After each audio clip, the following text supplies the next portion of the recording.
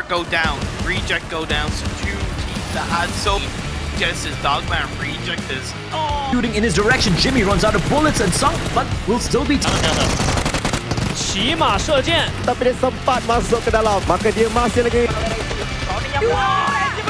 ngay trong game thi đấu đầu tiên sai lưng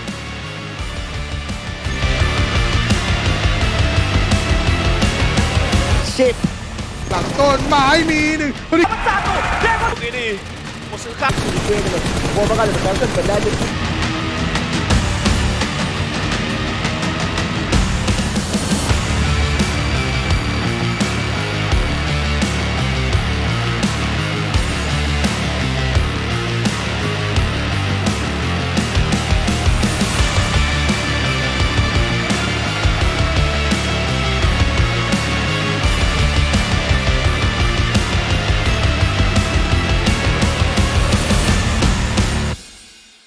Hi everyone! In the PUBG Mobile version 2.2 update, Erangel is getting an overhaul with changes to the map, vehicles, and modes. Without further ado, let's find out what these changes are. In this update, we made several changes to the map. First, the hospital. It's one of the bigger buildings in Erangel. In this update, the following changes were made to the hospital. How to get in and out of the hospital, its structure, nearby objects, and the vegetation surrounding the hospital. Veteran players should know that some of the fences of the hospital can be scaled to enter the hospital. The ones near the ridges are how most players enter the hospital. Now, 2 spots along these fences will be blown up, and players can enter the hospital area through the gap directly. The building itself also got a new entrance. Players that are on the ground can enter the first floor of the hospital directly through the newly added damaged wall. Those who parachute to the hospital can land on the roof and descend to the 3rd floor immediately. These changes will make it easier for players to spot the entrances and streamline their movements in this area. Those attacking and defending will know where they should focus on as well. On the inside, we simplified the structure of the hospital. Originally, the 3 floors had different layouts, and there were many rooms on each floor. So, searching the rooms was very tedious, because players had to go into each room. After the update, the 3 floors are now more or less the same. Some rooms are now also connected, making it easier for players to remember and to search the rooms for supplies. As for the surroundings, we also made some improvements. We added abandoned ambulances and ruined medical crates to the areas surrounding the hospital, so now it feels more authentic. We placed some objects at the entrance of the hospital so that it wouldn't be too empty. This gives players heading toward the hospital a covered area to protect themselves, so they are not directly exposed to enemies inside the hospital. Outside the fences on the side of the hospital, we added a new climbable spot. Players can hide here, or they can scale the fence to enter the hospital. As for the fences by the ridge, since there are now 2 gaps to enter the hospital, we've reduced the number of objects in this area to make it more visible. So now, both attackers and defenders can see each other clearly. Further out from the hospital, we've added some new vegetation, so that players hanging around the hospital will have more places to hide. Milta Power also saw some changes, but are mostly in the generator area. Players who are familiar with this area should already know that this section was quite a choke point and was not easy to get in and out of. Those who entered either came out the same way or had to take a detour to the other 2 buildings. In this update, we added a new entrance on the 1st floor to make this area more reachable and easier for players to get in and out. The layout was also modified. We simplified the complex floor plan so that players can see more and plan their routes better. When battles break out in the generator building, players will have more offensive options, making these battles more exciting. In this update, 3 new ports will be added to Erangel. The first port is by Ferry Pier. We added a port here, as well as increased the amount of resources in the area. The Ferry Pier will soon be more abundant in supplies. The 2 desolate beaches to the southwest of Farm and to the south of Sosnovka military base will also get new ports. They will both contain a good amount of resources. Players will also find boats at these ports, so they can quickly travel to another location. So, keep these places in mind, because they'll make for a great landing spot. During the previous themed modes, players really enjoyed the special crates. In the new version, we'll add special supply kits to classic mode. Players will be able to find special supply kits in buildings. There are 3 types: medical, tokens, and military supplies. The resources in these supply kits are very good, so keep an eye out for them when searching. In the new version, bikes will become a staple vehicle on Erangel. In some of the more remote areas, players will find bicycle sheds. Each shed will have 4 bikes initially, and they're first come, first served. These bikes can be collapsed and put into the backpack, so they're really convenient for traveling to other locations. In addition to the sheds, players will be able to find bikes in other areas. With a bike, players no longer have to worry about being too far from the play zone. In the new Erangel, there will be flash shops. They will spawn randomly in outdoor areas. Those who find one are in for a treat because there are tons of random discounted items. So keep an eye out for flash shops during matches. Running out of fuel is one of the worst things that can happen while driving a vehicle. Erangel's gas stations will become functional for refueling vehicles. For the cost of just a few tokens, you'll get a full tank of gas. Find a gas station and try it out. These are the main changes in the version 2.2 update. For more details, don't forget to follow the official PUBG Mobile community. Winner, winner, chicken dinner. See you next time.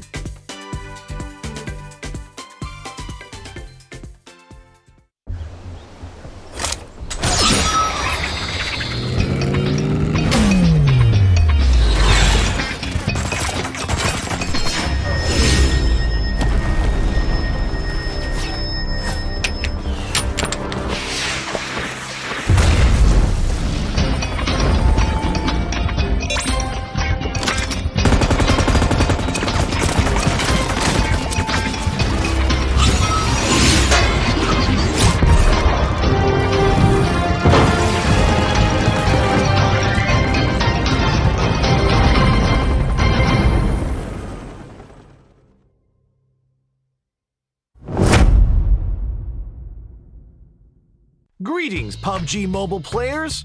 In the upcoming version 2.2 update, we will launch a new 1 kilometer by 1 kilometer map, Nusa. This is PUBG Mobile's most compact and combat-intense map to date. Without further ado, let's head in for a look. Nusa is a tropical island with beautiful scenery and lush foliage. Within the compact 1 kilometer by 1 kilometer map, you'll find Flame Village, the Science Center, the Shipyard, Bulan Bay, Telepac Town, Regal Resort, Sunset Street, Pink Beach, Love Island, the Cavern, and Crystal Bay. These are the 11 main areas. The island is made up of undulating terrain. There are buildings scattered around, providing a unique combat experience for players. Flame Village is located at the center of Nusa. The terrain near the village is flat. Other than a few brick buildings, all it has are straw huts.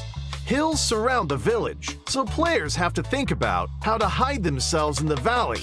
On the hill to the south of Flame Village is the Science Center. The design of the modern satellite orbital roof feels really high-tech. The Science Center has 3 floors. Every floor is filled with supplies, with locations for intense combat. The top floor has multiple platforms. Although players there get a bird's-eye view of the area, they'll also be exposed as there's nowhere to hide. It comes with a risk. The shipyard is in the northern part of the map. The ship anchored there divides the shipyard into 2. The containers in the area are packed close together, and there are elevated platforms throughout.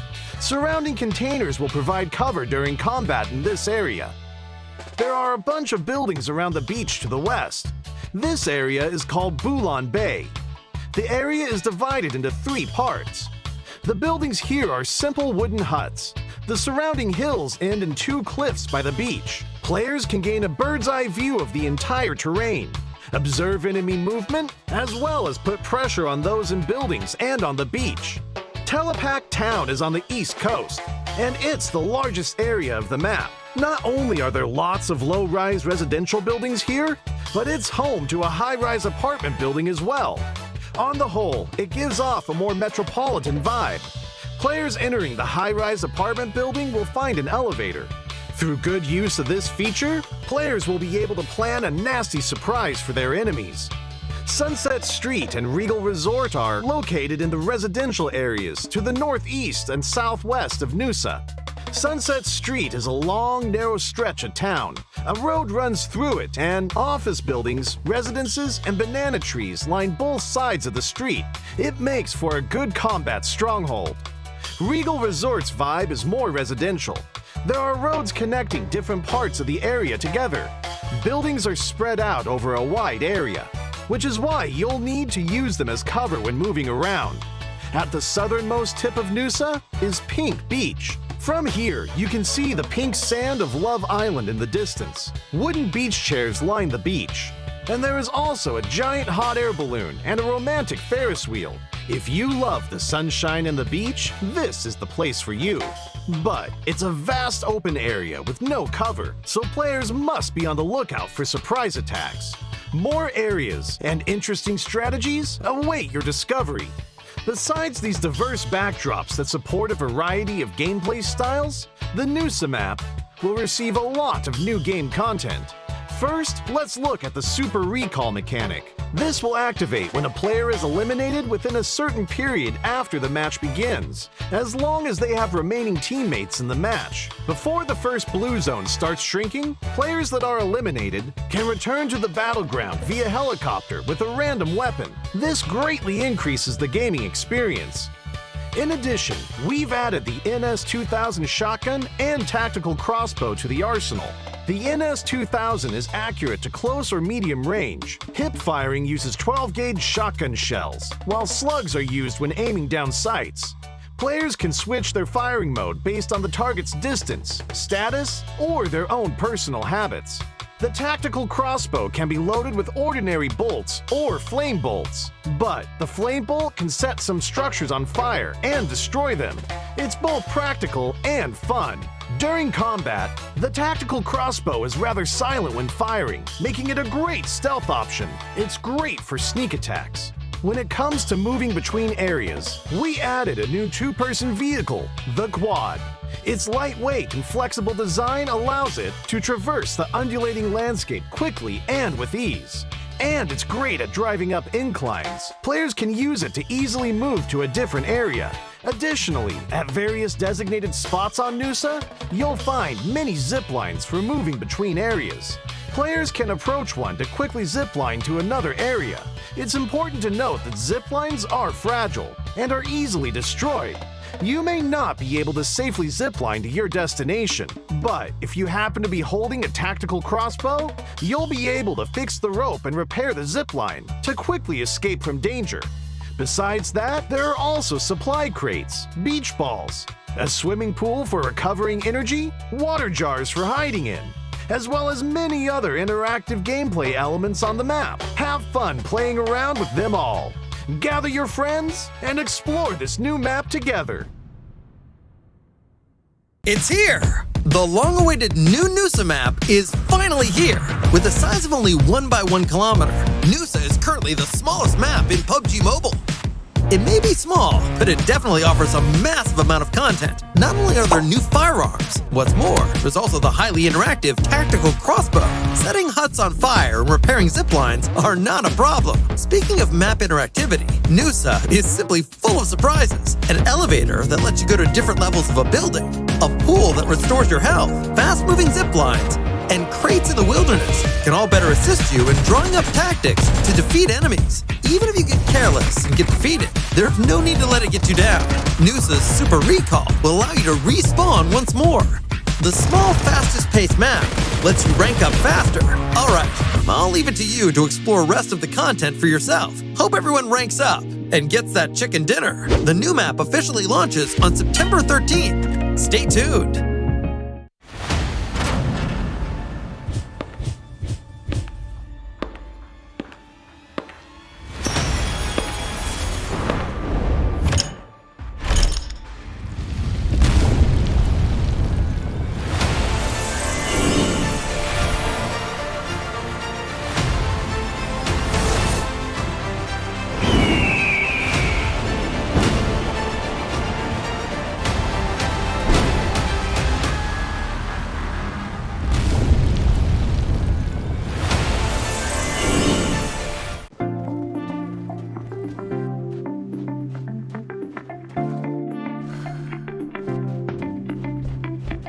Think you're playing the wrong game? Hold up! This is still PUBG Mobile! Feeling hot and bothered? Come cool off in the new Nusa map! Besides the various leisurely activities, there are also several practical features too. For example, elevators make climbing stairs a thing of the past. Reach the 7th floor at the tap of a button. There is nothing greater than this.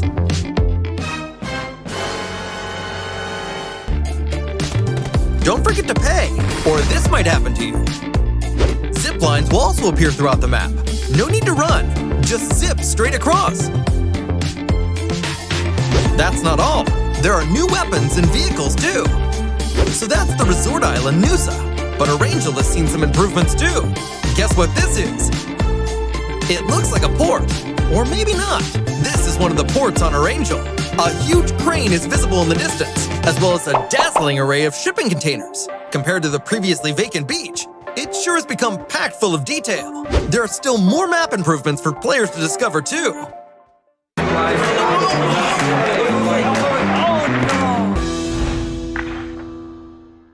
If only I had a weapon, I would take over the punching kit.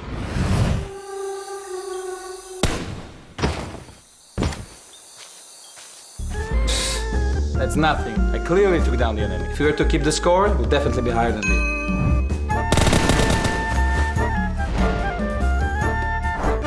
If I hadn't thrown the wrong grenade, I'd be eating chicken dinner for sure. Smoke! Smoke!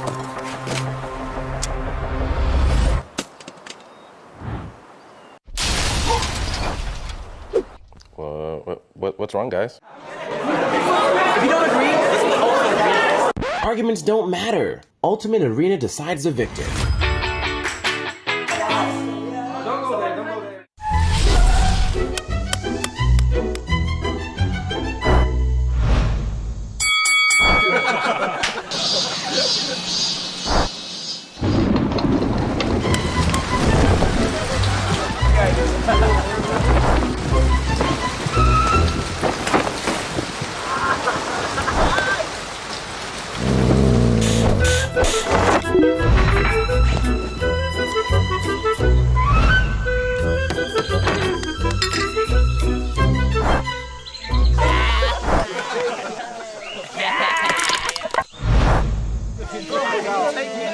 Stalemate? No problem. Ultimate Arena decides the victor.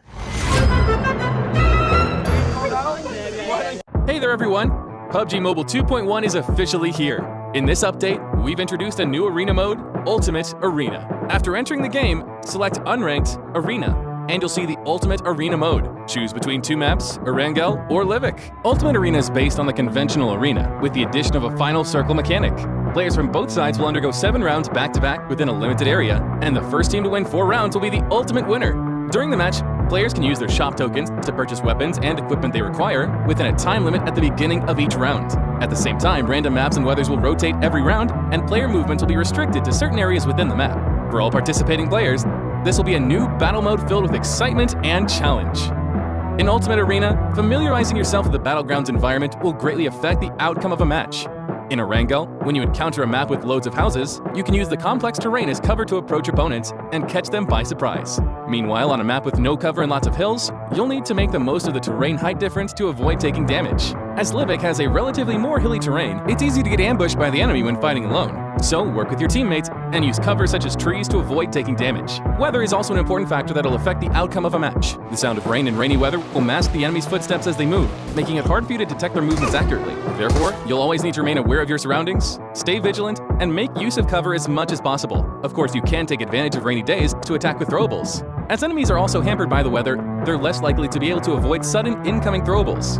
In foggy conditions, the low visibility makes it hard for both sides to observe their opponent's movement accurately. So you can set up cover with your teammates to avoid being blindsided when you lose sight of the enemy. At the same time, you can also seize the opportunity to strike the enemy with a fatal blow together. Although twilight and cloudy conditions have little impact on players, it's no time to be careless, and a certain degree of vigilance is still needed. In Ultimate Arena, shop tokens are the most important resource for players. At the end of each round, the system will award players shop tokens based on 3 aspects: the current round, round outcome, and elimination results.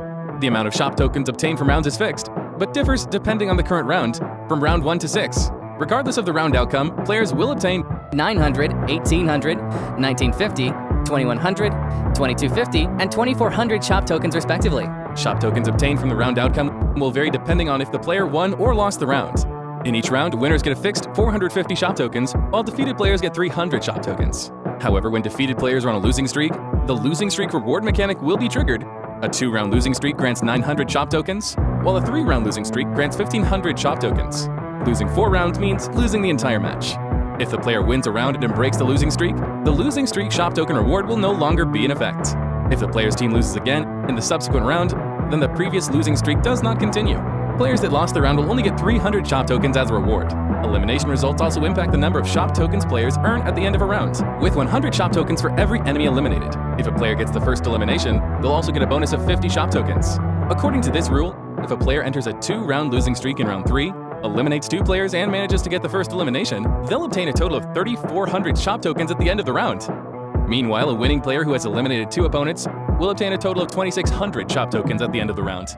According to Ultimate Arena shop token mechanic, players can calculate the amount of shop tokens they'll potentially earn to better prepare for the rounds ahead.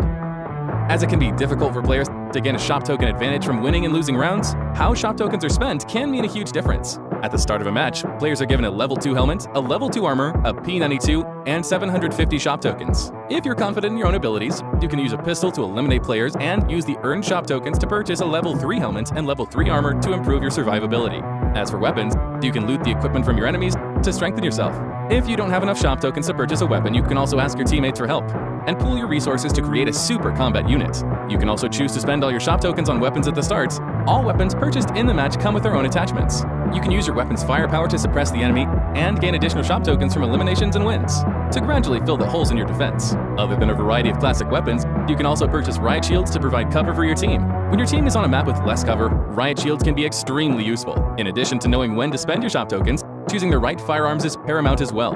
When your team is situated on a flat terrain with relatively little cover, the open terrain prevents both parties from acting rashly. When this happens, a sniper rifle with high damage at long range will come in real handy. In maps with many houses and complex terrain, you can choose to use an SMG with a high rate of fire and stable recoil in tighter combat areas to gain the upper hand in head-on confrontations, and ultimately attain victory. That's all for this video. If you wish to know more about Ultimate Arena, don't forget to follow the official PUBG Mobile community. See you next time!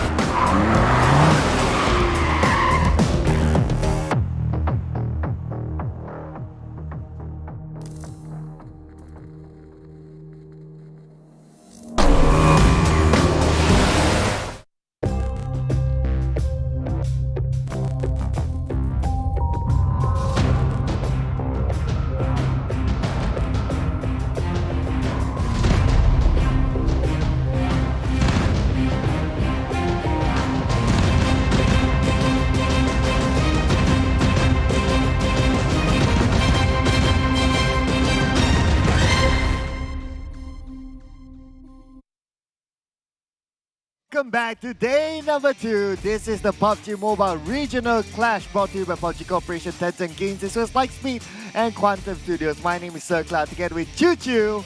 Can't wait to see what's going to happen today. Will teams on page 2 rise up? I mean, like yesterday, I do want them to rise up, but the problem is mostly it's going to be the circle, right? Yeah. Yesterday's circle was just insane. It's so bizarre at the point that we barely actually see like Primorse as a circle, Milta Power as a circle, and at the end of the day, so many water in the ratio of the circle itself. So little space for the players to actually fight against, you know? And that's what we like. And we love it. We love it. We can't deny it. But, well, we can't say the same for the players. I'm pretty sure the players will be like, okay, we want something nice, something normal, something not unusual. But hey, you know, it's just part of the game. You got to adapt to it. And also, I'm not surprising there are teams that actually will perform today since they are revising a lot of team rotation yesterday. But for you guys watching at home, don't forget we have the collaboration with Bubble Boy for our first local animation collaboration has been announced and is coming soon in October, which could be next month, 2022. So stay tuned for the PUBG MX Bobo Boy collaboration. What it is, we don't know. We don't have a clue. Yeah, it's going to be a surprise for all of us. Even we don't know how it's going to look like. Are they going to be new voice packs? Or what kind of skins? Or will there be weapons with a Bobo Boy theme? We don't know yet. So do keep an eye of it in-game. It's going to happen coming in October very, very soon. And October is like, what, a week more to go. But what has always been happening is the Rabu Padu, ladies and gentlemen. So Phase 2 is still in effect. And every time you play, you get to collect points. But especially on Wednesday, when you play, you get to collect extra points. So you don't want to miss out on this, the opportunity to get freebies within the game. Whatever content that you do, if you do any clips, any graphics, any screenshots, don't forget to hashtag Rabu Padu Menang Selalu so that we can all see what you guys do. Yeah, we only have like over a month right now to actually do Rabu Padu. There's only like, I think 4 or 5 more Wednesdays remaining. So make sure you don't miss any of the Wednesdays anymore. But here comes a new Nusa map right now online, available for you guys. Let's Nusa, my friend. Where this is going to be one of the smallest, literally the smallest map for PUBG Mobile, which is going to be 1 kilometers by 1 kilometers. But at the same time, you can get yourself a chicken dinner in less or even more than a bit more, just a bit of a 5 minutes game. Yeah, probably about that. Unless you happen to drop in and then you got too soon, then it's going to be like less than 2 minutes. But anyway, of course, everyone wants to aim for the chicken dinner. And not only for you guys to aim for the chicken dinner, our teams today as well will be aiming for those chicken dinners. But mostly about eliminations. If we saw yesterday, the trend is that you got to go for the eliminations with this sort of format in order to be on top. That's kind of true. Speaking of which, chicken dinner is not really a priority these days. I mean, like we saw so many teams, including, remember one time the LGD actually performed. I think it was around Erangel, the fourth match, which is going to be the second last Erangel.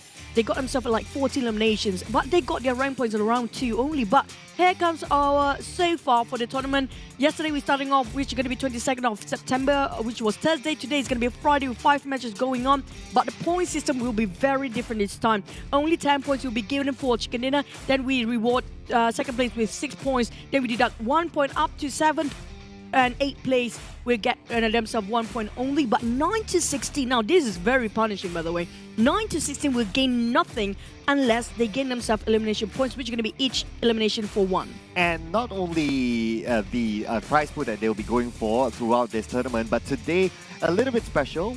By the end of the day, we'll check out, we will be looking at who will be the top 2, who will be playing that extra match tomorrow, and a chance to win $1,000 US. And here are the participating teams. From Thai, we have Infinity, FaZe, and Bacon, who happens to be in the top 3 right now. Not forget to come up from China, SMG, Nova, LGD, one of the best in the world. And we have also for Indonesia, GIDS, Alter Ego, and Boom coming in very strong this time. Vietnam, the Xaviers, one of the champs in South Asia, Eagle Esports, and BN United. And also from Malaysia, we have Geek Fam rising up. Also Sam9 and 4 rivals. Whilst Myanmar, we're going to have Yangon Galacticos. But speaking of which, I'm not surprised that today, the other regions, yesterday we saw the Thai teams have been Titans, the top 3. But for today, it's going to be a different story possibly. Yeah, the Titans, as we call it, right? So right now, this show match will be played tomorrow as the first game. It will be played in Nusa, and the chance for the teams to win $1,000 if they get the winner chicken dinner. So the participating teams have already been invited. It will be SMG, GIDS, the Infinity, the Xavier, Geek Fam, as well as Yangon Galacticos. And this is what I talked about earlier on. The top 1 and 2 will receive this invite as well for tomorrow. But in case the Infinity is still on top, the slot will go down to the next eligible team. Yeah, man, speaking of which, top 3 right now, we do have Infinity, FaZe, and Bacon. Really close behind it is going to be between Alter Ego and LGD. But so far, look at how the stretch between the Infinity, the most chicken dinner team, plus they got the most elimination points as well. With 54 in eliminations overall, 29 for their ranking points with double chicken dinner, the only team with a double chicken. But the rest of the team, even the second place, FaZe, having a bit of a problem to catch up here. We're talking about 2 matches at least they need to get over with to actually catch up to us, the Infinity, provided Infinity not gaining any points. Yeah, which is, looking at their current state, it's very hard for them to drop the ball. They are very consistent. They managed to collect elimination points, rank points, everything in the bag. Basically, they're the perfect team yesterday. But for team on page 2, so we have Geek Fam with 24 points, the Xavier 21 points, at number 10, number 11, as well as number 12 is Boom, as well as the Eagles, 19 points each, 16 points for 4 rivals, as well as SMG at number 13, 14. 15 goes to Yangon Galacticos, 11 points. BN United still with a single-digit point of 6 at number 16 at this moment. They'll be looking to eye that, at least that top 2 spot by the end of the day. Yeah, if you guys actually notice, it's a bit different from what we showed you yesterday, just in case you guys wanted a bit of an update. Nova actually being complimented with a extra 4 points due to some errors yesterday. So they'll be provided with 4 points, whilst the side of 4 rivals, they are being penaltied by 3 points. Hence, they're being deducted 3 points from yesterday as well. So there might be a bit of slight of change when it comes to overalls. Just to be a bit more updated for you guys, just catching up on day number 2 here. This is a bit of a pilot. Yesterday, Infinity, since the first match of Sanhok, they have been run and gun and be hunting all the teams out there. Yeah, same goes for FaZe Clan as well. That's why these two teams, they're currently at the top 2 spot with a lot of eliminations in the bag for themselves. The Infinity really started to roll, especially when it came to the Miramar match. They just ran at everyone. The Sanhok match was kind of iffy for them because the circle was kind of far, but yet they still played as if they just run and gun on everyone. The Infinity, the first team to get double chicken dinner, and this chicken dinner was amazing. Look at Gotuni climbing all the way up and securing that chicken dinner for their team. It wasn't an easy feat for the Infinity, but then again, they are the Infinity for a reason. Yep, same goes for sort of FaZe. They have been sort of a complimenting the team how Infinity actually plays, have been trying to hunt down more points. They're actually getting themselves a rank point instead. At the same time, FaZe, there have been a lot of flushes when it comes to compound. Infinity side, it's not so much of flushing, but they're more towards coming in at the edge of the circle if you compare how they play. So when it comes to a lot of close quarter combats, it's more towards the side of FaZe, while Infinity always try to flush out and not really get into the compound much. But this is going to be the team to focus so far when it comes to Sanhok. 7-9 got themselves yesterday's chicken, so they are one of the teams that actually we should watch out for when it game number 1. And FaZe, Bacon Time, and the Xavier. Now, we don't have Infinity in this one. Maybe this is based on the Sanhok first match yesterday. Yeah, it was. Yesterday's Sanhok first match wasn't the best for the Infinity, but the comeback on match number 2 onwards was exponential. So that's why they're on top. But then again, if we were to focus only on Sanhok, yesterday's 7-9, they came all the way from Camp Alpha, going around the areas of Ruin where the final circle was. They had to fight their way through. They were even smart enough to gatekeep other teams at the Camp Alpha bridge or the Ruin bridge. So that's where they collected a couple of elimination points. FaZe Clan, on the other hand, they won the fight with SMG inside of boot camp. So we may expect to see another boot camp fight. If not, it's going to be SMG giving boot camp away to FaZe Clan. But for the players, it's going to be Tony K has been popped quite a lot, even at the end of yesterday as well when we wrap things up. And Infinity, both got Tony and Logan has been performing so well. We didn't remember about the other player. I think the Infinity, the only one that actually haven't made it when it comes to the players or MVP is going to be Logan left. But Mela, you remember how he just tossed the nade yesterday as well. That was insane.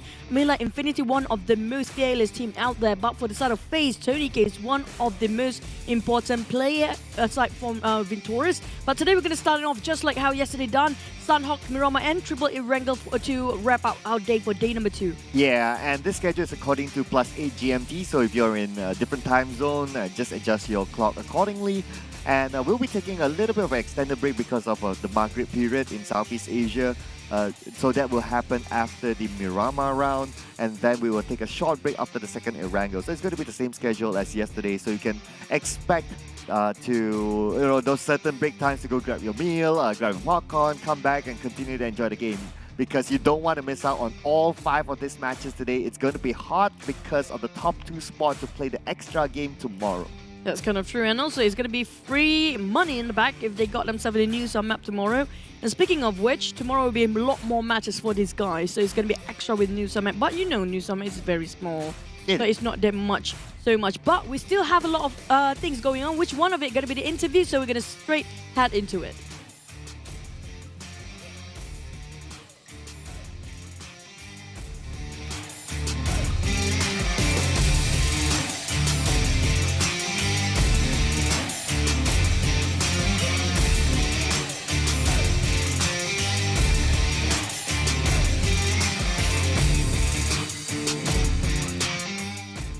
Hello, and before we begin the show, we have representatives from Geek Fam, Sem9, and 4 Rivals. How's it going, guys? So maybe we can start off with Geek Fam. Snipes is on the line. So you guys played yesterday, day one. How did it feel like playing amongst these teams and including the Chinese teams as well? Apa soalan tadi? Soalan dia, apa perasaan Snipe semalam dah dapat lawan dengan tim-tim yang besar, tim China dan juga tim-tim lain yang mungkin pergi kepada South Asia. Apa perasaan daripada semalam punya permainan? Well, semalam kita orang kaji-kaji gameplay dulu, ada mekanik dulu. Lepas ni kita orang kasih rata terus lah, tak nak lama-lama lah dengan orang. All right, so he says that yesterday he was like he's still like how should I put it? Revising the gameplay of other teams, and today they're gonna go all out to take them down. Now, speaking of revision, definitely the two coaches down there, which can be their brothers with different teams, Sem9 and also 4 Rivals. The brother or the little brother will start first. Well, we're going to start off with Sly first. So Sem9, you as a coach, same goes for Pasha, but Sem9's I'm going to answer first. Based on yesterday's performance, do you think for a Malaysian region, especially your team, have what it takes when it comes to the world later on, since you already started experimenting with against the team coming up from China region, all these South Asia teams mostly? For me, it's kind of hard to say when you try to include the international teams, because there's the only international teams right now is like China team.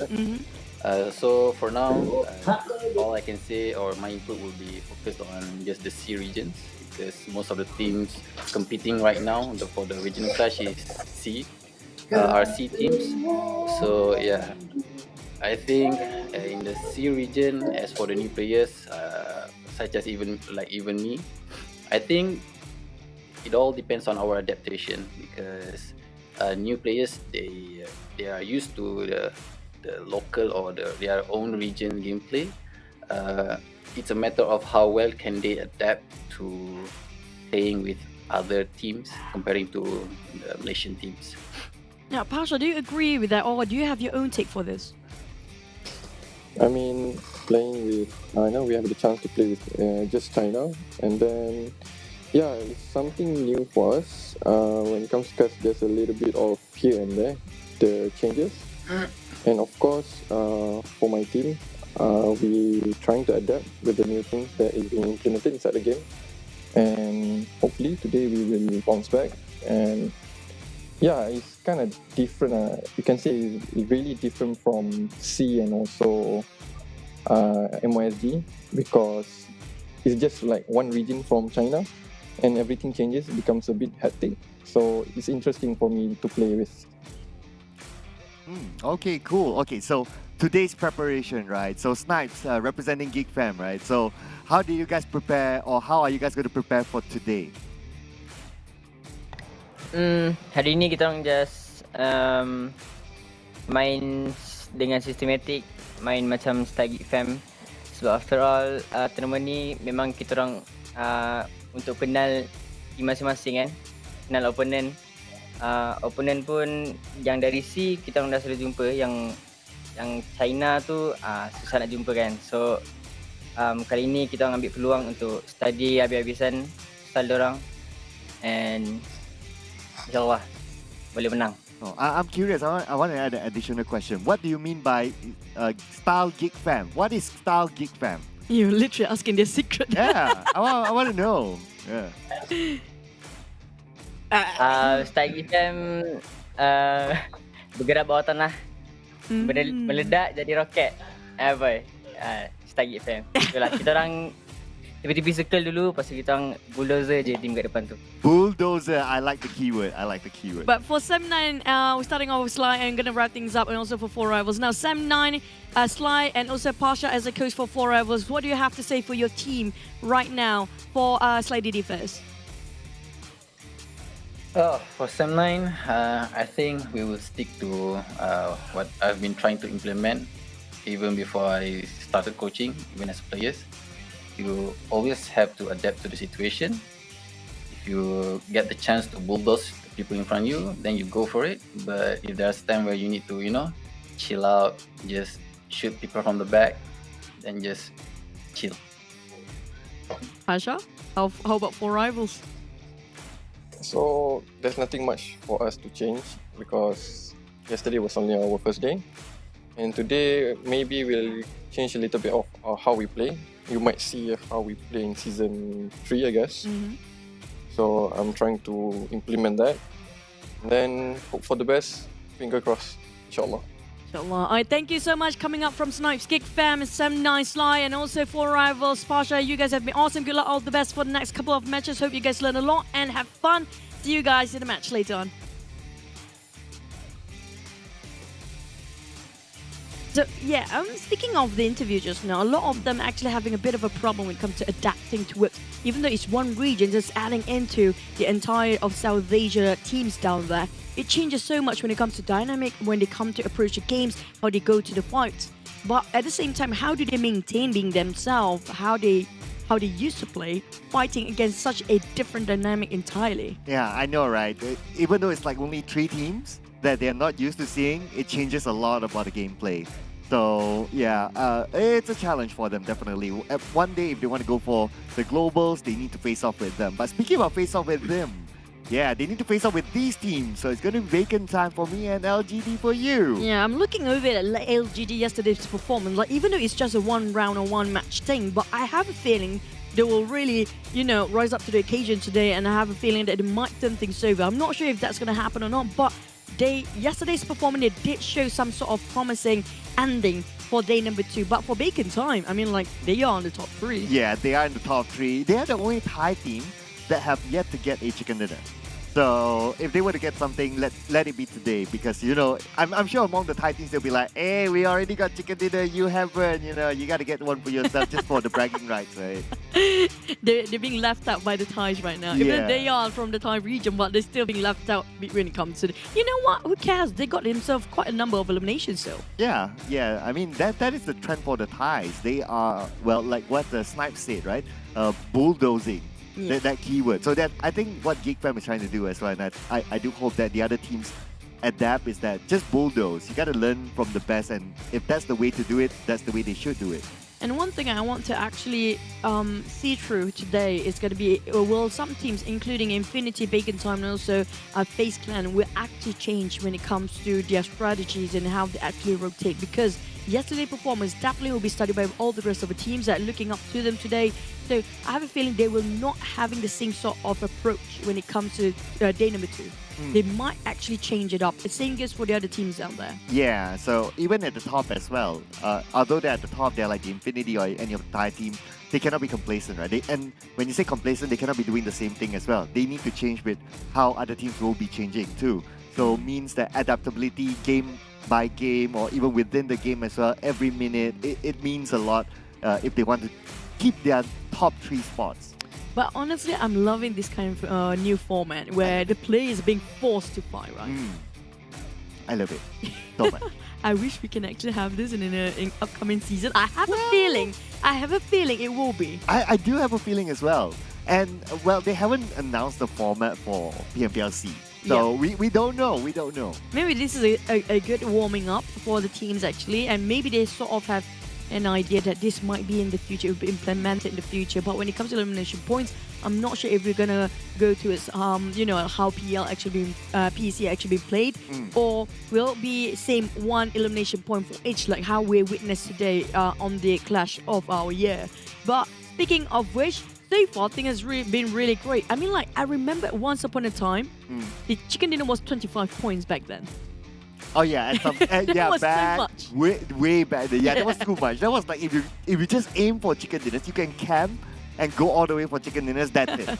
You will be automatic champions. You don't need to shoot. And today is just about, you need to grind for it. It's all about your survivability. It's all about your skills, how you actually, your sixth sense of coming into these crossfire, the war zone, how they fight against each other. But speaking of which, just remember that bootcamp we do have SMG yesterday, who was fighting against FaZe Clan. FaZe Clan, and I think FaZe Clan won that one. Yes. So looking over, is SMG gonna still drop themselves into bootcamp, or they start to pick somewhere else? Yeah, so keep your eye on Bootcamp, definitely. Another area to keep an eye on was Sahmi. There were a couple of teams that dropped there, but at the end of the day, they didn't really go all in clashing with each other. So somehow there was an unspoken truce of some sort. But Bootcamp definitely will be the place of clashing. Let's see if it happens. Bootcamp, let's go.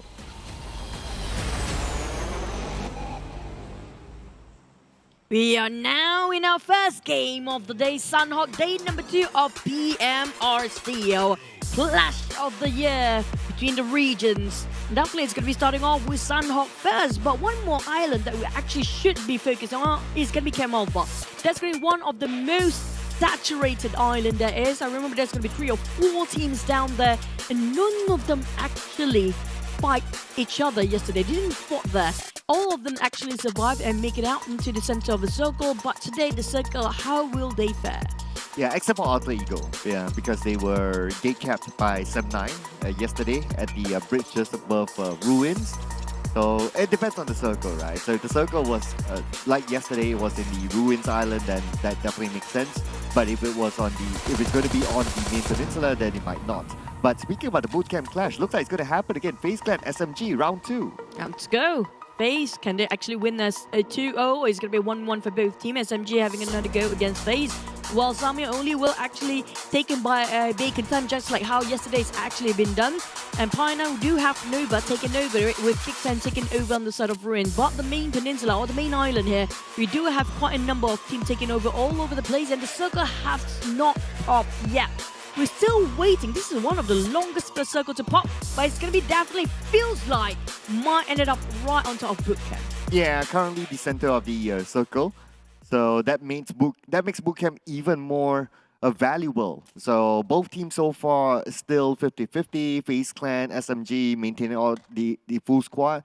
But we look at in terms of spread, SMG, they have a better spread. So they're kind of locking in FaZe Clan. But FaZe Clan, they're sending one player on the outside, trying to get information. And if they can get a first knockdown onto one of the team members from SMG, that will give them a signal to try and take SMG out. And they need to, because the circle is currently in Bootcamp.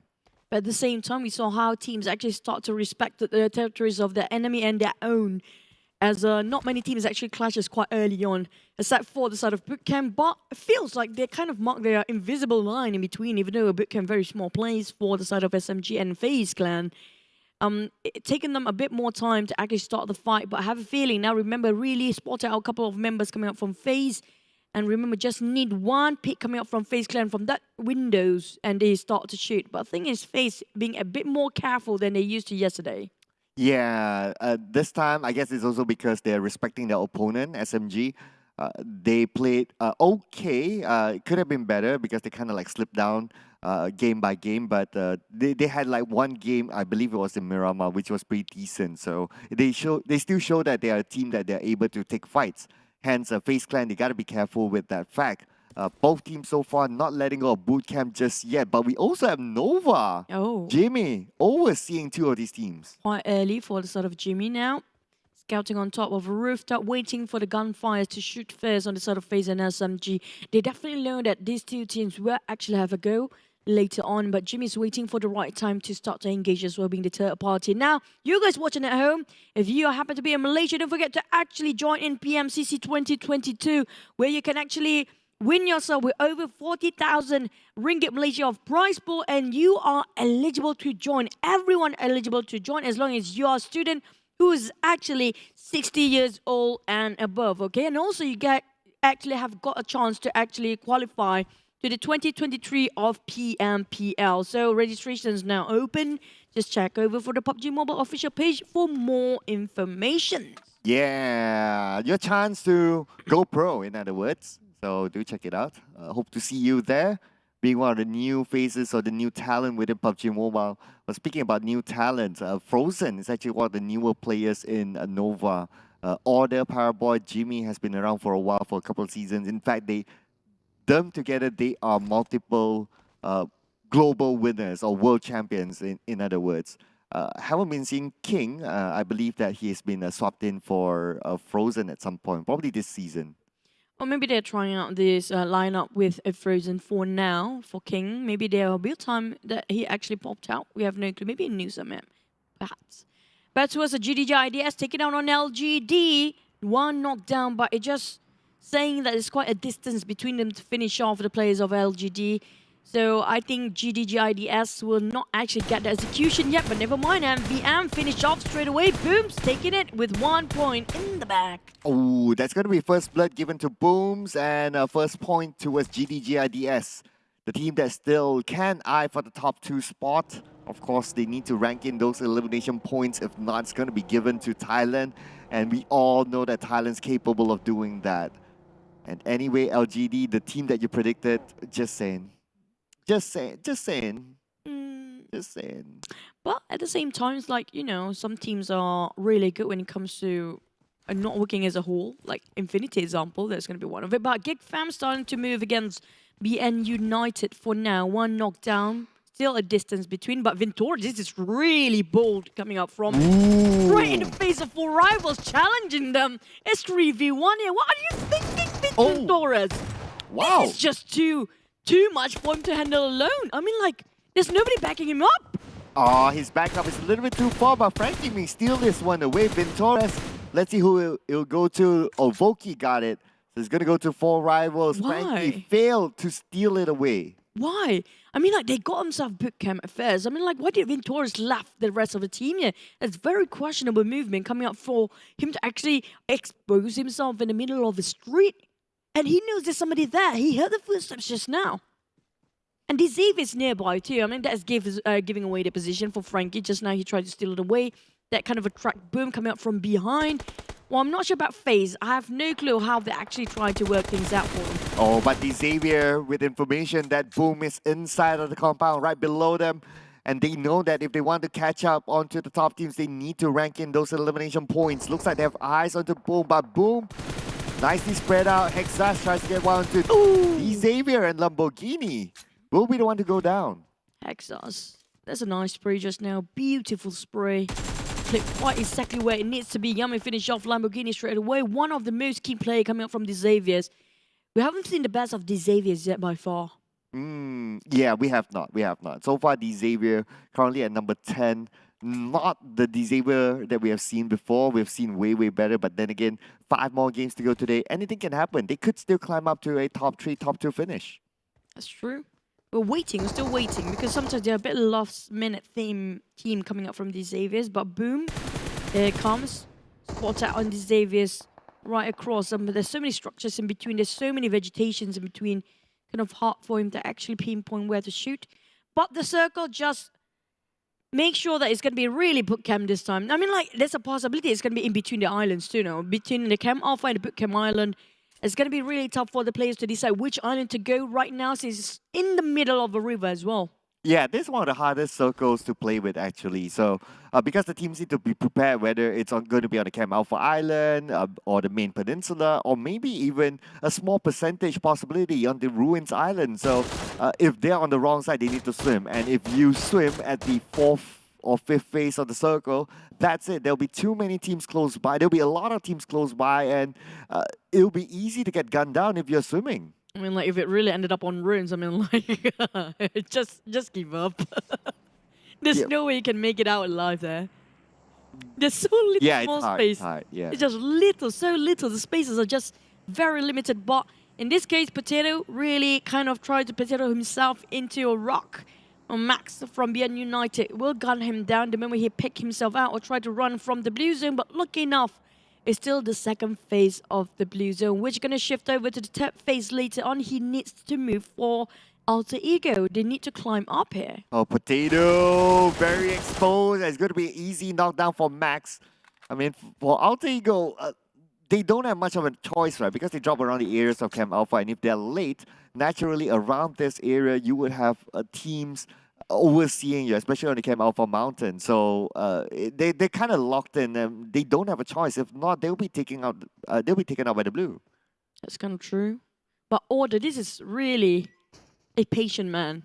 The perseverance, like waiting for somebody to fight in bootcamp. And this is comical almost. Like SMG versus FaZe. We saw how it ended yesterday, but they're still not going to move an inch for both teams. Same goes for Nova, who's waiting for them to fight. Well, we do have a couple of clips on the sidelines there on the one that actually not inside of a boot camp fighting each other out. Xavier is one of it versus Boom next. A lot of the utilities have been tossed over, but Boom actually being shot from afar. It's going to be coming up from their flank side. Even though they have 3 men here, but their firepower is still formidable for Xavier. Oh, nade from Duke did not connect. Xavier, they still have the higher advantage, but Boom, they're coming in strong. They're moving as a trio. One person behind to give support fire. 4 rivals still be fighting against the Eagles. Managed to get 2 knockdowns back-to-back, and Appy got to knock down the Namshin, the Eagles.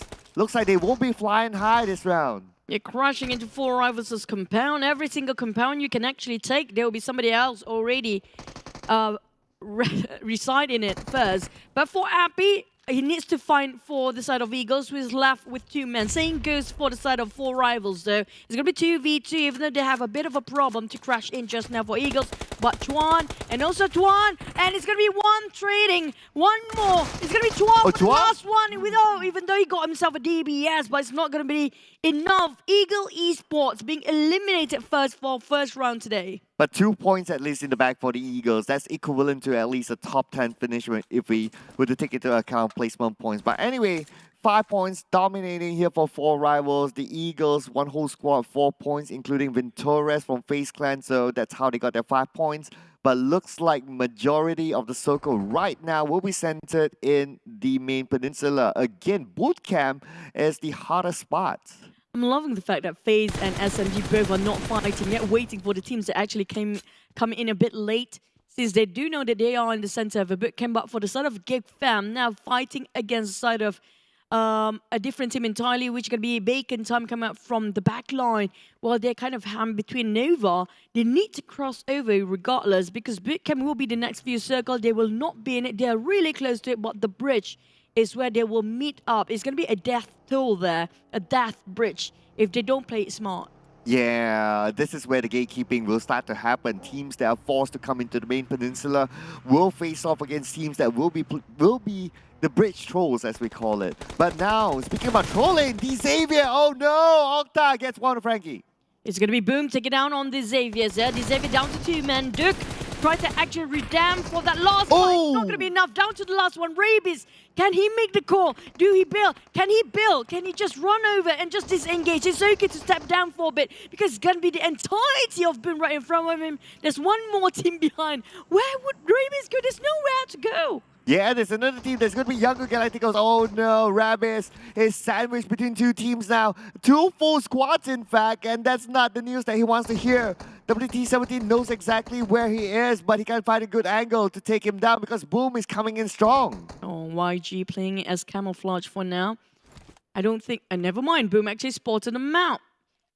17 give away his position, try to be the bait, while the rest of them try to corner them from the back. For the side of YG, Boom Octa tried to loot from wherever that box just now. He actually gained 1 more team out. Not yet. It's actually still surviving for the side of a team just now. The Xavier's running for Rabies. Kind of stuck in between. Lucky enough, he got himself a couple of smokes to work with. But Infinity now start to move against YG. They need to run. Nuzi from afar spots out Sando. And Sando now pinned down. 10% of health left for Sando. The Infinity, they'll be looking to steal a couple of points there, but at the same time, you can see that 9 Noise. Fortunately, he will be gunned down. Same goes for Ice as well, taken down by the zone. Looks like Bacon Time is spending too much time on the outside. There's too many teams right in front of them. They cannot cut across here. For BN United, they definitely try to gatekeep against the side of Bacon Time. At the same time, they will be gatekeep next if they don't try to advance as soon as possible. Same goes for the case of the teams that are actually not inside of circle yet. In this case, I did mention about the Boom just now. The moment they're being spotted out by Infinity, they'll be choked there, because there's definitely 1 more team. Sorry, it was YG. Boom is actually guarding YG just now, where Infinity shoot around the side of YG. So I'm not sure how will they fare for their fate. But BN United sharing the same fate as the teams that are actually not inside of a circle. It's kind of hard for them to leave this compound because there's so many eyes watching from above. Yeah, looking at the minimap right now, the circle definitely went to the main peninsula. That means teams like BN United, like even Sem9, who normally drops in the Camp Alpha Island, they need to move. They need to swim across, and that's not going to be good news for them. But speaking about bad news, looks like it's going to be bad news here for Cute as he goes down to Booms. And another member of LGD will be taken out. Suki trying to shoot down on GDGIDS next. Nova, on the other hand, still being very quiet about this.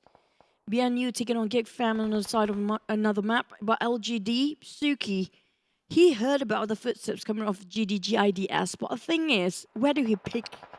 Bootcamp is still inside of the next circle, while we have 4 rivals coming in from the outskirts of Bootcamp on the right side with a very small hill there.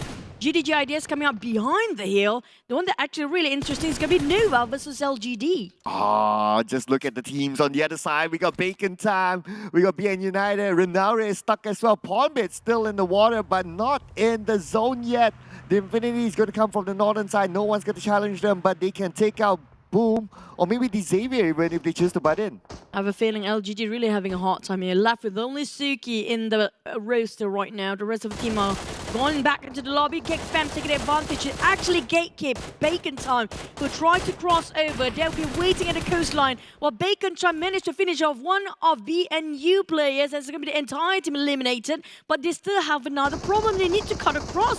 They're just taking a lot more eliminations here. Well, Geek Fam just having to take back what they just took just now, which Bacon Time also being finished off quite early. This is going to give away their third position later. And Bacon Time goes out as well. But Geek Fam's dominating with 5 elimination points, playing by the edge of Bootcamp right this moment. Now speaking about by the edge of Bootcamp, Boom on the high ground. Looks like Mela gets another knockdown to Pawnbit, and Yuhai will be got now by Beautiful from SMG. But we have Nova untouched since the start of the round. Oh, Yami, he got it just right on top of his crosshair now. But Potato just going to be knocked down.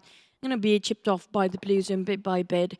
YG still having a go against Boom, while GDGIDS finish off LDD. That's going to be last one. Suki will be gone, and that's going to be the 13th place for them of LGD. That's going to be my prediction in the drain as well. GDGIDS still facing against SMG, FaZe, and Nova. Nova haven't got that much aggression. Nade was huge. Again, Infinity doing it multiple times now. Nusa the Demon, as mentioned by Zephyr. Wow. What an amazing nade there. Logan is just too far away. No way for them to pick him up. But it's going to be Nusa and Mela. The duo is going to do it for the Infinity. Looks like a decent round for them so far. But now the circle moved away. The circle goes towards Nova with that high ground in hand. My God, how did they predict this? With 4 rivals also taking a compound left inside or in center of a circle. GDGIDS taking a high ground to the side of Nova. But the ones from Bootcamp now, SMG versus FaZe. Like it or not, this has to happen. They have to cut across each other. And YG taking on Rabies. That's going to be DC's last member down. That's going to be a long shot coming out from YG, gaining himself 2 elimination points and still 11 teams to go. And they have a minute to pick up their teammates, so it should be okay for YG to recover. But Geek Fam is out at 11th place with 5 elimination points. Trying to find their way through Bootcamp, but unfortunately it's just too hard for them. FaZe Clan and SMG not done yet. Oh, it feels like FaZe having the better position to SMG now. Well, we have a third party coming in. It's going to be Sem9 just saying hello to SMG, who sandwiched himself between 2 teams there. SMG, they have to pick their fight. Whether it's going to be Sem9 first, it's definitely have to be Sem9 first, but it's going to be also FaZe Clan trying to butt in, taking the advantage, sweeping off the floor clean. Sem9 slowly climbing and breaching into the side of a Bootcamp while the rest of the team want to leave them out. Oh, Sem9 needs to fight their way through. They are not in the circle at this moment. Mela will be taken off at the zone. Looks like the Infinity. They're still on the outside of the circle. Ades with a molly onto the side of SMG. A little bit too far for him. It will not connect, but Deb is ready with a nade! Nade from Deb gets to knock down to SMG. That's golden moment for the side of Sem9. What a huge opportunity and space just to advance forward there. Sem9 definitely giving a go against side of SMG and also FaZe taking the advantage. They're finishing off Sem9 from the back line now. Tony K trying to just backstab them and forcing them to flush out. Sem9 having a bit of a problem. They didn't have enough time to reset fighting against SMG before. And FaZe taking the advantage of this. Here comes another deck quick up by Lycan. Seems like a great Kobe. Yes, M9 will be forced to move and forced to fight against FaZe Clan. FaZe Clan now they are falling back because they know they need to get into the zone. If not, they'll be gate capped by other teams. But M9, they do not know. They do not have the information. But we move over to Nova against GDGIDS. We have Alan tossing a nail onto the house. But no one's inside there. But the counter fire coming in from Frozen takes out Booms. What a nice defense come out from Nova. knocking on one down to try to flush, and a failed attempt coming out from a set of GIDS. Here comes another nade, but they're just so well playing around the corners there.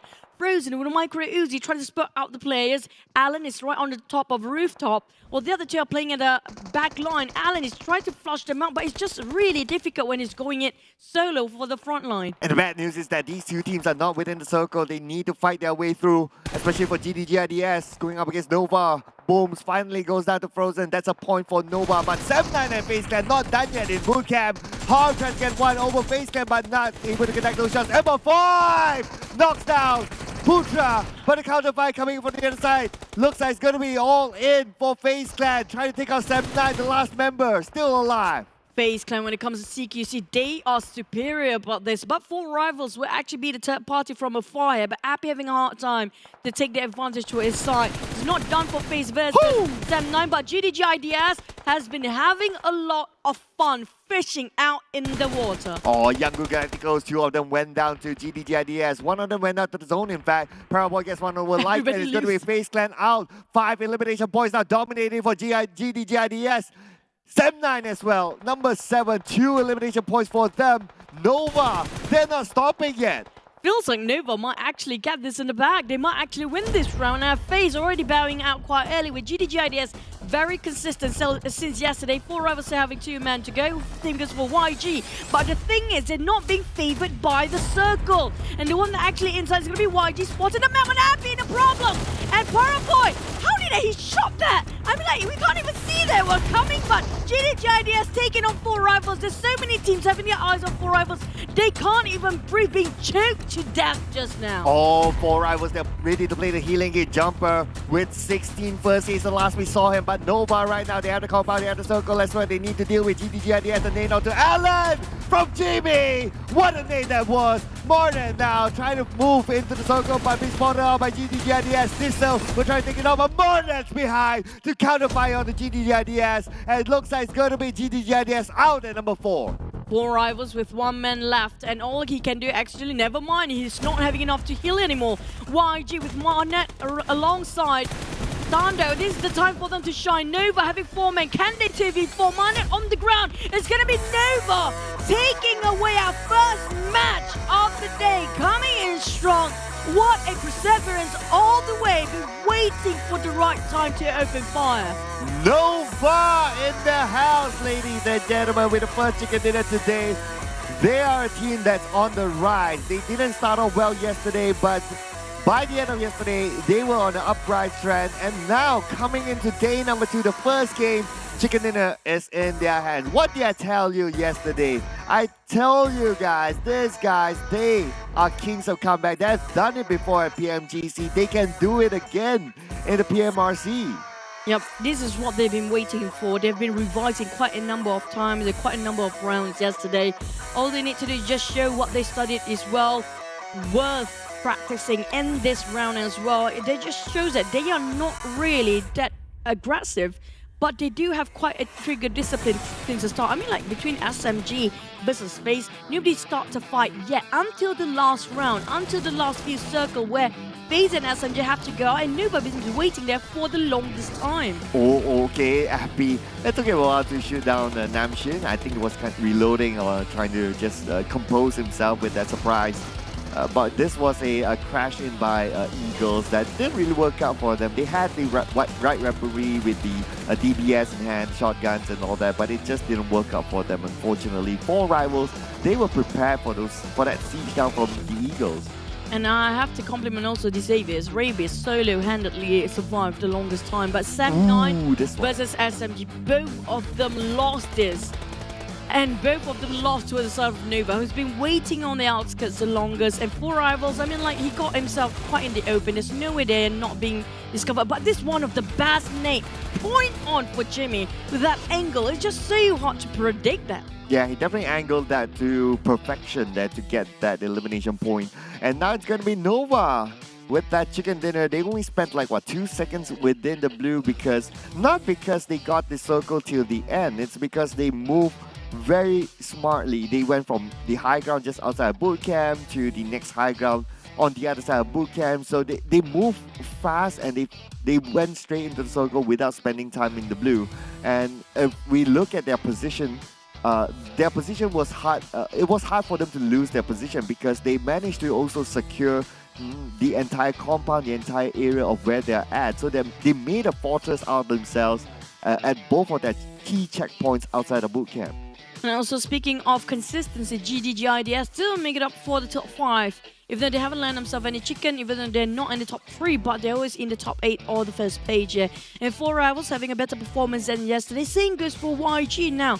These two teams definitely already try to level up their gameplay when we talk about second day here. We actually see a lot of improvement come up from the teams. If you actually compare with first and second day of Sanhok, there's such bizarre, chaotic crossfire all over the place when it comes to day number 1 on Sanhok. But today is a bit more calm, it's a bit more conservative, and a lot of teams sort of already know that the exact territory, even though they share the same bootcamp, in this case SMG and FaZe, but didn't open fire. And instead of Nova, Jamie played such a crucial role that he actually makes sure that he scout out and being the watchman for the rest of the team, taking the highest ground that is, to know if there's anybody nearby. But for GIDS, I'm looking for their performance today. Yeah, I mean, they did decently well, in fact, early on. I really want to know like how many elimination points did they get, but it was an okay round for them. GIDS actually one of the teams that's fairly consistent. But speaking about the points collected, now we have a confirmation. So GD has 6 elimination points in that round, but it's going to be, of course, Nova taking home the highlights here with 10 elimination points. With that chicken dinner, 9 elimination points together with that chicken dinner brings them to 19 points in this round. The team with the highest elimination points so far in Sanhok, no team gets a double digit. Yep, I think this is one of the very few games that we actually have sort of a average eliminations from most of the team, like a 4, a 3, or 6. It's like not a single-digit average. But on the side of the Xavier and LG, this is going to hurt them quite a bit when it comes to overall rankings later. But for our player of the match, again, Tony K shares such a bizarre grenade just now. It was incredible. It opened up so much for the side of FaZe, but even though they're being eliminated quite early, but his gunfire, the way he just controls his barrels and recoils is just incredible for the side of FaZe. Tony K, again, he's one of the best players out there. Yeah, no doubt, no doubt. He was a key player for FaZe, especially when they fought against SMG as well as Sam9 in that previous round. But here, let's look at the overall rankings. Nova shooting up to number 3 after that round, that amazing round. Let's remember yesterday, they were on the second half of page 2, and first game today, they're already top 3 and eyeing that top 2 spot, but they don't really need the top 2 spot, do they? Okay, I don't remember. But then again, eyeing the top 2 spot to get that extra round tomorrow to get a chance to get that extra $1,000 US. So I guess Nova and also some teams, including here GIDS. I think GIDS is still on the first page, maybe, yeah.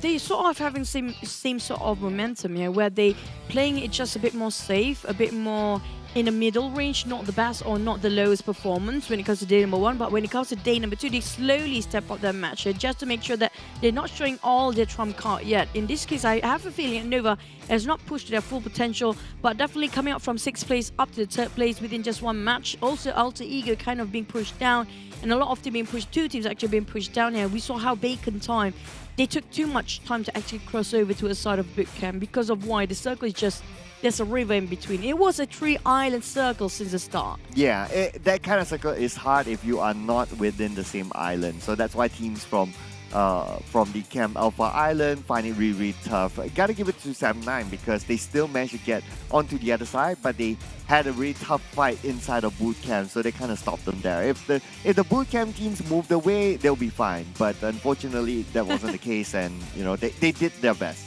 That's why they're having a bit of a stalemate between the 3 teams here, Nova, SMG, and FaZe. I'm loving how they were being so patient about that. Just to recap what really happened just now.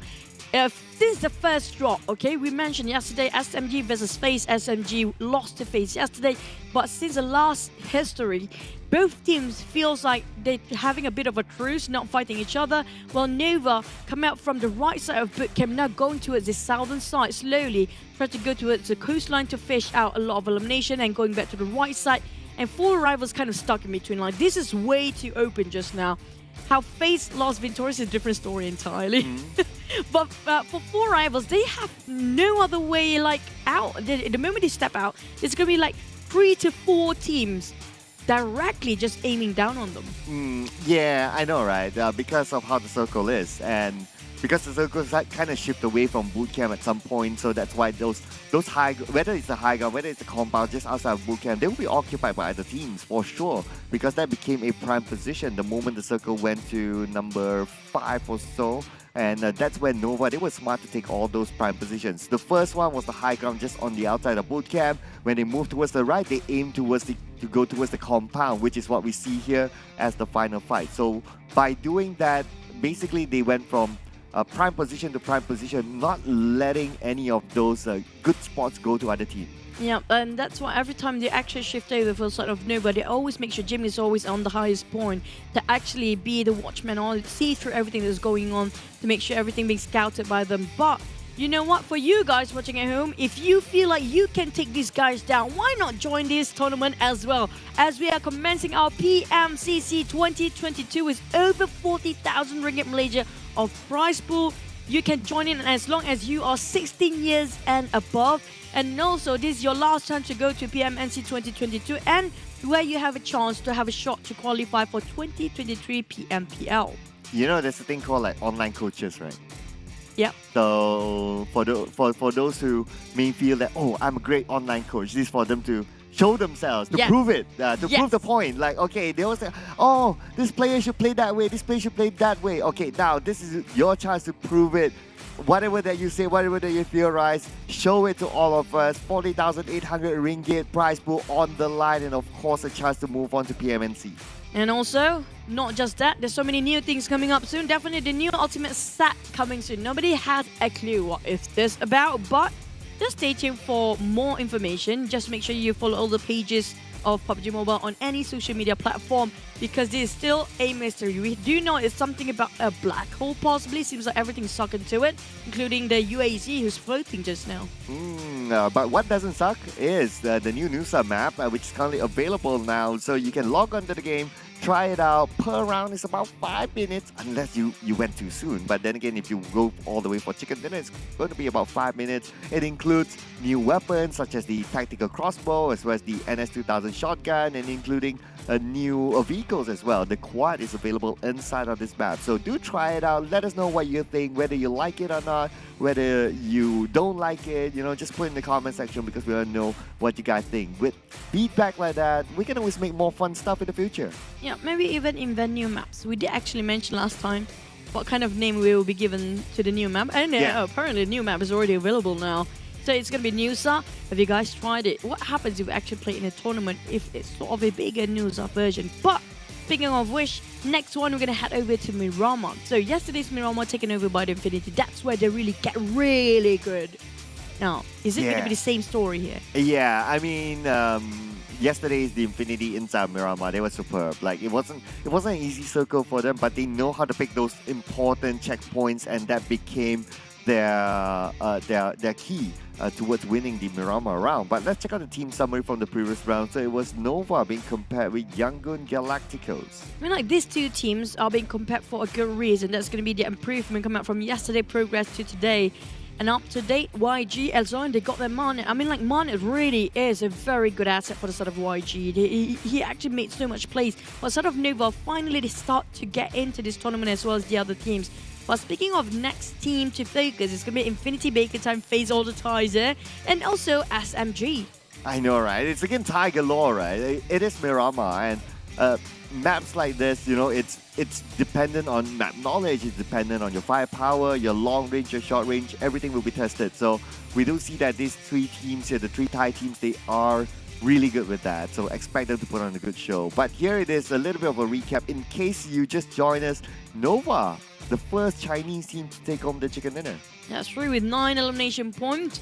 kind of fair enough, but we're waiting what's going to happen next Miramar, because for the next one, also what happened yesterday, the first Miramar, I mean, like, this is the second Miramar of all the days that we're actually going through Miramar. There's not much Miramars anyway. Yeah. Yesterday, that's where they got 19 eliminations, the record holder for the side of the Infinity. So can they get more, or will other teams get more, or will Nova get a lot of chickens today as well? Yeah, we don't know. Yesterday it was the Infinity getting 2 chicken dinners in a day. Well, of course, the day just started today, so there's a lot of opportunity for any of these teams to get double, triple, or maybe 4 chicken dinners back to back. So to keep your eye on me, 5 maybe only for Nova. Nova has mathematically still has that opportunity unless they drop the ball in this round. But then again, we are talking about Miramar, so there are teams that are really, really strong. But who are the teams that we think are strong, who's going to do well inside of Miramar? Here you go. Wow, I want to see Bacon time, definitely. Well, they are one of Team to focus, so not much coming up from me, but Geek Fam. Well, I mean, Geek Fam, if you gotta think about it, yesterday they did they did one round okay. There was one of the Erangel rounds. They almost got the chicken dinner, but there was a counter coming in from Alter Ego, I believe, that made them, like, unfortunately, they lost that round. With a third place finish.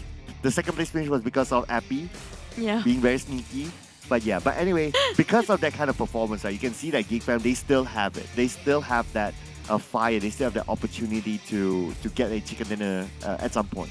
I mean, like, Geek Fam do actually have what it takes, but the problem is, can they adapt fast enough? Because in the interview early on, Snipes also mentioned that they have a bit of a difficulty to kind of get an idea how the game is going to go. The dynamic has been changed a lot. Even if it's just one region coming in, which is going to be the entirety of one of the strongest team out there in China. It's been Nova, also LGD and SMG. It changes everything when it comes to South Asia gameplay. I mean, like, they're used to South Asia sort of rotation and strategies, but when it comes to one team just ripple out all the effects with the other teams, everything just going haywire, and they're having a bit of a tough time to do what they do best. So it's going to be calm composure coming up from the backline, finish off everybody and bulldoze them. He wants to bulldoze them today, but can they actually do it for Geek? Yeah, I want to see them bulldoze. I want to see them bulldoze. So that speech actually was timed well, since I put in the prediction today, right? So I want to see them do that bulldoze thing. Well, can they do it? Of course. We have seen them in the country PMPL, right? Whereby the dynamic duo of Yuhai as well as Mika is just unstoppable. Whenever they come up with a graphic of, like, top eliminators, top damage, always like Yuhai, Mika, and Damu. Yuhai, Mika, Damu. Yuhai, Mika, Damu. They're always on top of that. So they have that within them. It's just a matter of adapting and just putting aside, like, we're going up against teams that we're not familiar with, and just bulldoze everyone, like what Snipe says. Yep, and also yesterday, I think Damroot being one of the most crucial role coming up from the back line. So there's, like, Yuhai going for the front, Damroot playing at the support at the back and try to just shoot everybody and snipe it from afar. But the thing is, the other two, Snipes and Mika, really have to work things out and open up the space there and open up a wider angle for them to actually move on and work around. Because right now, Infinity feels like they got everything in the palm of their hands. Everybody being played by them, because that's what they've been doing as well, bulldozing. But in the case of FaZe and also Bacon time, I feel like Bacon and FaZe sort of more towards flushing compound to compound. Yeah, they're more of a chill kind of gameplay as compared to the Infinity. The Infinity would just, like, bulldoze you. I think that's like the keyword here today, right? Bulldoze, not select. That's something else. But anyway, behind the scenes joke. But anyway, Stop. Oh yeah, she's not over it yet. But the bulldoze thing, that is like the keyword today, right? Yeah. Is it really, or is it select? It can be select too. I mean, we gotta give a little bit of context. You want to explain that? I mean, like, we translate, we have something going on with the BM casters as well, okay? So you're being too picky, so they call you selective. So in the BM slang with it, it's gonna be select. Sounds so wrong. Like, how do these people come with all the slangs? I mean, we have Rabu Padu. Rabu Padu, so we have... How do you do it again? Select. Okay, I like it when you do it with the facial expression, I'm like, what kind of... I asked them, what was that supposed to mean? Oh, it's supposed to be select and selective. Okay, I get it now. How do you come up with it? I have no clue. That's going to be English down to nobody's land now. They got to call it, like, what? Selective. Like, the tail has to be there. How is it again? I don't know how. I don't know. Selective. But selective or not, the one that actually we're looking out for, is it going to be Infinity takeaway Miramar? We're waiting for the players to get into the lobby, but you guys watching at home, don't forget to like and share, and also predict in the comment section below. Who do you think will take away number 1 when it comes to end of day number 2 here? Because also your prediction for this match as well. Because we want the top 2 to get into the Nusa map for extra cash round. Yeah, the top two definitely. And if it happens that the Infinity is number 1 or within the top 2 spot, the slot will go down to the next 2 teams. So do keep an eye on that as well. There are some possibilities that we may see a surprise, maybe from Nova slipping into the top 2. We don't know. They're looking so far so good today. Nova is a team that you should really don't underestimate them, you know, even though they haven't shown up quite a lot.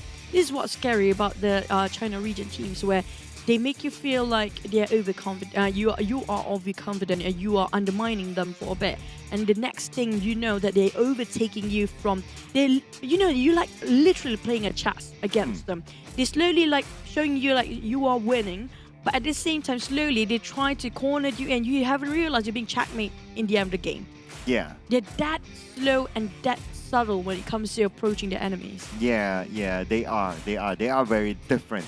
Yeah. If we look at their gameplay, right? Whenever teams try to get onto them, they have a way to counter, and they are always the one to make that first move. Yeah, so you know that if you're late to making that first move, you might not get the person that you want. True, and also they are very delicate about. They're very delicate when it comes to, you know, how they organize themselves.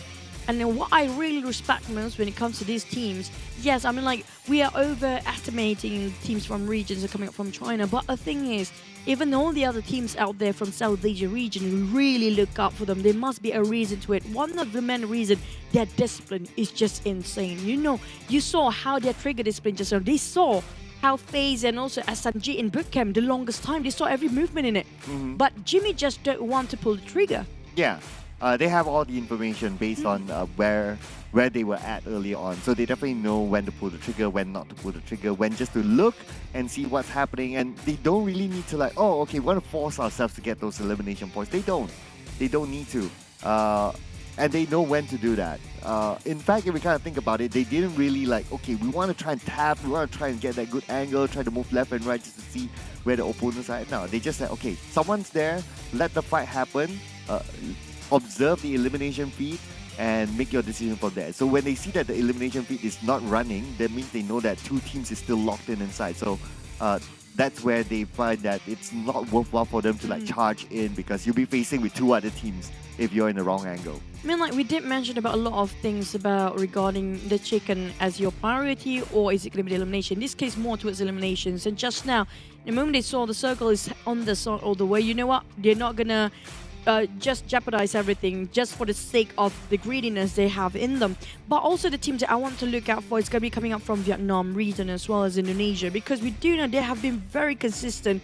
And speaking of GIDS, one of it, they can actually just overcome any teams up there anytime now. Yeah, they can. GIDS, I mean, they are one of those subtle teams that they're good, they're consistent, but people don't really put attention onto them. Maybe because they don't have those outstanding moments yet. But subtly, they can actually climb up to the top 2. So do keep your eye on GIDS, one of those teams that will bring a threat to other teams. Now, Miramar.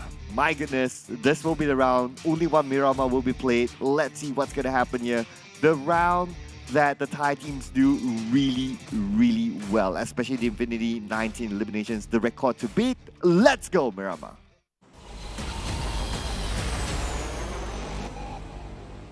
Oh, wow. We have that today. Yeah, that was really cool. I love the sunset just now. And it's a new one. Yeah. That's pretty cool. I'm like, thank you, production. That was really something that we look forward to. But back to the side of Miramar, one of us drop spot, or the hot spot coming in for most of the team is going to be Picado, now Perzo, Montenuevo, and also the side of possibly Nusa. I mean, unless if they can someone to take Chumacera against Eagle Esports, it's going to be a different story. But some teams actually dropped around Los Higos yesterday because of the contest between the places that we mentioned earlier. But the flight path this time is kind of reachable for most of the team who want to drop anywhere they want. Yeah, yesterday there weren't any real big clashes early on inside of Myanmar, so probably everyone's kind of respectful or kind of like have their own place, or they stamp enough dominance at their own area, so that's why we didn't see that yesterday. But so far, I think with this kind of flight path, we might see the same trend as well. Everyone's going to be like happy and harmony in their own regular drop spots. Yeah, I think since yesterday where GIDS kind of gave away Montenegro to the side of Infinity, possibly, where they kind of just resort to Puerto Paraiso, so they will not try to challenge Infinity anymore. I mean, like Infinity giving out a huge statement yesterday, how they ended up things. For the side of VNU, they're taking on the side of La Probreria. Sorry for that. And back to the side of a circle. It's going to be Impala Circle. Feels like it. Feels like it. It's going to be a tough one, though. Wow, SMG FaZe Clan from Bootcamp to Picado. Let's go. Looks like it's going to be a fight between these two teams again. This is going to be super interesting. Rexman in the middle of the map. Everyone wants this. And this area, of course, Picado, we know comes with a lot of loot. It's a high loot area. And every team wants to get control of this. So SMG is not going to let this place go. Feels like SMG and FaZe in Sunhawk until Myanmar, since yesterday is going to be the same. But at the same time, I do want to know if they're going to start a fight, because last time we saw them in bootcamp, they don't really want to open fire. But in this case, Sem9, they're going to wait again. Sem9 will be the third party coming in from the side of Power Grid, going down towards the Picado if they want to, but into the business. But Vintoras, again, being the lone wolf, aside from FaZe, like stretch himself quite far apart from the rest of the team here. Yeah, it looks like they're trying to find, get as many information as, or as much information as possible, or rather that they were trying to get as many loot as possible before the real fight happens. So they don't want to stick themselves into like one single building or just like next to each other. They try to spread out as much as possible, because when they do that, they also can get more information through like the surroundings. So that's what they're doing right now. Both teams, they're working out very actively, because in a lot of fights where we see that, if you talk about like community teams or tier 2 teams, normally when that happens, everyone just like lands and then they don't move. They're waiting for the next team to make the first move. And at the end of the day, both teams lost because the zone came and both teams just, went out to the zone. I'm happy to see that these teams, they're playing their best and they're actively trying to overcome each other. For 4 rivals, we're looking over a bit of a swap here. There's not many teams actually swap based on the map this time. Not like how we actually witnessed in MY SGPH, by the way. I do love the fact that they swap your players based on the maps. Like, there are certain players that actually specialize in Miramar or Erangel. It kind of gives a little less tension and also a little less pressure between the roster. But side of Sem9, this is what I expected. They're coming down from Power Grid. Maybe we'll bump into Picado if they actually move this direction all the way. Yeah. Well, looks like they're going past by, but I don't think they will like go inside of it. No big reason for them to do that. They can focus to get into the circle or right in the middle of it, either one of that. But anyway, PMCC 2022, ladies and gentlemen. So you guys out there, time to show that you are the best. With all those comments saying that, okay, players should play this, players should play that, this is your chance to prove yourself. Scan the QR code to register now for PMCC 2022. 40,800 prize pool waiting for you guys. And of course, the ticket onto PMNC as well. Our moderator from the Facebook chat or all the other platform chats, even on TikTok and everyone else. Make sure that you spot the toxic comments and make sure they actually join the PMCC. Yes. Just for the sake of, we want to see you perform. I mean, like, that's the fun part of it, right? If you're working things out or not, it's okay as long as you actually try. I mean, like, the fact that, some of them actually give a very good point in the comment section as well. It's actually some sort of a good insight, but if you can actually see that sort of an insight more than the players or more than the coaches, it just shows that you are actually a good player. So maybe just try it out for a bit with the MCC. On Bacon Time, they spot an alter ego who's passing by here, who's leaving Impala. I'm surprised, actually, because they got right in the center of a circle at first. Maybe you want to get those prime positions, for example, the high ground just outside of Impala. So some of the nice spots there. But speaking about spots, looks like it's going to be Nova getting a nice spot onto Sem9. Harman Adip's gun down. Maybe the third one with Order going onto Putra. It's going to be a 3 from Sem9. given their points to Nova. Feels like a lot of teams are focusing towards Los Leones right now. A lot of fights on the outskirts of North and on the east side of Los Leones. While Sem9 running away the last person that with a minivan. That's going to be a tough one since, yeah, it's a bit of bulky vehicle, but it's not the fastest since you're alone. Back towards the side of Bacon Time, taking a fight against Nova, who's Jimmy, almost bleed out, but there's a couple of taps. Actually really connects on the side of Paraboy, but Ice is just a bit too far off here. They need to actually finish off. If they actually manage to get a knockdown, they still have to journey themselves quite a long distance between the two teams to finish it off straight away. FaZe Clan and SMG not done yet, though. They are within the circle, but it's very likely that the circle will move away from them. They need to be prepared for the next phase of the circle and for them to spend time, even though they're by the edge of the circle right now, spending time too long here is not a good idea. At the same time, both teams are not having that much of a loot here.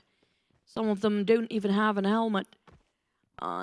Most of them are actually having a level 1 of gears. They definitely need more places to loot from, but like it or not, now Tony K forced the fight against Pick Feet, who is cooking up the nade when Lycan don't have the helmet. If he try to pick and the nade happens to be exploding on top of his face, it's going to be a bit of a problem. And they don't have enough when it comes to health utilities as well. So it's going to be really a huge problem to start with for the entire team if they got even chipped off a bit for the HP. Yeah, I mean, two teams sharing Picado, the loot is divided 50-50, so it wouldn't be enough for two teams. Like, Picado it's good for one team, but two teams is a little bit too much. So the fact that we have two teams right now, it's not going to be good if they continue to stay here. They still need to loot at the second spot if they choose to just leave this and not get each other's loot. You know what? Infinity really love to play at the rim of a circle here. We're talking about when it comes to the third phase of a circle, they start coming up from the rim of a circle, bulldoze everybody from behind. They don't mind taking the blue zone for a bit for the next two phases there. But on the side of phase, Tony K kind of missed that for a bit. Not much of utilities anymore, but Ventura is shooting from a different angle entirely. What a nice bait from the side of Tony K to work along with Venturas. And Lycan not going to finish off that just yet. Maybe just try to bait out another shot from the one actually in the compound of SMG, just to fish them out to know exactly where they stand. Oh, Big Fast will be knocked down, but then again, Beautiful tries to counterfire onto Lycan. Lycan down to 40% of health. Beautiful knows exactly where FaZe Clan is at, but can't get a good angle onto the Memory. He's looking for another angle. Memory sees where Tony K is at, but Trigger Discipline is going to be his style for now. Pig feet. Remember, try to actually toss the smoke just now, but finish instantaneously by Venturas. There's no way they can actually help one of their teammates just now for SMG. While Memory and also Beautiful, as well as Remember, try to spot on where is Venturas. I mean, like, Venturas playing the crucial point here. He is the most important person to make sure that he can make sure that the angle that's not being covered by FaZe can be seen just by him only. But the rest of the team are playing bait. Here comes Alter Ego, crushing into LGD warehouse, and one down, two more to go. Oh, it's going to be Impala Circle, it seems. Alter Ego onto LGD. They managed to trade one back. And now LGD, they're preparing for the siege down coming in from Alter Ego. Alter Ego not going to be making it easy for them. They are going to move in. They're going to be making the active, proactive move against LGD. This is going to attract a lot of team around them, including Mega Time and 4 Rivals, Sem9 as well later. But LGD really need to close these things up really fast. Both teams actually need to close and wrap it up fast because there will be a lot of teams coming over. And feels like LGD now have a bit of taste of their own medicine. And a couple of teams try to actually cook up the nade. But lucky enough, he got a huge health revival there, but Potato tried to refuse that revival coming on, but FaZe on the other hand now chugging the blue zone again with SMG. Feels like it's going to be a lose-lose for both teams. Even though SMG the first one to be eliminated, we're still having to go against LGD versus AE here. Yeah, that might be the case for FaZe Clan as MR5 goes down to the blue, but back to LGD versus Alter Ego. Looks like it's going to be MVM getting a knockdown to Renare, and it's going to be MVM trying to get a second one. Yes, he will be able to do so with Potato going down, and Fnatic, the last man standing for Alter Ego, will be eliminated as well. That means it's out number 15 for Alter Ego. They need to reset now and fast because a couple of teams approaching. One of it going to be 4 Rivals and also Sem9 on the other end. And a lot of teams are actually taking the high ground, so looking down on them right now. LGD kind of being cornered, pop a couple of smoke to make sure they can actually loot himself and upgrade himself from the death boxes around him. Outside of Nova, they're going to say hello to Bacon. Time with a flying motorbike off Jimmy. Frozen taking the front line. Jimmy with an UMP trying to find the corners. And Poroboy just going to join in a bit later than usual. Order and the rest of Frozen cooking up the nade. But Bacon time Ice being gunned down from the other end here. Ice cannot actually build this one out. Oh, Ice with 10% health. He has a first aid though. But unfortunately, oh no, being spotted out by Frozen. He has to let it go. Yeah. They did. It's going to be Nova. Take it down on Bacon time. 2 of them left remaining. Noise and also Shirty. And Impala going to be the circle again. I mean, like, that's why I question where Alter Ego want to leave it in the first place. But back to a set of a Sem9, now having a bit of a visitor. Eagle Esports just arrived, knocking on that door. But Sem9 quite separated amongst each other. Still managed to clutch on down one. One person only inside of the compound. But Eagle Esports easily finish off Sem9, placing themselves 14. Well, the next contender is going to be GIDS. Eagle Esports have a bit more time to reset here. Yeah, Dep, the last man standing for Sem9, unfortunately couldn't last long enough. And now the Eagles will secure that elimination point. Just look at where FaZe Clan is at. They're trying to get into the circle. It's a little bit far for them. They are starting to split up. I guess it depends on what sort of vehicle they have, whether they have enough fuel to get into the circle. So they're just doing whatever they can to survive. Oh, Infinity came in really late. And YG is like next to them. But hello, Eagle Esports now. Do they want to take a fight or not for Infinity? Sometimes they're playing a bit too safe here when it comes to Miramar. But feel like they really want to take up a challenge, and I think Eagle East was sort of having an idea that there's a team scouting over them, and they definitely spotted out another team. I think it was Bacon time, the opposite side. I just wish they can actually build this one out fast enough. GIDS got themselves the highest place in Impala. It's always about the mountains in Miramar. It is. So GIDS, now they have a prime position on the outskirts of Impala. They are gatekeeping teams who are trying to make rotations, like the Eagles, like the Infinity, for example. So with this kind of spot, it is good. It is amazing for GIDS to be in this position. It's just perfect. But all they need right now is a bit of an airdrop, just to make sure that they can refill their resources if they actually running dry of it. These Avis take a bit of a shot against FaZe, who managed to actually get into the safe zone just in the nick of time. But the question is, it's not just going to be these Avis, they're eyeing onto them. FaZe, this is not great! Why? And it's going to be a lot of teams trying to just pin them down. Oh, this is really slick coming up from the side of Venturas, and also that motorbike really plays a big part now. It's tough here for BN United as well. Looks like they will lose another player, but Marnet goes down somewhere else. 5 elimination points now for LGD. They are dominating at this moment. Logan onto Marnet. Looks like there's a fight happening somewhere down south where the Infinity is at. In the meantime, 4 Rivals try to get the highest vintage point there is. Nova Order try to tap down a sort of FaZe here. FaZe is just, it's never a resting time for them at all. Everywhere they go, they're always being the victim here. Oh, yeah, I know, right? Because they were one of the reasons, because they're late, they move through the middle, open position. So timing-wise, it didn't favor FaZe Clan. And Nova will be happy to get those elimination points. They just managed to get 1 out of FaZe Clan, looking to get more. But speaking about getting more, GIDS, they bought onto Mela from the Infinity somewhere else. Infinity, this is where they start to shine here. Venturas got no clue where the shot coming out from. Feels like everywhere there's somebody. It's going to be 360 degree. You have to be extra careful for him.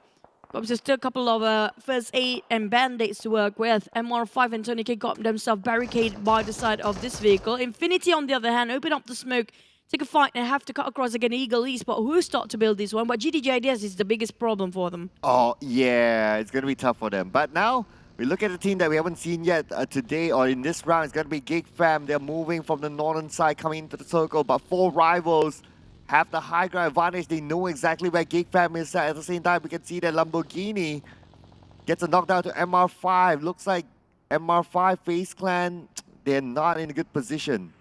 And 4 Rivals try to actually get as high as possible. But the thing is, it's not the safest spot yet because it's right at the edge of a circle. If only it hard shift towards his side, it's going to be okay. But if it's not, then it's really going to be a tough climbing down. These Xaviers having a fight against FaZe.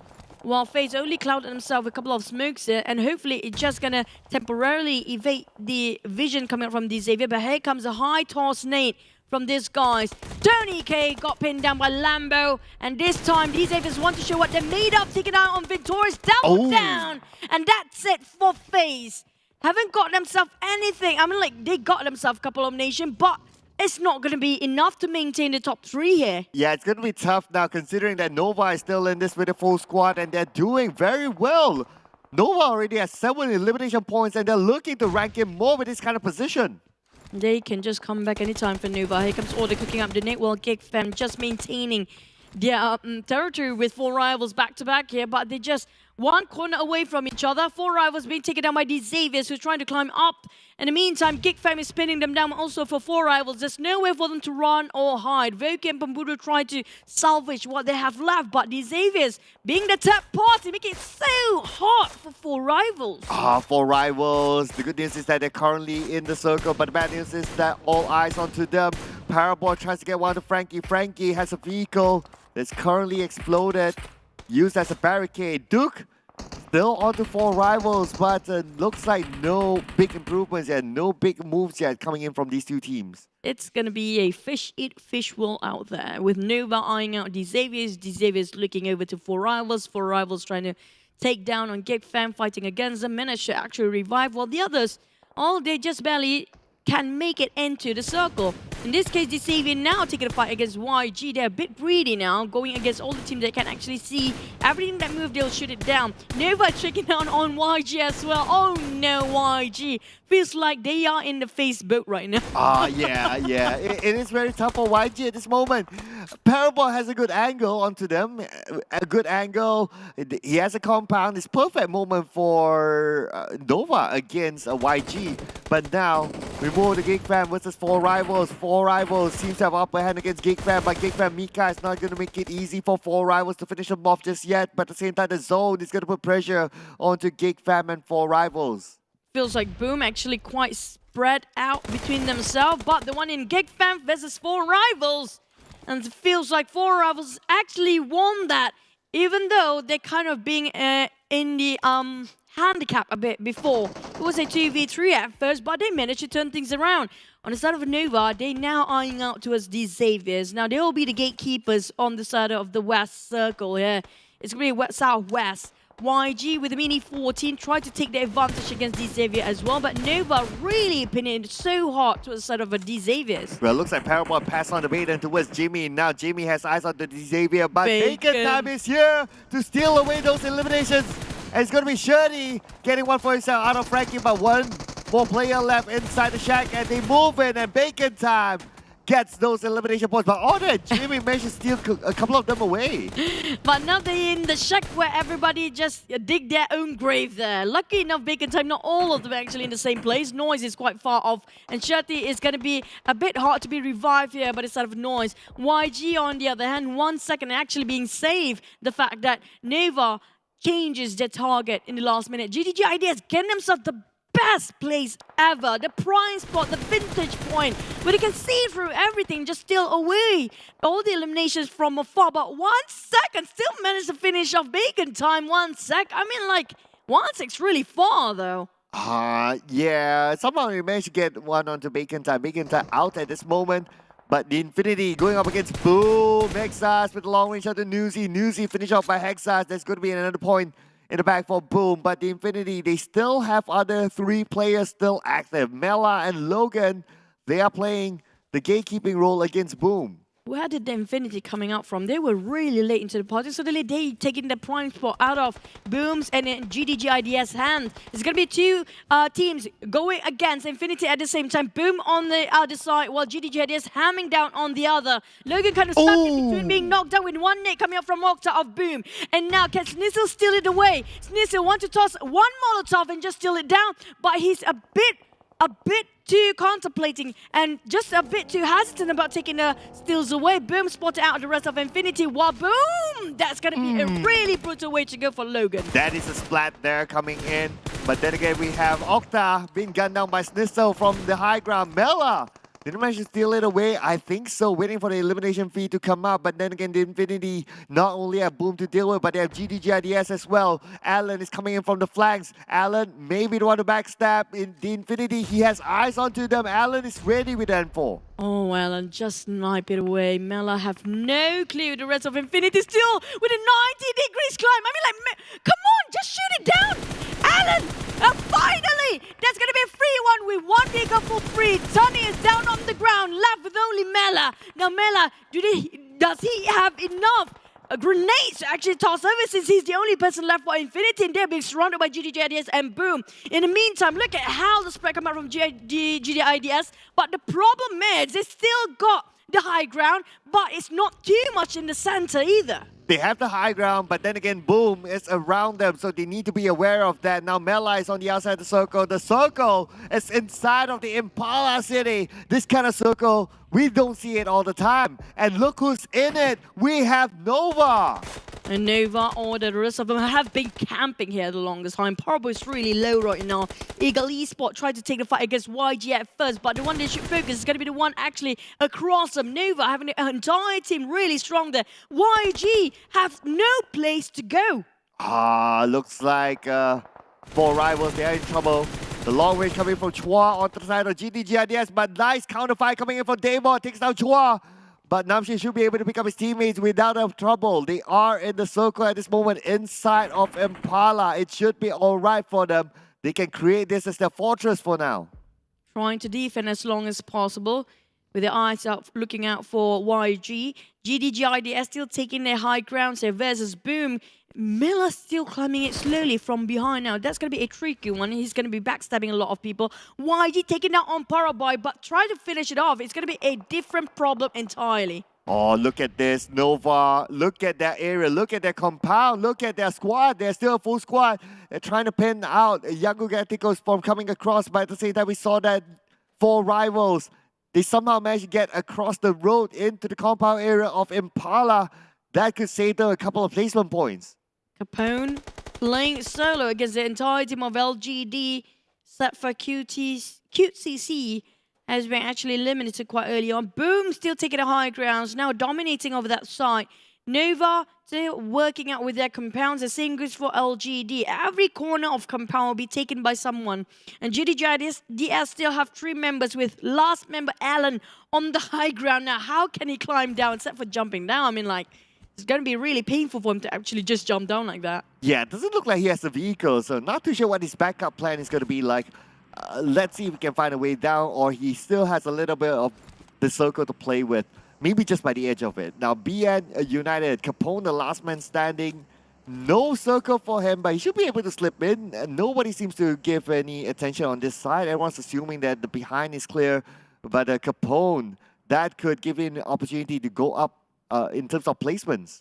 3 teams going in solo this time. Infinity, 4 rivals, as well as BN United with Capone just now. Definitely they are struggling to make sure they survive. As long as they're not attracted way too much attention, they're going to be fine. But the teams are actually having 4 men. It's going to be Eagle, Esports, and Nova. Now, these are going to be the teams that have a higher chance to actually take the chicken dinner away. But one slipped. That is one silly mistake that has been made in the last critical time. It's going to be really punishing for the teams there. GD and LGD.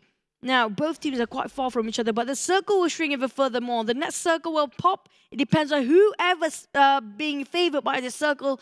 They might actually have a shot at winning this. And because this is a compound finale, the game is going to be a little bit slower. Nova is in the Pamburu, representing 4 rivals. It's in the Boom from the high grounds, managed to get themselves into the city of Impala. So they'll be all right there with the circle still favoring them. But Nova has a chance to rank in elimination points with teams being forced to move in.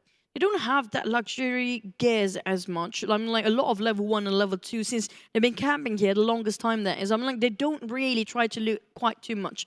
All they need is actually get into the circle at the center of it and try to camp it out. But in this case, if they actually open fire at the right time, they might just take home another chicken for them. But outside of Capone, he needs to cross over the other side, but he don't have enough on him either. It's an open street there. It's really risky the moment he pops himself up there. Yeah, Capone has the toughest location at this point. But the good news is that LGD is moving away, so he can kind of slip through a little bit, maybe. We'll need to see what happens to Capone, but at least because of the movement for LGD, that gave him room and opportunity for him to decide how he wants to move forward. Oh, he needs to move now. He's just gonna climb up and just gonna cross over the street, but that just attracted LGD's attention to his side, because look at how they view over. It's just almost impossible for Capone to just squeeze in there. Well, one second being shot down by Jimmy. This is really sneaky coming out from Nova. They're just gonna open fire and just hide it out, so they have no clue where they're shooting from. Yeah, this is where it's tough, right? If it's urban warfare, it's hard to tell where the shots are coming from. They can just shoot from a window and just go disappearing because they can just fall back inside the compound. So it's very, very hard to play inside of this kind of scenario. Now Nova is moving in. Nova, they actually have a pretty good spread here, considering that they are grouped up together. But they maximize their angles, as you can see here. Each player has a building. So with that, they are able to cover a lot of angles. They'll be able to see more movement from their opponents. That's true. They are dominating this. Oh, that's really close. But they just know every corner so well. It's like the moment they heard the hand grenade being tossed over, the moment you heard the pin being taken off, they definitely just straight away hide into the corner. They know exactly how to hide themselves so well that it's just so hard to pin them down. Now, order spotted out on Eagle Esports. This information will relay back to the rest of the roster. They know exactly how to actually manage them the moment they try to push in. But LGD found Capone. Oh, Suki. That's the end of the Capone, the solo rider. Yeah, I mean, his only obstacle pretty much was LGD, and the only team that can really stop him from the angle is LGD. But anyway, it was tough. It was tough for Capone, but it was a good try coming in from him. But now LGD, they're still on the outside of the circle though. But the team right in front of them, boom, that's the team they need to beat next. Now LGD, how do they approach this, as they are a bit later than the rest of the other teams? 4 rivals just next to them. And VM definitely playing a bit more safe, tossing a couple of smokes, but hopefully they don't dry out their resources too early on, because they will need a lot of hand grenade, a lot of Molotov, a lot of smoke just to get into this urban warfare. Because of the compounds are way too much, there's so many buildings there, they need to have a lot of Molotov and hand grenade. Here comes the spray from Paraboy. Suki tried to steal away from the side of Nova, but he managed to actually not clip anything. But Nova is just taking the reign here. Yeah, Nova, they're in a very good position, I would say, at this moment. But there are teams in fairly decent position as well, especially on the higher grounds. But speaking about Nova, again, looks like WT17 will go down to Nova. Another point for them. But the long range coming in from GIDS, and that is it. The end for Yangon Galacticos. Number 8, 1 elimination point, a point given towards LGD, and 15 elimination points for Nova. They are still in the running to beat the Infinity's record of 19. I'm not surprised they ended up with 20, but burning Papuru, no! That's gonna be the end of the Here comes the spray. Oh, wait, what? That DBS! Papuru! Suki again. What an eye you have, Suki. That was so close. Luckily, the backup was there. And now MVM can be picked up. LGD almost losing another player. That could have opened up opportunity for Nova. We can see that Nova, they might want to take advantage of that. The nade onto Yes. And now Yes down to 50% health. He needs to fall back. This is just a perfect organized movement coming out from the side of Nova here. They move as a 4 in unison and just in so well disciplined. Order take the front line and giving out the orders towards the rest of the team. Paraboy coming up from the flank side, trying to spot out the rest of LGD. Jimmy spotted out 2 of them while Suki kind of being cornered. Boom, taking the fight against Infinity. Melo is going to finish off here. Boom, taking on GIDS. GIDS being rushed in here. They haven't got a clue. This is going to be it, but it's going to be head-to-head between the 2 Indonesian teams here. GIDS, Daybot. The last one remaining. Oh! Winning this fight. Wrong corner there for Daybot, unfortunately.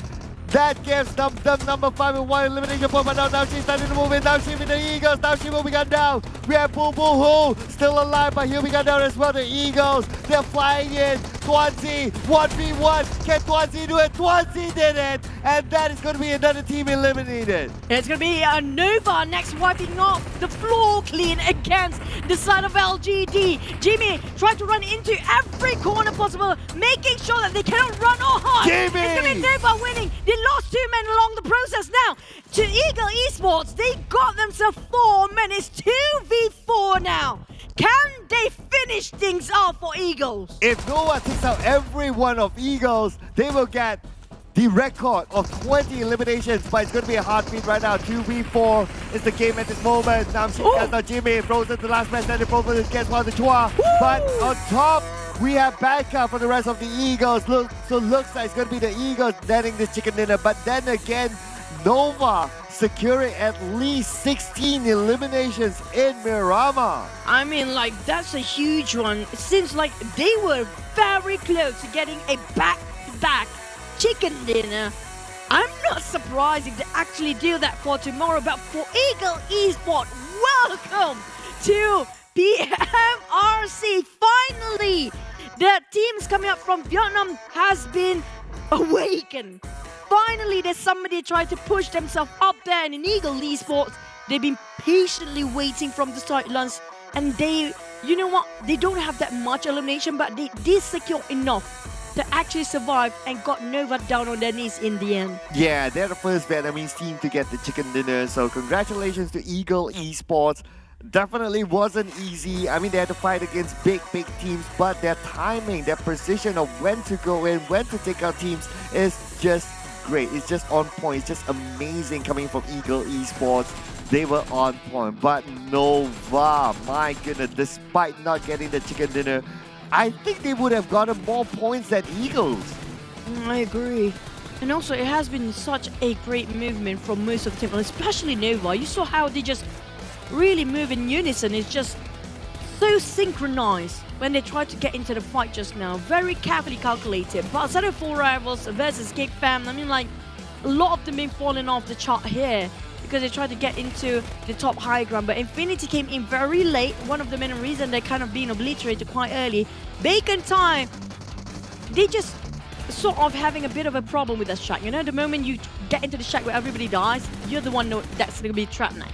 Yeah, that, well, it's tough, right? There's not much room to play with in that shack, so if the person gets sieged down, it's either you're ready with the DBS, if not, it's going to be really tough. But speaking about tough, the last few moments of this game, it just went by like you blink, you miss it. Like, all the action just happened to just go at the same time, and we saw a lot of things happening, but finally we saw that the Eagles, they won that high ground fight. They also win that fight against Nova, and that's how they get their chicken dinner. I'm not sure how Powerboy just needed himself just now. Was it something sort of accidental, or is it denying his own point? Because if he actually survived that, he might actually help the entire team. But nevertheless, still congratulations to the side of Eagle Esports, the first Vietnamese team to actually take the chicken away. But I have to give it to Nova still. They got themselves quite a number. I'm not sure if their eliminations already break the record or not, but the last time we saw them around 16. I have a feeling it might actually ended up there.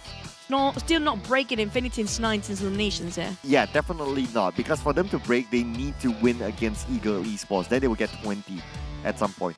So it's definitely not 19, but it's 16. And because of that, they managed to get more points than the chicken dinner winner itself. It's just, wow. I mean, like, no chicken, no problem here. With the Eagles landing themselves at second place, LGD at third.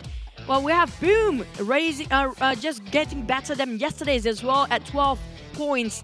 While SMG, Alter Ego, 79, BN United, they ended up with nada. We're talking about this is going to be painful for the side of Alter Ego, especially because they are quite in the first page too. But BN United, it's just so hard for them to actually make a play here.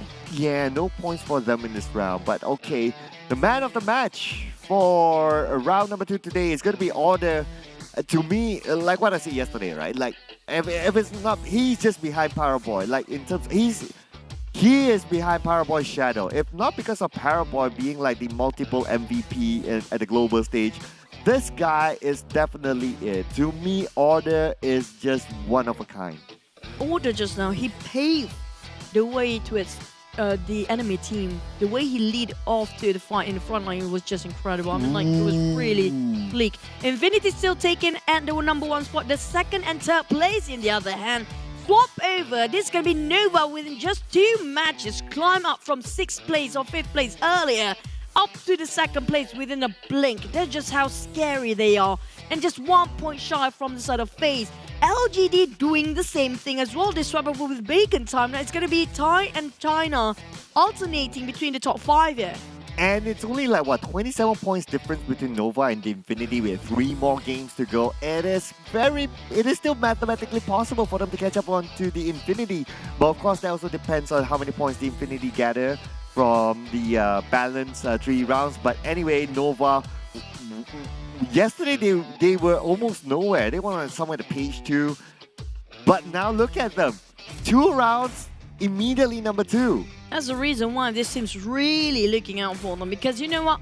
Don't judge a book by its cover. It was just a day number 1. Yesterday they were reading out the movement come from all the teams. But here today, LGD and Nova, I'm waiting if SMG will push themselves up there as well. I'm not surprised if that happened. And also Sem9, the only team that actually got taken on the second page. Now we're talking about Sem9 starting off with a boom, but later it's just, you know, going down the hill here. Yeah, they've been missing since the Sandhawk game, unfortunately. But anyway, overall, there's still like many more games to go up until Sunday. But there's a recap of that previous round. So, of course, we're going to zoom in onto our top 4 teams. It's going to be the Eagles, Nova, LGD, and Boom. And they happen to drop around the same side of the map. You know what? At the same time, looking at the entire jersey of LGD, it looks really cool. Oh, okay. It looks like a taekwondo sort of suit, right? Oh yeah, now that you mention it. Yeah, I know. That's why I was like staring at it for a bit. Taekwondo. Nice. Yeah, it looks really cool. But back to us about our recap here. I mean, like, we saw how late Infinity came in, right? The moment Mela left out, he wants to get into Impala. The last few seconds, not really in the center of Impala. Whoever take the compound the soonest, I mean, like, how Nova just get into the center of it. Same goes for LGD. If you notice, the China teams mostly, they just try to place themselves in the center of the circle, no matter what the situation is. Yeah, because we can see that there are a lot of prime positions, a lot of good spots here. So where Nova is at, obviously, because it's a compound straight up there. GIDS, in fact, that is a prime position as well. So I can say that within this area, these two are the hottest positions. And what I really like about Nova's positioning, just look at them. They know what kind of angles to cover. They know all those entry points. That's what Yangon Galacticos, they have a very tough moment to try to get across because of the angle that Jimmy has, that Powerboy has at some point. That kind of locked Yangon Galacticos across the road. Another thing is the fact that they can have each other back no matter how the situation is also one more thing. They're not that too far apart from each other. But the thing about GIDS previous position, it's great, but the problem they want to climb down the hill, that's going to be a bit of a problem. To jeopardize their own position later just to get into the center of the circle, it's a bit of a huge risk to take.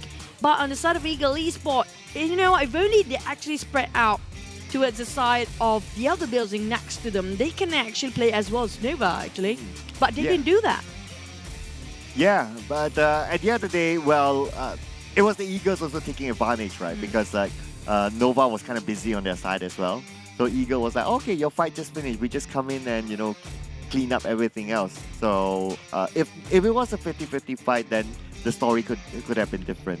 We all know the capability, the firepower of people like Order, like Paraboy, and players like that. But the Eagles, well, a good swoop coming in from them because they had the high ground advantage anyway. Yeah, they got a best timing ever to actually butt into that last LGD versus Nova in the last minute, just cleaning off everybody, and they don't have the time to reset.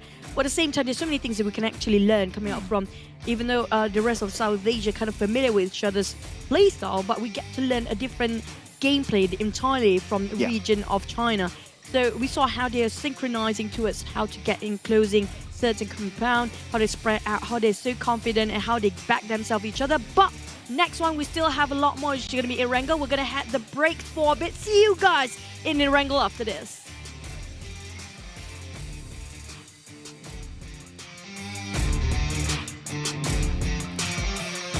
Hi everyone! In the PUBG Mobile version 2.2 update, Erangel is getting an overhaul with changes to the map, vehicles, and modes. Without further ado, let's find out what these changes are. In this update, we made several changes to the map. First, the hospital. It's one of the bigger buildings in Erangel. In this update, the following changes were made to the hospital. How to get in and out of the hospital. its structure, nearby objects, and the vegetation surrounding the hospital. Veteran players should know that some of the fences of the hospital can be scaled to enter the hospital. The ones near the ridges are how most players enter the hospital. Now, 2 spots along these fences will be blown up, and players can enter the hospital area through the gap directly. The building itself also got a new entrance. Players that are on the ground can enter the first floor of the hospital directly through the newly added damaged wall. Those who parachute to the hospital can land on the roof and descend to the 3rd floor immediately. These changes will make it easier for players to spot the entrances and streamline their movements in this area. Those attacking and defending will know where they should focus on as well. On the inside, we simplified the structure of the hospital. Originally, the 3 floors had different layouts, and there were many rooms on each floor. So, searching the rooms was very tedious, because players had to go into each room. After the update, the 3 floors are now more or less the same. Some rooms are now also connected, making it easier for players to remember and to search the rooms for supplies. As for the surroundings, we also made some improvements. We added abandoned ambulances and ruined medical crates to the areas surrounding the hospital, so now it feels more authentic. We placed some objects at the entrance of the hospital so that it wouldn't be too empty. This gives players heading toward the hospital a covered area to protect themselves, so they are not directly exposed to enemies inside the hospital. Outside the fences on the side of the hospital, we added a new climbable spot. Players can hide here, or they can scale the fence to enter the hospital. As for the fences by the ridge, since there are now 2 gaps to enter the hospital, we've reduced the number of objects in this area to make it more visible. So now, both attackers and defenders can see each other clearly. Further out from the hospital, we've added some new vegetation, so that players hanging around the hospital will have more places to hide. Milta Power also saw some changes that are mostly in the generator area. Players who are familiar with this area should already know that this section was quite a choke point and was not easy to get in and out of. Those who entered either came out the same way or had to take a detour to the other 2 buildings. In this update, we added a new entrance on the 1st floor to make this area more reachable and easier for players to get in and out. The layout was also modified. We simplified the complex floor plan so the players can see more and plan their routes better. When battles break out in the generator building, players will have more offensive options, making these battles more exciting. In this update, 3 new ports will be added to Erangel. The first port is by Ferry Pier.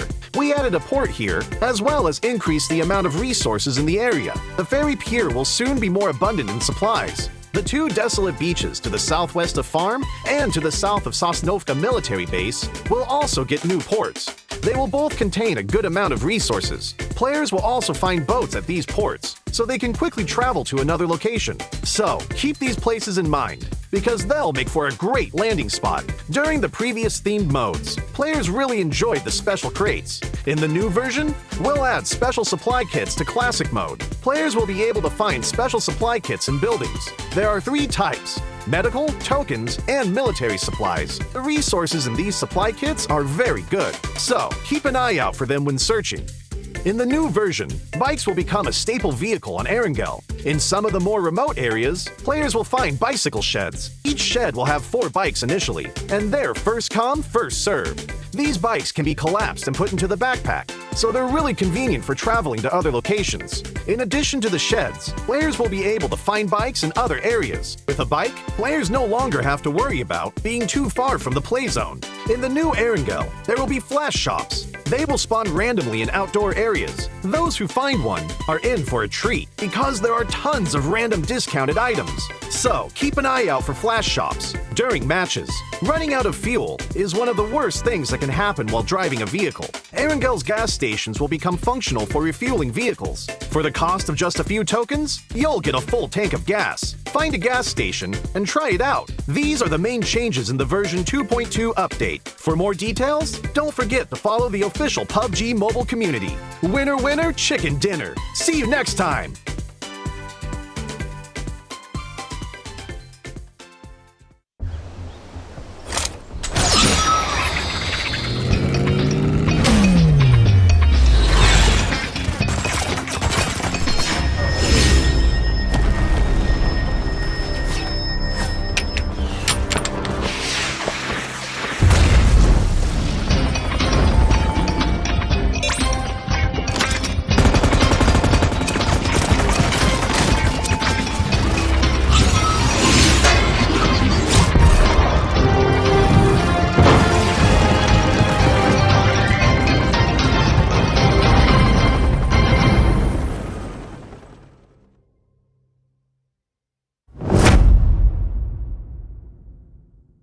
Greetings, PUBG Mobile players!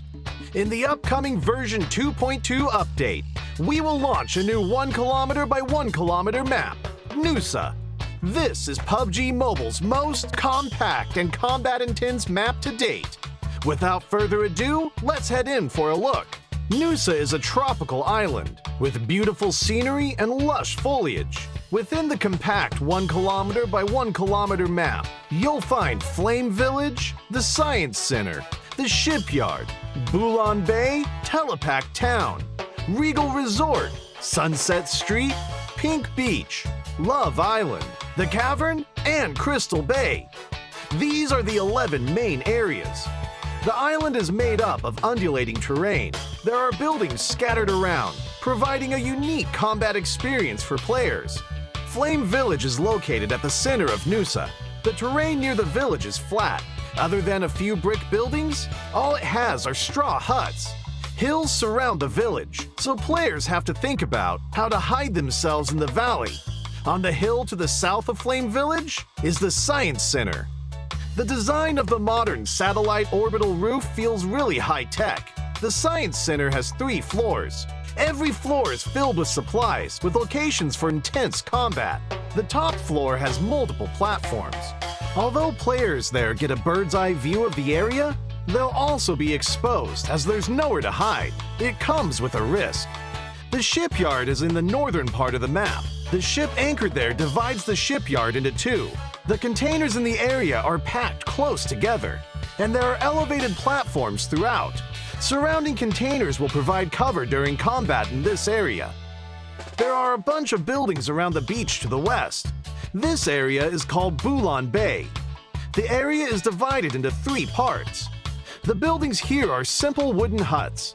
The surrounding hills end in 2 cliffs by the beach. Players can gain a bird's-eye view of the entire terrain, observe enemy movement, as well as put pressure on those in buildings and on the beach.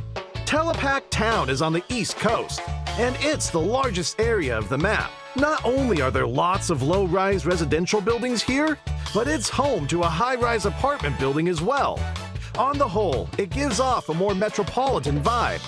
Players entering the high-rise apartment building will find an elevator. Through good use of this feature, players will be able to plan a nasty surprise for their enemies. Sunset Street and Regal Resort are located in the residential areas to the northeast and southwest of Nusa. Sunset Street is a long, narrow stretch of town. A road runs through it, and office buildings, residences, and banana trees line both sides of the street. It makes for a good combat stronghold. Regal Resort's vibe is more residential. There are roads connecting different parts of the area together. Buildings are spread out over a wide area, which is why you'll need to use them as cover when moving around. At the southernmost tip of Nusa is Pink Beach. From here, you can see the pink sand of Love Island in the distance. Wooden beach chairs line the beach. And there is also a giant hot air balloon and a romantic Ferris wheel. If you love the sunshine and the beach, this is the place for you. But it's a vast open area with no cover, so players must be on the lookout for surprise attacks. More areas and interesting strategies await your discovery. Besides these diverse backdrops that support a variety of gameplay styles, the Nusa map will receive a lot of new game content. First, let's look at the Super Recall mechanic. This will activate when a player is eliminated within a certain period after the match begins, as long as they have remaining teammates in the match. Before the first blue zone starts shrinking, players that are eliminated can return to the battleground via helicopter with a random weapon. This greatly increases the gaming experience. In addition, we've added the NS-2000 shotgun and tactical crossbow to the arsenal. The NS-2000 is accurate to close or medium range. Hip firing uses 12-gauge shotgun shells, while slugs are used when aiming down sights. Players can switch their firing mode based on the target's distance, status, or their own personal habits. The tactical crossbow can be loaded with ordinary bolts or flame bolts, but the flame bolt can set some structures on fire and destroy them. It's both practical and fun. During combat, the tactical crossbow is rather silent when firing, making it a great stealth option. It's great for sneak attacks. When it comes to moving between areas, we added a new two-person vehicle, the Quad. Its lightweight and flexible design allows it to traverse the undulating landscape quickly and with ease. And it's great at driving up inclines. Players can use it to easily move to a different area. Additionally, at various designated spots on Nusa, you'll find many zip lines for moving between areas. Players can approach one to quickly zipline to another area. It's important to note that ziplines are fragile and are easily destroyed. You may not be able to safely zipline to your destination, but if you happen to be holding a tactical crossbow, you'll be able to fix the rope and repair the zipline to quickly escape from danger. Besides that, there are also supply crates, beach balls, a swimming pool for recovering energy, water jars for hiding in, as well as many other interactive gameplay elements on the map. Have fun playing around with them all. Gather your friends and explore this new map together. It's here! The long-awaited new Nusa map is finally here! With a size of only 1 by 1 kilometer, Nusa is currently the smallest map in PUBG Mobile. It may be small, but it definitely offers a massive amount of content. Not only are there new firearms, what's more, there's also the highly interactive tactical crossbow. Setting huts on fire and repairing ziplines are not a problem. Speaking of map interactivity, Nusa is simply full of surprises. An elevator that lets you go to different levels of a building, a pool that restores your health, fast-moving ziplines, and crates in the wilderness can all better assist you in drawing up tactics to defeat enemies. Even if you get careless and get defeated, there's no need to let it get you down. Nusa's Super Recall will allow you to respawn once more. The small, fastest-paced map lets you rank up faster. Alright, I'll leave it to you to explore the rest of the content for yourself. Hope everyone ranks up and gets that chicken dinner. The new map officially launches on September 13th. Stay tuned.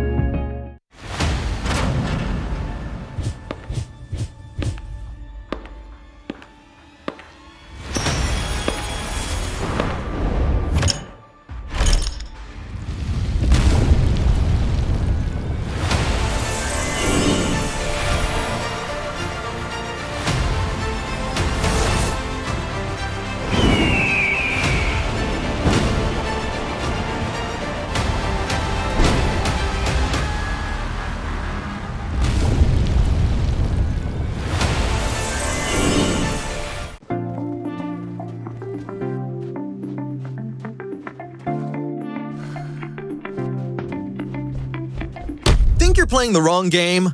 Hold up! This is still PUBG Mobile! Feeling hot and bothered? Come cool off in the new Nusa map!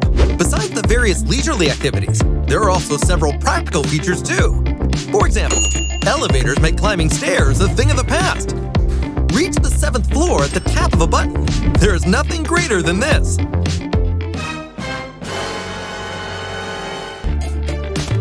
Don't forget to pay, or this might happen to you. Zip lines will also appear throughout the map. No need to run, just zip straight across. That's not all. There are new weapons and vehicles too. So that's the resort island Nusa. But Arangel has seen some improvements too. Guess what this is?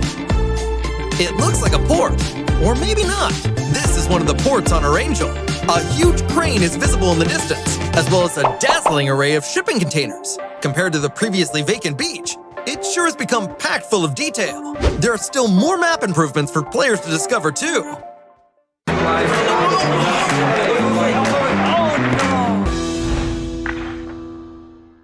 If only I had a weapon, I would take over the punching kick.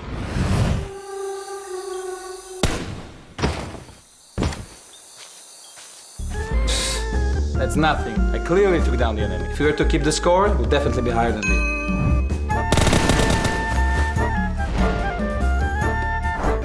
If I hadn't thrown the wrong grenade, I'd be eating chicken dinner for sure. Smoke! Smoke!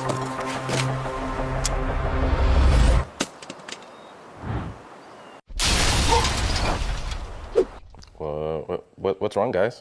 If you don't agree, listen to Ultimate Arena. Arguments don't matter. Ultimate Arena decides the victor.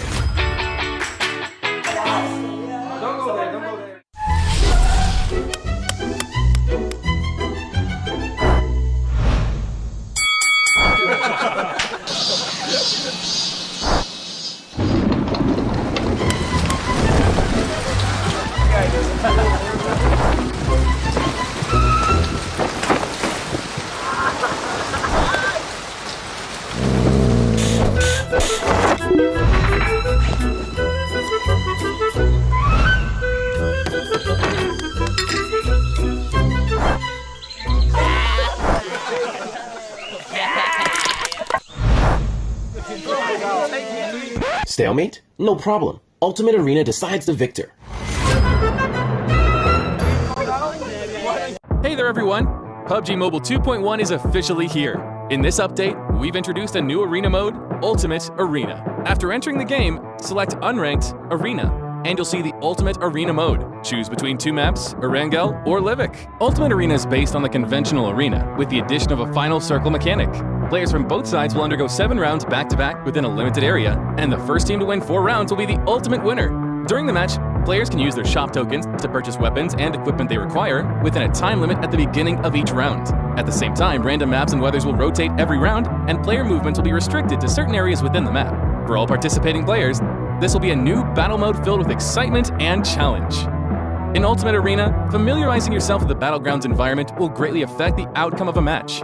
In Erangel, when you encounter a map with loads of houses, you can use the complex terrain as cover to approach opponents and catch them by surprise. Meanwhile, on a map with no cover and lots of hills, you'll need to make the most of the terrain height difference to avoid taking damage. As Livik has a relatively more hilly terrain, it's easy to get ambushed by the enemy when fighting alone. So work with your teammates and use cover such as trees to avoid taking damage. Weather is also an important factor that will affect the outcome of a match. The sound of rain and rainy weather will mask the enemy's footsteps as they move, making it hard for you to detect their movements accurately. Therefore, you'll always need to remain aware of your surroundings, stay vigilant, and make use of cover as much as possible. Of course, you can take advantage of rainy days to attack with throwables. As enemies are also hampered by the weather, they're less likely to be able to avoid sudden incoming throwables.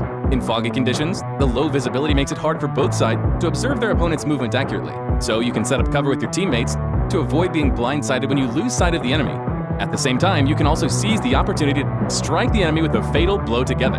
Although twilight and cloudy conditions have little impact on players, it's no time to be careless, and a certain degree of vigilance is still needed. In Ultimate Arena, shop tokens are the most important resource for players. At the end of each round, the system will award players shop tokens based on 3 aspects: the current round, round outcome, and elimination results. The amount of shop tokens obtained from rounds is fixed, but differs depending on the current round, from round 1 to 6. Regardless of the round outcome, players will obtain 900, 1800, 1950, 2100, 2250, and 2400 shop tokens respectively. Shop tokens obtained from the round outcome will vary depending on if the player won or lost the round. In each round, winners get a fixed 450 shop tokens, while defeated players get 300 shop tokens. However, when defeated players are on a losing streak, the losing streak reward mechanic will be triggered. A 2-round losing streak grants 900 shop tokens, while a 3-round losing streak grants 1500 shop tokens. Losing 4 rounds means losing the entire match. If the player wins a round and breaks the losing streak shop token reward will no longer be in effect. If the player's team loses again in the subsequent round, then the previous losing streak does not continue. Players that lost the round will only get 300 shop tokens as a reward. Elimination results also impact the number of shop tokens players earn at the end of a round, with 100 shop tokens for every enemy eliminated. If a player gets the first elimination, they'll also get a bonus of 50 shop tokens. According to this rule, if a player enters a 2-round losing streak in round 3, eliminates 2 players, and manages to get the first elimination, they'll obtain a total of 3,400 shop tokens at the end of the round. Meanwhile, a winning player who has eliminated 2 opponents will obtain a total of 2,600 shop tokens at the end of the round. According to Ultimate Arena shop token mechanic, players can calculate the amount of shop tokens they'll potentially earn to better prepare for the rounds ahead. As it can be difficult for players to gain a shop token advantage from winning and losing rounds, how shop tokens are spent can mean a huge difference. At the start of a match, players are given a level 2 helmet, a level 2 armor, a P92, and 750 shop tokens. If you're confident in your own abilities, you can use a pistol to eliminate players and use the earned shop tokens to purchase a level 3 helmet and level 3 armor to improve your survivability. As for weapons, you can loot the equipment from your enemies to strengthen yourself.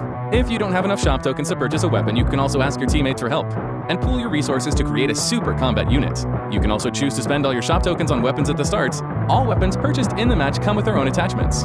You can use your weapon's firepower to suppress the enemy and gain additional shop tokens from eliminations and wins to gradually fill the holes in your defense. Other than a variety of classic weapons, you can also purchase riot shields to provide cover for your team. When your team is on a map with less cover, riot shields can be extremely useful. In addition to knowing when to spend your shop tokens, choosing the right firearms is paramount as well. When your team is situated on a flat terrain with relatively little cover, the open terrain prevents both parties from acting rashly. When this happens, a sniper rifle with high damage at long range will come in real handy. In maps with many houses and complex terrain, you can choose to use an SMG with a high rate of fire and stable recoil in tighter combat areas to gain the upper hand in head-on confrontations, and ultimately attain victory. That's all for this video. If you wish to know more about Ultimate Arena, don't forget to follow the official PUBG Mobile community. See you next time!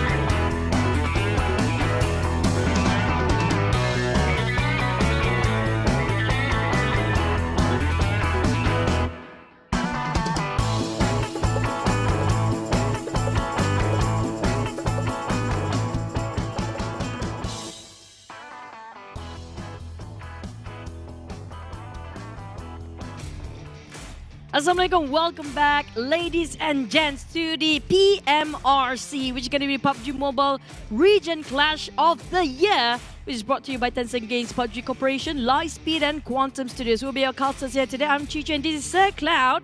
Thank you for joining us on all the platforms. Don't forget to comment in the section below as well. Who do you think will take away when it comes to the first Erangel next? Yeah, the first Erangel after our restart, after the break, so things might change. We don't know yet, but so far, things has been changing for the better, especially for people or for you viewers out there who support teams not from this region. Nova has been exceptionally well before the restart. You know, I want to call order and ask him, can we order 20 elimination next? I want to see if there's any team getting 20 elimination this time. I'm really looking forward to that. But what I'm really looking forward to is this new collaboration with PUBG Mobile together with Boy that will be coming soon in October 2022.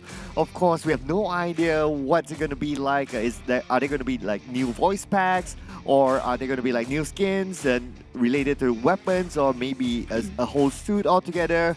Just stay tuned this October for PUBG MX Mobile Boy. And next, definitely, we have the every Wednesday for you guys. It's going to be the Rabu Padu. Second phase already begun. So the new leaderboard is going to be launched. And keep playing PUBG Mobile to earn more points and win prizes weekly. It was already launched for the new leaderboard, by the way. And could get 2 times more points when it comes to every Wednesday, especially when you play PUBG on those days. Extra time on that. And you can have this event lasted until the 31st of October 2022. And the Nusa map is currently available inside of PUBG Mobile. So get onto the game, and it only takes 5 minutes to get the chicken dinner. So, you know, when we have a break in between rounds, feel free to hop onto 1 or 2 rounds and help yourself try out this new map, because there'll be new weapons, tactical crossbow, NS2000 shotgun, as well as a new vehicle called the Quad. And take your time to explore as well this new map. It's a small map, shouldn't take too much time, but also be aware of your surroundings because it's still a battle royale. I want to shout out for Galing Nas regarding Nusa map. This is what he said. Nusa village makes you want to create a home, get married, have kids, and live life to its fullest. I'm sure PUBG will come to that in the future. I'm like, that's really great. Well, it reminds me of the cheer park, right? Whenever that happened. But now we're reminded again. Yesterday was like all Thailand. Yeah. Right now, it's all Chinese teams, with 2 of them coming in from Nova, Order, and Jimmy at the forefront. We have Paraboy as well from the previous graphic. But the years, well, they seem to have the same pose. I mean, like, this is like the pro pose, okay? I do know that Order have a lot of fans out there. And yes, Nova has been holding their fortress the longest time. I see you, Chad. I hear you. But Nova definitely played it so well. You know what? Something that I learned from how Nova rotates just now is always get the prime spot first. The spot where they can secure all the exit out and the entry in. Plus, when it comes to Erangel, they are so good at it as well. So I was actually looking forward if Nova can actually have all 5 chickens today, but that will be put a hold as Eagle Esports actually get themselves in the Myanmar map. But when it comes to Erangel, can Nova do the same thing here? Securing the spot, taking the best prime spot ever, and just taking down all teams outside from that certain spot, like how they did in Myanmar. Yeah, I think we can expect them to be playing a similar strat as well, just going into, I wouldn't say the middle, right? But it's going into somewhere that gives them that advantage, like whether it's the high ground, whether it's a compound, it depends on how the circle is, and it depends on how comfortable are they in playing that sort of area as well. So they definitely know how to move, and from point A to point B as well, in case the circle moves away, and where to be at point B. Based on what I see as well, their movement is that they don't really hesitate. They're like, okay, the moment the circle moves, they know exactly what to do from there. And this is a thing that I think most of the teams can learn from these really, really big teams. Because I work with pro teams, you know, right? The struggle is always like, how much time do you take from a point A to point B, and how much time would it take for you to decide how to go there? This is always the struggle with pro teams, but the Nova is just showing it that it comes naturally to them. Yeah, and also it just shows that how much trust they have amongst themselves, that just one call and they immediately just take whatever they need to do. They know exactly where to stand, they know exactly how to actually give the support for their teammates, and who moved the front line first. I mean, like, that's something that a lot of teams can actually learn from, and that's what we actually have today when it comes to the interview early on. A lot of the teams coming up from South Asia actually really looking forward to fight against teams coming up from region of China, because they get to learn so much and they want to use this advantage to gather as much experience, which is something that cannot be bought by anything at all. Yeah. And it's going to be something that's so valuable at this point. Yeah, I think that was what's mentioned by Snipes as well during the interview, right? That it's about getting that experience in the bag. But speaking about experience, SMG definitely a lot of experience. Yangon Galacticos as well, a lot of experience. These two teams actually, they're doing okay today. Especially YG. Especially Mane, YG. Yeah, as long as Man is still alive, he's going to be okay. I mean, like, the entire team at least gain a couple of points. But the thing is, I want to see if there's any team try to push more forward by the first map of Wrangle now. Yeah, yeah. Whether any other team they can challenge, well, now the list is kind of long, right? Because of the inclusion of like Nova performing very well today. Let's not forget about Thai teams as well. They did superb yesterday. So now the list is like long. Like, what are the possibilities, or what are the teams that could possibly get a good round? The list is like maybe the first half of the charts now. That's true. And speaking of Infinity, they're still in the #1 leaderboard, but for how much longer? Since Nova are chasing really close by now, just within two more games there, definitely it can turn the tide over. But at the same time, I want to see if there's any team out there, any team at all, including LGD and SMG, can they take down on Nova? Because right now I want to see the contest going on, but is it really Nova? The only person that can bring them down is just themselves. Yeah, and yeah, looking at how they've been playing today, it's only themselves to beat, pretty much. The only way for themselves to, well, be beaten is that they make the wrong decisions, they whiff and Feels all like that. impossible now. Yeah, it looks very hard based on what's happening today. I know maybe to some of the fans that it's like, oh, you're picking up Nova too much, like it's only 2 rounds, but hey, I mean, the 2 rounds were really, really solid. It's not like they were lucky, or it's not like they other teams made mistakes around them. It was just them making the right decisions. That's true, and I want to see how fast the other teams learn from this kind of strat and just adapt to it and get themselves in a better position later on and get, getting better at PUBG Mobile as a whole, as a community, because every single region and learning from this experience will actually bring up forth the community's performance as well when it comes to Tier 2 or Tier 3 games later in the screens. But here comes the Wrangle, the first match of Wrangle today.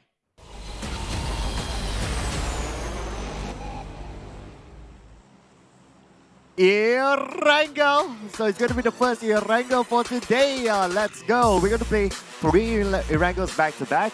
And for the benefit of our viewers as well, we're going to play 2 Erangels back to back before we have a 5-minute break. So you kind of know when you can go grab the snack. And then we will end the day again with Erangel before we have an interview to close out the day. But focusing on this Erangel, it's going to be a flight path starting from the northern side of Yogo Pool down to military base. This is going to be a long journey coming up from Infinity, since they will be the furthest away around Milta Path for their drop spot. But I'm not sure if they're going to change it anytime soon. But those coming up from Sonoska military base is going to be one of the Alter Ego and BNU. They're going to land there for sure. There's not going to be any problem at all. And those coming up from Ferry Pier, Primos, also within reach. But I do want to see if there's anybody want to contest Pachinki from SMG's hands. That's it. Yeah, keep your eye on that too. So far, looking at the drop, looks like SMG may have a safe haven inside of Pachinki. What I'm interested also with this drop is look at the position of Boom on the northern side. 3 of them into Zaki, 1 of them on the outskirts of shooting range. I think his mission is just grab a vehicle, get back into Zarki, and then make their next rotation. But not many teams drop in Zarki, so this is actually rather rare. Ooh. But speaking about rare, this kind of circle, it is still very tough because of the river in between these 2 areas on the northern and on the main side. Now, it's going to be, I have a feeling it favors more towards the side of Yasnaya Pliana for the circle. The last few ones, or even in the Medusa intersection, it's kind of far from the southern side there. But chances are it's going to be Yasnaya, and usually it's going to be LGD's place. But Frankie got himself a vehicle, and Tony Kid just going to ring around the rosy for these 2 guys at Splat. Tony Gay on the ground, one of the best player coming up from FaZe, already done and dusted. And FaZe losing, man, too early on. That's going to be the box of Tony K. Yeah, that's savage coming in from the observers. But yeah, it's going to be a good start here for the Xavier, a team that we've been waiting for them to really perform. Now the Trobos use. Looks like Gotuni Mela from the Infinity. They are on top right now with 50 and 49, and Tony K just behind him with 48. But because Tony K, he got eliminated early in this round, the number is definitely not going to go up, and that also means that the two players from the Infinity can pull away in terms of a Throwbos use in total. So that will give them, well, it's not really a race. There's no like prize for it, but it's just a nice fun fact.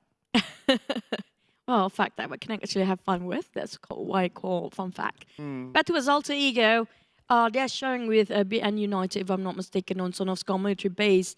But I don't think that they want to stay here for longer because it's quite far from them to go over to Yasnaya. Now, the moment you got in the circle too late, we saw what happened in Marama just now. It's not really great for these guys. You will be gatekept hard by the teams that actually just at the rim of a circle. So they have to make sure that they got themselves that vehicle, come up from the southern part of the island, just move forward. But to get around Farm or Milta, it's going to be really tricky. Either of the both bridge will be heavily guarded by a lot of teams there. Yeah, I can expect that to happen, maybe. But nevertheless, it is still like what, many more games to go before we find out who is the real champions of the PMRC. So maybe a little bit still early. But then again, let's also not forget, despite we still have a lot more games to go before we find out who's the champion for PMRC, the top 2 spot is still being eyed for these teams because whoever who's on top 2 will play the extra Nusa match tomorrow, and because of that as well, they will stand a chance to win an extra $1,000 if they get the chicken dinner. Especially the second and third place right now is just 1 point shy between them, especially also FaZe, who lost quite early one person, and it's one of the most important players in their roster, which is going to be Tony K. I mean, like, all the players are actually really important, but Tony K always knows where to look from in the critical situation, in the down to 3, to catch up with Nova at second place, who just shows how powerful they are. But for some teams, they're having a bit of a roster change here. For Manparang will swap in and replacing Adip for now when it comes to Wrangle. Yeah, Mamparang. Yesterday was the same trend as well. So he swapped in with Adips at the exact same game after the extended break. So they're continuing on with that trend. However, the trend for Semna, unfortunately, is that they've been slipping down. Currently, they are the lowest among the Malaysian teams. Yesterday, they were obviously number 1 because of that first chicken dinner, but now they are behind 4 rivals, and Geek Fam, 4 rivals, slightly in front, but they share the same amount of points still. And also, don't forget to scan now for the PMCC 2022, where you guys can actually win over 40,000 ringgit of prizes, and definitely you can actually have a shot to get into the next year PMPL 2023. So, you know what? Just have it a try. As long as you're 16 years and above, and you're still a student, you can go into PMCC, which stands for Campus Championship for PUBG Mobile. So, you guys actually have a shot to be a pro player as a career in the future. Yeah, those of you who like to comment about players' gameplay, that's your chance to prove it on stage. Well, maybe not literally, but then again, to prove it on the official tournament and possibly go on to the next phase, which I heard PMNC might be on a stage, but I'm not going to spoil that just yet.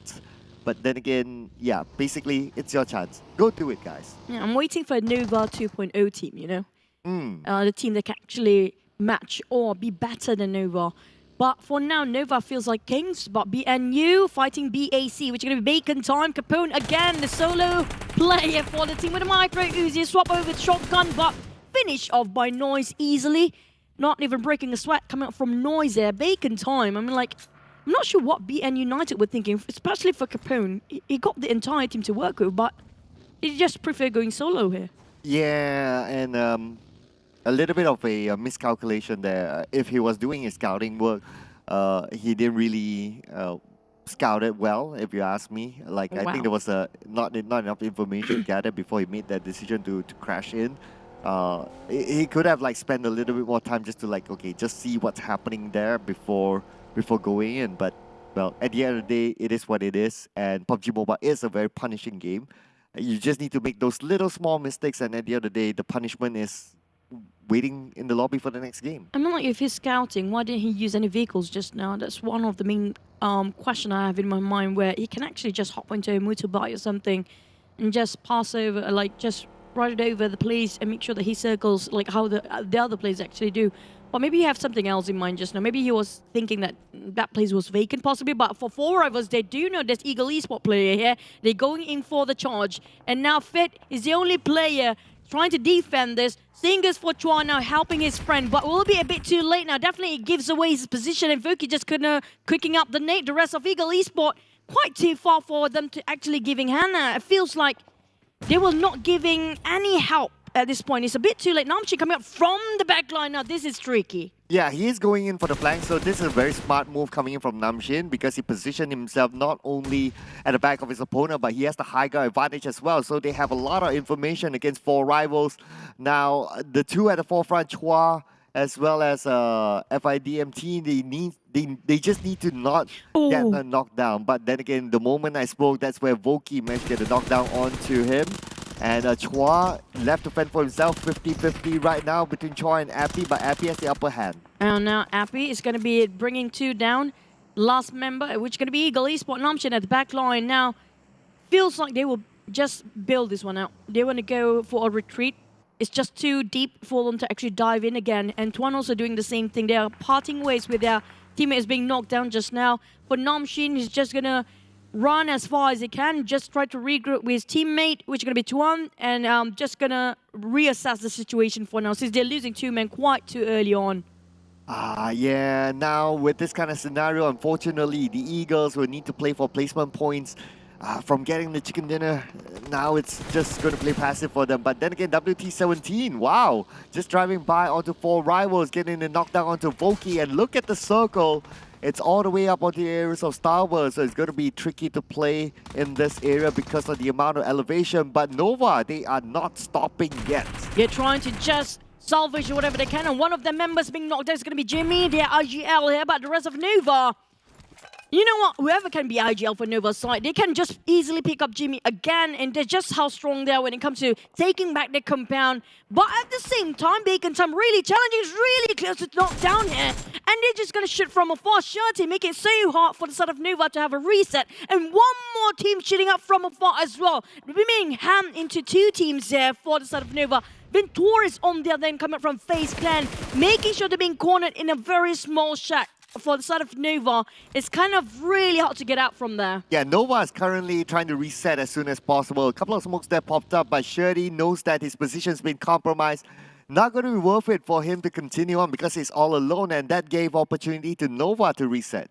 Oh, they still managed to survive. That's kind of a hard thing to do for Nova, but still, back to the team that's trying to get themselves a secure position. BN United spotted on Infinity. D Xavier's coming out the other end, climbing up the hill as we saw the circle just now going around Stalber, quite far off.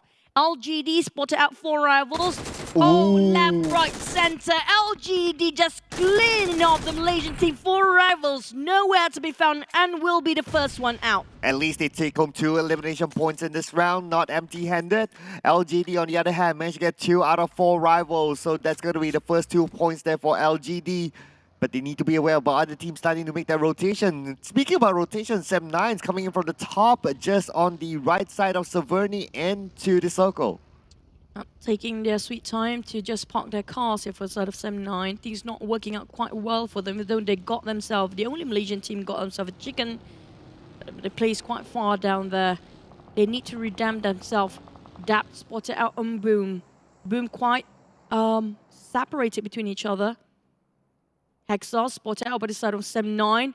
They just wanted him down, and that's a bit of a bumpy moment, but Dap spotted out the ones actually on the high heels. Shooting them down is quite a spray coming from Dap. Knocked one down, but can he finish the job here? Oh, the long range now. Coming in from Boom, putting pressure on the Sem9. Sem9 going up against Boom. It's going to be 1v1, but then again, Sem9 seems to have the upper hand. They are going up to the high ground, but then again, it's going to be LGD having the buddy on the Sem9. Now there it comes. Quite head on. It's going to be Boom on the ground. Sem9 really close off being knocked down from Mumbai. Still survived, but big shot from afar. They take him back to retaliating and counter fires from the side of Boom. Now they're trying to corner every way possible. 7-9 walked themselves into the trap in the center. Boom. Right now, they need to recover quickly while their teammates currently down. They need to pick him up, but then again, it's not going to happen. Fortunately, will be finished off. Mamparang is still down at this moment. Harm is still alive. Okta together with Hexas, they're going in. Okta with about 30% health and needs to reset himself. But unfortunately, the long range shot coming from Mela stops Okta in his tracks. Down to Hexas to actually make a play here. They're being choked to death for the start of Boom. Slowly, 7-9 managed to reset and get back up their feet here. Harm tried to finish off Okta straight away, but the smoke just making it so hard for him to finish off the job and seal the deal. But we have one more team joining in. Here comes Infinity, butting in as a third person. Entirely just gonna sweep the floor clean here. Slowly taking their steals off from the side of 7-9. They got Boom's elimination, and that's gonna be one more team out early on. Infinity, they don't want to let go of their number one spot towards Nova. They know that Nova is currently performing. They're trying to get as many elimination points as possible. At this moment, the Infinity managed to get 3, one of them out of Boom. And now the Infinity, they are looking like a team like they've been playing yesterday. Just going around and bulldozing anyone that they can see. Lucky enough, Suki actually didn't spot out Geek fam the other end. I'm not sure if QTC actually spotted them out. I feel like they do know exactly where Geek fams are. And they're just going to keep on putting the pressure on that side, but LGD, they didn't know that there's one more team behind them watching over from the high ground. It's gonna be GIDS. They have to be extra careful now. Couldn't be too exposed with the other teams who've been watching them really close enough on top of Savannah right now. They need to go over the other side because they're quite far, or maybe around almost at the rim of the circle. But Nissel try to just tap them down, making sure that they cannot leave the smoke for LGD. Snissel tapping away onto LGD, putting pressure onto them. GIDS currently playing on the outskirts of Severny. And now we have a counterfire coming from Killed onto Mika from Geek fam. Geek fam being spotted out by LGD as well. Pombit finishes off Harm. Harm now down. Putra is down. Looks like it's going to be Mampar, the last man standing for 7-9. Infinity fighting against LGD at the same time. Alter Ego wanting to finish 7-9 entirely. Just eliminate them from this round. 2 down back-to-back here. While 7-9, I think they just left with one more person. Alter Ego got themselves extra 2 points for free. And now they walk themselves in a trap. If they don't leave it now, Infinity might be their next contenders there. Alter Ego still on the outside of the circle. Same goes for the Infinity. The Infinity, we know their play style. They like to play from the outside of the circle. They like to play from there in because they know that they can bulldoze teams. And Alter Ego happen to be in front of them. Alter Ego needs to be careful. The Infinity, they're starting to move. They want to see the circle so bad right now and see who's actually in the center. Infinity is outside of it. Same goes for some certain teams. I think there's only a number of them. Nuva actually getting the center again. They got themselves the compound to work with. They got themselves an open road as well. Really risky. But 7-9 at the same time have to face all the odds against the world. That the last member remaining for 7-9 just striving to survive. LGD on that end still having a go against Geek fam there. D Xaviers happen to be passing towards the side of another team just next to them. I'm not sure. It's going to be Eagle Esports. And they're just taking the corner fight within the cliff. Oh, Tuanzi out on the outside of this compound. Namshin in the compound. D Xavier, they're focusing on the compound though. Not too sure if they know that Namshin is there or Tuanzi is there. Tuanzi still waiting for the right moment to show himself. Looks like D Xavier putting focus onto Namshin, but Tuanzi just below Lamborghini. He doesn't know. Tuanzi's waiting with the micro Uzi. Now switching over to M249. Can he be the one to take them both down? Oh, there goes the hop, and he just exploit himself that position. Lamborghini definitely knows him there. Dirk tried to give the support fire from behind, but Lamborghini being shot down by the side of Shunos from afar, actually.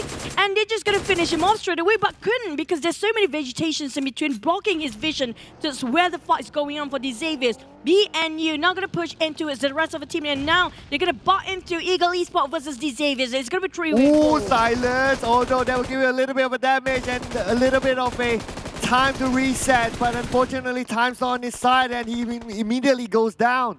Zuno's coming in from behind. Namshin in the compound. Namshin down to 30% health, and Duke is there to finish him off. And Duke tried to get more eliminations there. Definitely secured that 2 eliminations on the spot, but These Xavier's losing Lamborghini. They tried to reset at the back line. What Rabies got stuck in between, being cornered by the rest of BN United and Eagle Esports. BN United is kind of a failed attempt to rush in the last minute just now, and they might regret it. Heavy toll towards them. Max cooking up the nade, but being chipped down quite a lot. A lot of the shots connected, and Rabies coming up from behind. It's going crazy. It's going to go for the lasers. Oh, SMG is there as well. Wait, what? Yeah, SMG happened to butt in for the high ground, and now it's going to be SMG coming in, but they need to pick up Pig Feet first. But before that, remember, he needs to reset quickly. Remember, finish off Duke. At the same time, we can see that Lycan goes down to Loki, but remember, will be remembered for his attempt, but Logan will be the one to get him down. 5 teams happen to be at the same place here. 5 to 4 teams. Definitely, there's going to be a lot of teams will put themselves a graveyard area in this right side of the circle. But the ones coming out from the south is going to be only YG and FaZe. But the circle shifted again. Geek Fam happens to be in the center, almost the center. Same goes for Bacon Time. Nova will start to bulldoze everybody in the way. Oh, but check out the northern side. There are at least like 3 teams there that may fight with each other on the right side as well. It's going to be the same kind of scenario, and looks like BN United is starting to lose this plot. But before that, 1Z goes down. So that's going to be DZ. We're having the high ground. They could clean up BN United. BN United have 2 more men left. I'm not sure they have enough or not. Never mind. There's going to be wiping off the floor clean. These Xaviers won that fight just now, but left with only Frankie here. Is it worth it for the team? Left with 1 man, got a couple of elimination, yes, but the rest of them, how can they survive for the next couple of seconds? Well, that will be the question for the Infinity with no time is not on their side. The zone will start to close in. Xavier, they are still in this game. Now, FaZe Clan is moving in as well. They're trying to get the prime position where Yangon Galacticos is currently at. But at the same time, we can see that LGD may lose another player.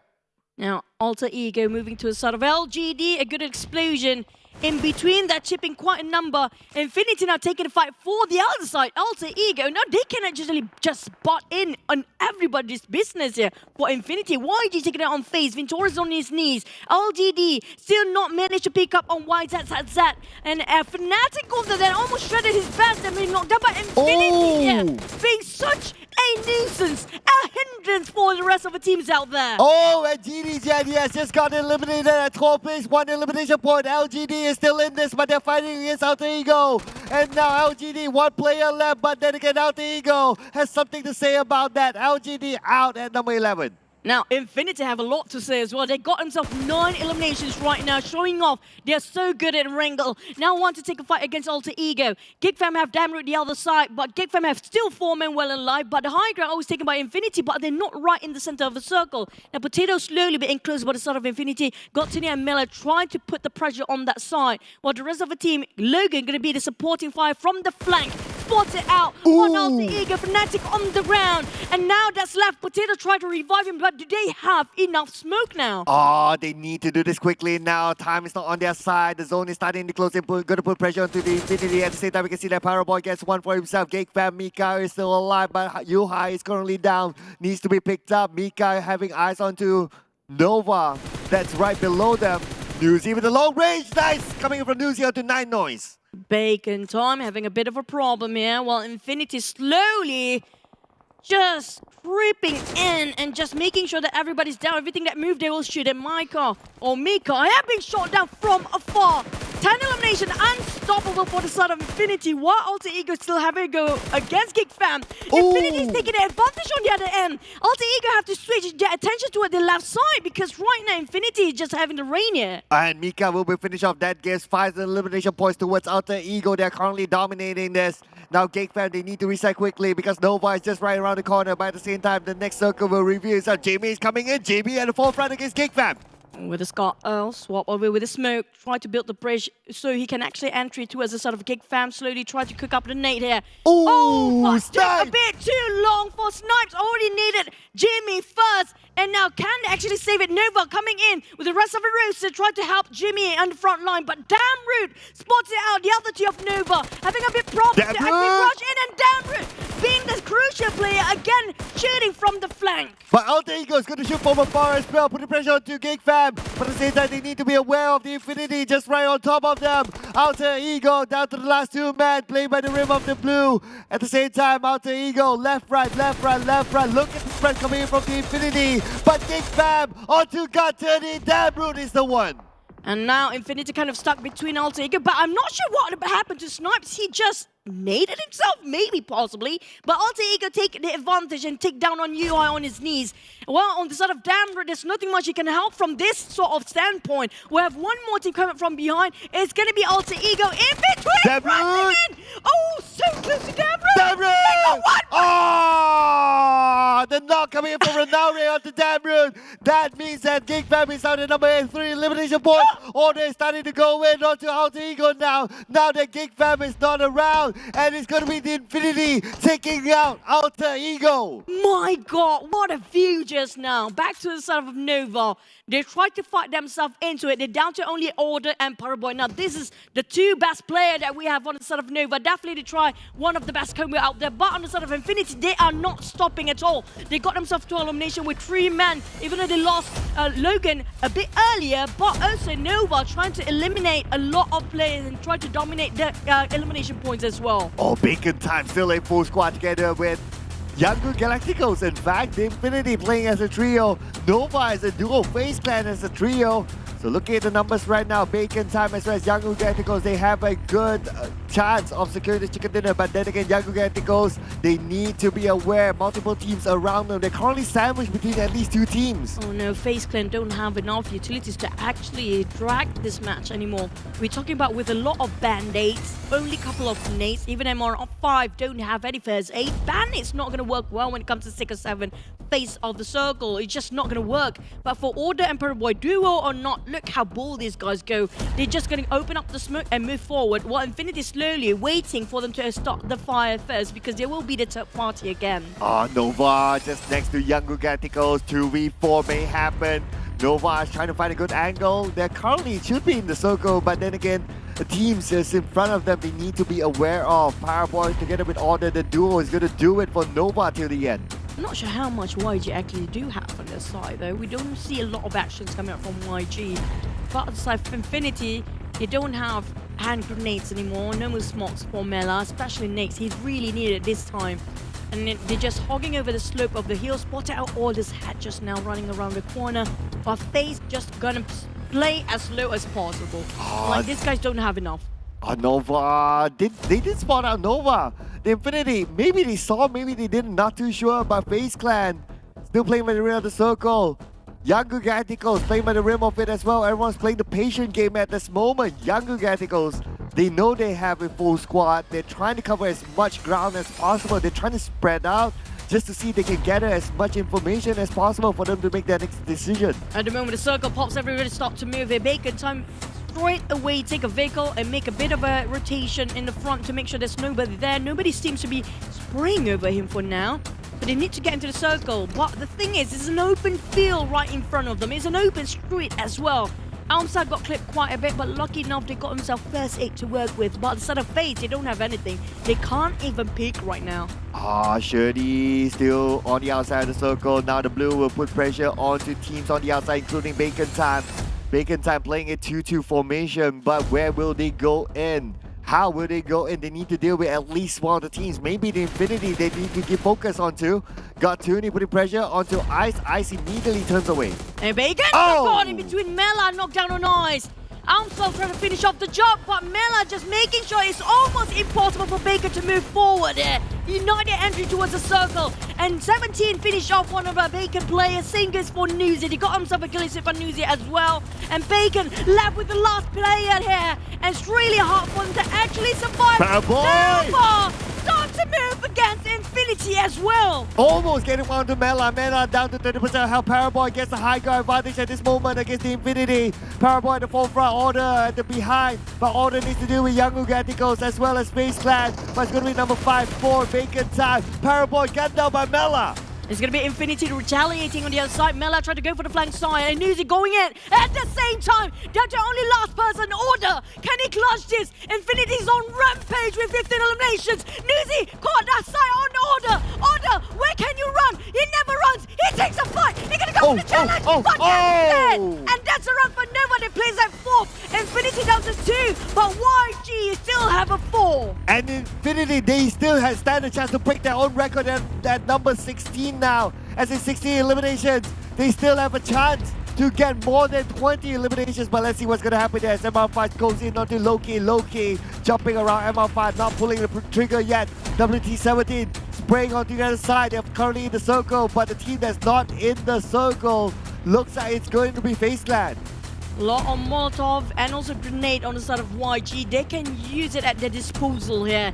They got the most resources. FaZe on the other hand still not making any move. They're waiting for the right time to peek out and show themselves. Infinity on the other hand is on the hunt here, even though it's just Nusa and Mela, but these guys just never whiffed it when it comes to the sprays. YG, they got the most man here. They shouldn't be worried too much. Oh, but they need to be worried because they're going up against FaZe Clan as well as the Infinity, the top teams in the tournament so far. The Infinity, they're waiting for the right moment, trying to find a good angle. Loki being spotted on. Loki got down by Nusa. They didn't secure the knockdown just now. They didn't get Mela. And now Lycan trying to move forward. Loki off the ground. Finish off. Mela even got reset for himself. And that's more 17 elimination. Are they breaking a 19 elimination? We're only duo working for the side of Infinity. Oh, now the Infinity, they managed to climb up to the high ground. One side will be gunned down by Lycan.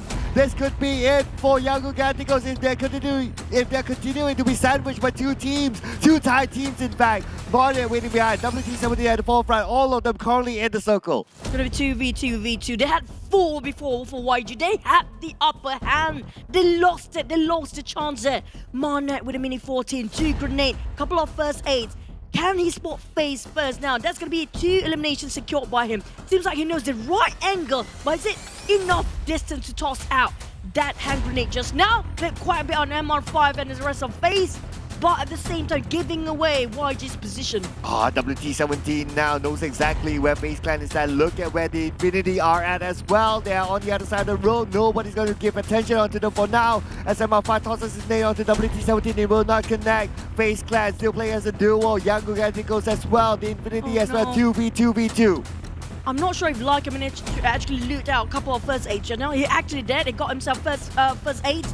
1 hand grenade, 1 Molotov. And a couple of smokes just now being popped, if I'm not mistaken. Back towards the side of Nusi. Oh, he's just a bit. Oh, just tiny bit towards the left side. He's going to be securing 2 eliminations there. FaZe slowly burned off by the blue zone, but slowly creeping into the side of YG. They're just head-to-head here. Infinity is the furthest from the blue zone. This is to their advantage, but they're right in the middle of the street. Oh, like Nusi goes down. Everything's going to go haywire right now. Looks like the Infinity, they're still in this with Mela. Now with the AUG, the Infinity, 1v1 WT17 against the Infinity. Mela going to it. No, so close for the Infinity. But then again, it's going to be Yangon Galacticos with the chicken dinner. Oh, they almost lost it when they left with 2 men just now. But it's still the circle. Oh my god, that was so close. What a game by all the 3 teams, YG, Infinity. And definitely that was one of the best ending ever. But Infinity, did they break their own record just now? I don't think so. At most, they would have gotten like 17 or 18. Definitely not a 20 for sure. For them to get a 20, they need to eliminate everyone at the final moment. So yeah, I mean, they're again very, very close to their own record of 19 at this moment. But the Infinity, well, I mean, they're back. Welcome back, the Infinity. Where have you been? Hello. Oh, they are scary. And now back to the highlight. In case you guys missed that for a bit, just going to be a bit of a recap. A lot of early team fights. I mean, like, when it was the 5th circle, we have, like, less than 10 teams. Yeah, it was hard and fast in this round as well. Considering that this kind of circle kind of forces teams to fight because of that river just on top of Yastaya, they kind of cut off a lot of a section of the play area, so that's why teams tend to meet with each other faster.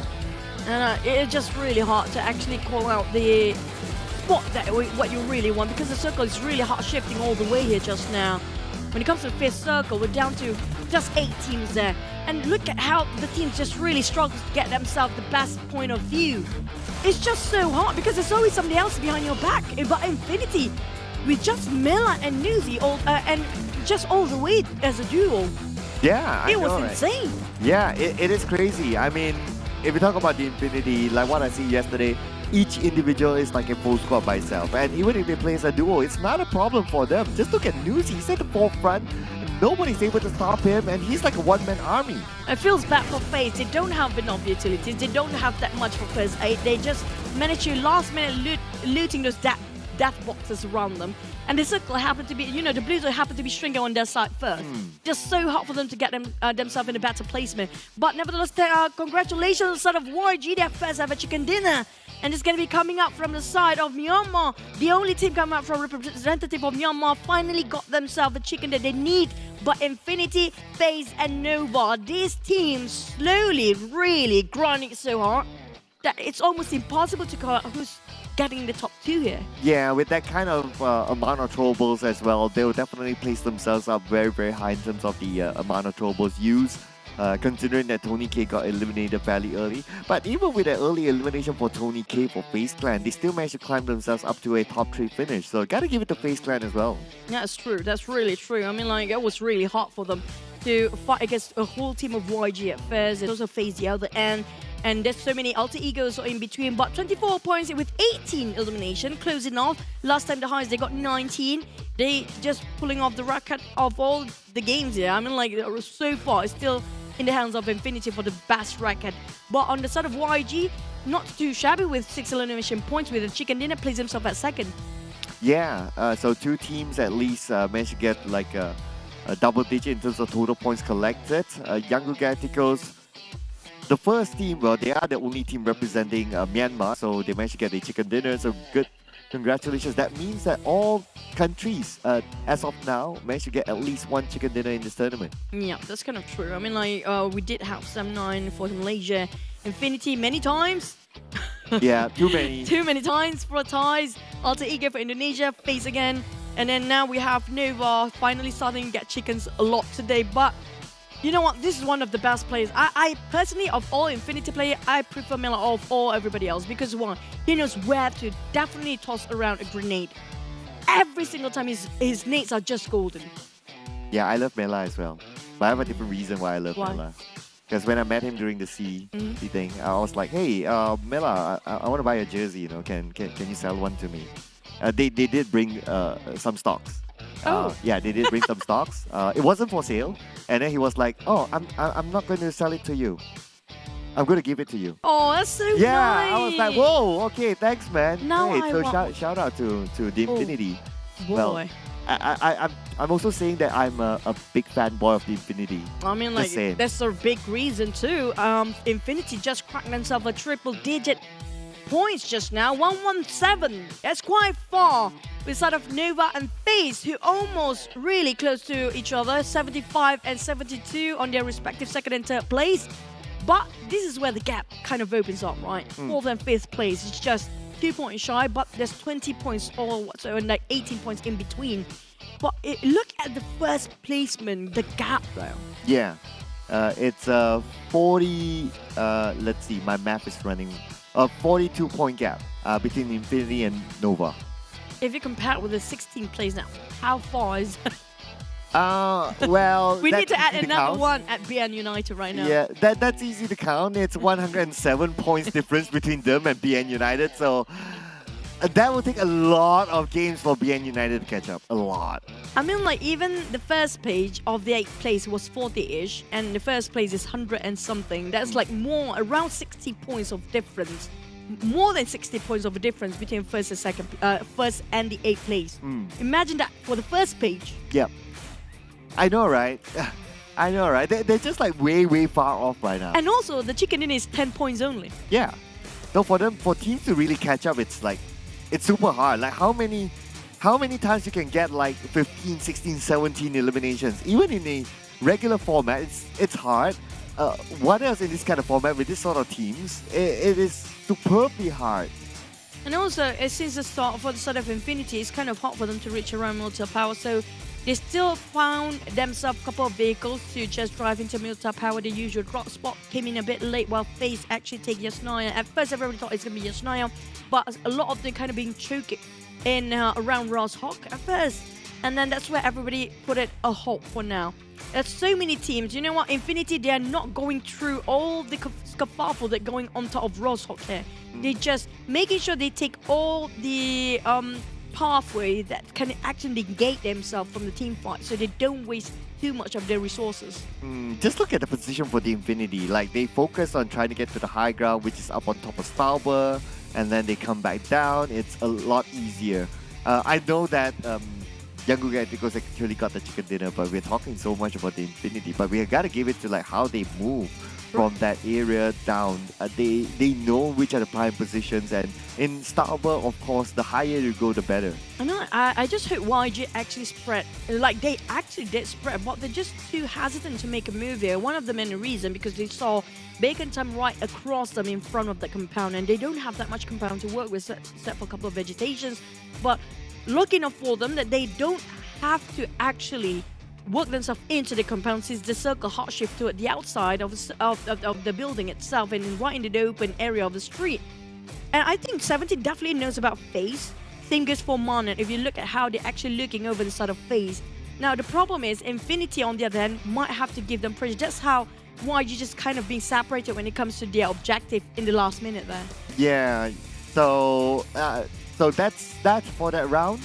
FaZe Clan definitely played very well as well, considering they played as a trio from the start. Let's not forget about them. Gotta give them credit too. Yeah, but then again, out of the 3 teams at the end, again 2 teams are from Thai, so they are still the Titanics. It's hard to disregard them. Where are the other regions now? I know, right? And then you have Nova in between, and that's it. Like, and then everyone's like Nova and the Titans. Yeah, Nova and the Titans. Yeah, that's all. Yeah, but what else is in store for you guys is, of course, the PMCC, the PUBG Mobile Campus Championship that will be happening really soon. So for those of you eyeing a slot onto PMNC, sign up for this and stand a chance to win 40,800 ringgit worth of prize pool, and of course the opportunity to play on the PMNC stage this year. That will be happening. Not going to spoil it. I'll keep it a secret for now. But also, if you actually won yourself and winning in PMNC, you have a chance to actually qualify to 2023 PMPL. We do know how hard to get into the PMPL these days. Yeah, so that's one of the routes there for you guys to play. But besides that as well, a new Ultimate set will be coming really soon, and this kind of teaser, you know, it's like really teasing. This is like the level, the Dragon Ball level of teasing. It's like the Dragon Ball was worse. Yeah, Dragon Ball was probably the worst of all. There's nothing. Yeah, it's like you just like, you know, no point putting it out. It's like it's not helpful. Now this is the map that one of you said where you can build a family in. Oh, the new Nusa map, where you can actually, it's actually true. You can pick up a couple of friends in Love Island, and then you go to the Pink Beach, and you go to Sunset Street to start a family. Then you go to the Bulan Bay for your honeymoon, and then you get kids, and then you get into the Science Center to let your kids get educated, and then you go to the Flame Village to actually have a bit of a war there. That's actually the storyline of it. Okay. I thought that going to the Flame Village to get a baptism of fire might sound a little bit more relevant. But anyway, that's like figurative of speech, right? But yeah, do check it out as well.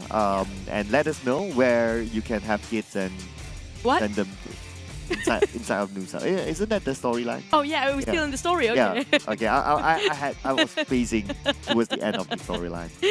You know what? Nusa is really fun map. It's the smallest map, but it's definitely one of the most satisfying to play because it's less than 10 minutes to actually finish off, precisely to be a 5 minutes chicken dinner. And also, I'm looking forward to the show match, which is going to be tomorrow for the top 2 to play in Nusa map for the players. Yep, it's going to be played for the first time on a competitive setting. So you don't want to miss out on that. The top teams from today will head on to tomorrow. But wow. That's head-to-head, so it's going to be, wow, it's good. So we're comparing countries now. Oh, wow. I mean, like, when it comes to the average, for the eliminations, there's a bit of a gap. But for the average time in the blue, now we did mention most of the China team regions, like, the China region teams, they prefer to be in the center of the circle, right? If they compare to the Malaysia, some of them playing very late. But when it comes to the others, it's almost like not too different. Yeah, well, I guess that's why statistically, we do see that China, they spend lesser time in the blue. But anyway, yeah, but that was the numbers, right? So the numbers don't lie. I believe in that. I'm a very data person. Mela Nuzi currently at the number 1, number 2 for the most damage dealt out. Loki was one of the star men for Yangon Galacticos, but look at the gap between them in terms of damage dealt. Obviously, the Infinity, just by having 2 players up there, that just shows that, okay, they are still here to stay with that kind of firepower. And for today's matches so far, with those actually got themselves chicken in, and just to recap, Nova, Eagle Esports and YG, a lot of 9s with inverted 9 in the last one. Oh yeah. Next one is going to be... Good point. Yeah, but at the same time, are we looking over a record-breaking Erangel today? We're waiting for anybody to hit the 20 eliminations. Yeah, I know, right? So today's record is 18, but of course the overall record for now is 19, and both of them happen to be the same team. I think at some point they're going to be like, you know, like how we talk about Geek Fam at some point during the PMPL. Yeah. Yeah, the Infinity is probably going to be that. Like when it reaches like day 3 or maybe like the start of day 4, it's like, the Infinity again. And you know what? What really? I mean, like, it's so hard to, you know, match up the Infinity for the teams, including Nova, because of the gap in between here. Like, you know, they have to take that. It's so rare to see Infinity goes down first. Yeah, it's hard. Except for Sunhawk, there's a possibility there. But when it comes to Marama and Erangel, especially Erangel, they're just so patient when it comes to making their rotation, not too hasty about calling the shots of where to go in which compound. They're taking their own sweet time. They think it really through to which spot they want to get next. Yeah, they definitely put a lot of thought there. So that's why they know like what kind of prime positions for them that they're comfortable to play with. It's actually the same theory as Nova, right? Nova has the same thing. When they move from area to area, is that they know that that's a prime position. That's number 1. Second is that they don't hesitate their movements. The moment the circle moves, they go in. In terms of that, it's the same. But of course, overall play style, Nova and the Infinity likes to play a little bit longer on the outside of the circle. Nova likes to play a little bit faster in the circle. But the essence of it is that they both don't hesitate in their decisions. That's true. And also, we can see how they just move without, you know, some teams are making a bit of a U-turn, something when they try to do something, the rest of the team don't follow. That kind of mistakes really not be made by these 2 teams. Now, I really want to see if Infinity happen to be clashing with Nova early on. What's going to happen then?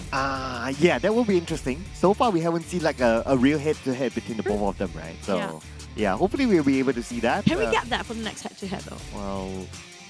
Can we get that? You got to tell the person on the other side of our... Telling you the other side. Yeah. Can we get that head-to-head? I really want to see now because... No, I saw it. Yeah, they shook their head. It's like, no. No. They were like, no, you're not going to get it. I want to see because right now, do you think by the end of today, Nova can overtake the number 1 spot or not? With 2 more rounds, no. Realistically speaking. Mathematically as well. Yeah. Well, mathematically you can, but realistically, no. Yeah. But it's because of course, we need to consider that Infinity will also gather points as they go, right? And then they don't look like they're stopping. But for the next round, let's check this out. So I'm interested to hear your answer now. I mean, like, I want to see what they have to offer this time for the teams. You know, we heard their coaches just now. I'm like, we are more towards rooting them instead of predicting them. I know, right? They should change that. Talent rooting. Talent rooting for who today? Talent rooting. We want to push all the teams as a whole, as the entire scene here, to match up each other. You know what? To catch up when it comes to adapting to their playstyle. To catch up, to chili sauce, to, I don't know, ketchup, you know, tomato ketchup, black pepper, and everything else. Barbecue, wow, that's great. At least GD, GIDS, not too bad of a pick, right? No, I mean, they are kind of consistent. But the only time that we actually, the last round was the only time that I actually see them kind of eliminated too soon. They got themselves a no point at all, no eliminations, and I think it was the first or second team to actually go down early. So that was a rare sight from GIDS. Yeah. The same goes for Infinity and Bacon, FaZe, and also the side of Nova. It is. It they is very rare. never go down early. Yeah. Even if they did, we won't remember because everything else is covered back with their super performance. True. Yeah. So, but as far as I remember, as well, the Infinity they never went out early. Maybe FaZe Clan 1 or 2 rounds, but at the end of the day, the overall performance is what matters, right? I think one of the many reasons because Infinity love to drop where there's not many contenders too early on. They always want to secure their loot first in this case. But for the side of FaZe, I mean, like, they love to drop in the middle of everybody else. Like Bacon, they love to drop around Jogopul, north Jogopul. So it's quite far off, except for, you know, Zaki now do have some tenant there. So I'm not sure if they want to challenge Bacon for those that are dropping in Zaki. So you have to wait and see. But for the side of Infinity, nobody's actually tried to contest them or try to just take it over around Milta. I think that kind of makes sense why they do that, and that kind of that there's a link there between how they play as well. They like to play on the outside, they come in a little bit later. So based on that kind of play style, it makes sense that they like to drop at the edges. Like in Sanhao, they like to drop up north, and like in Erangel, they like to drop on the right side around the areas of Milta Power, that kind of area. At some point, they like to drop in Novo as well.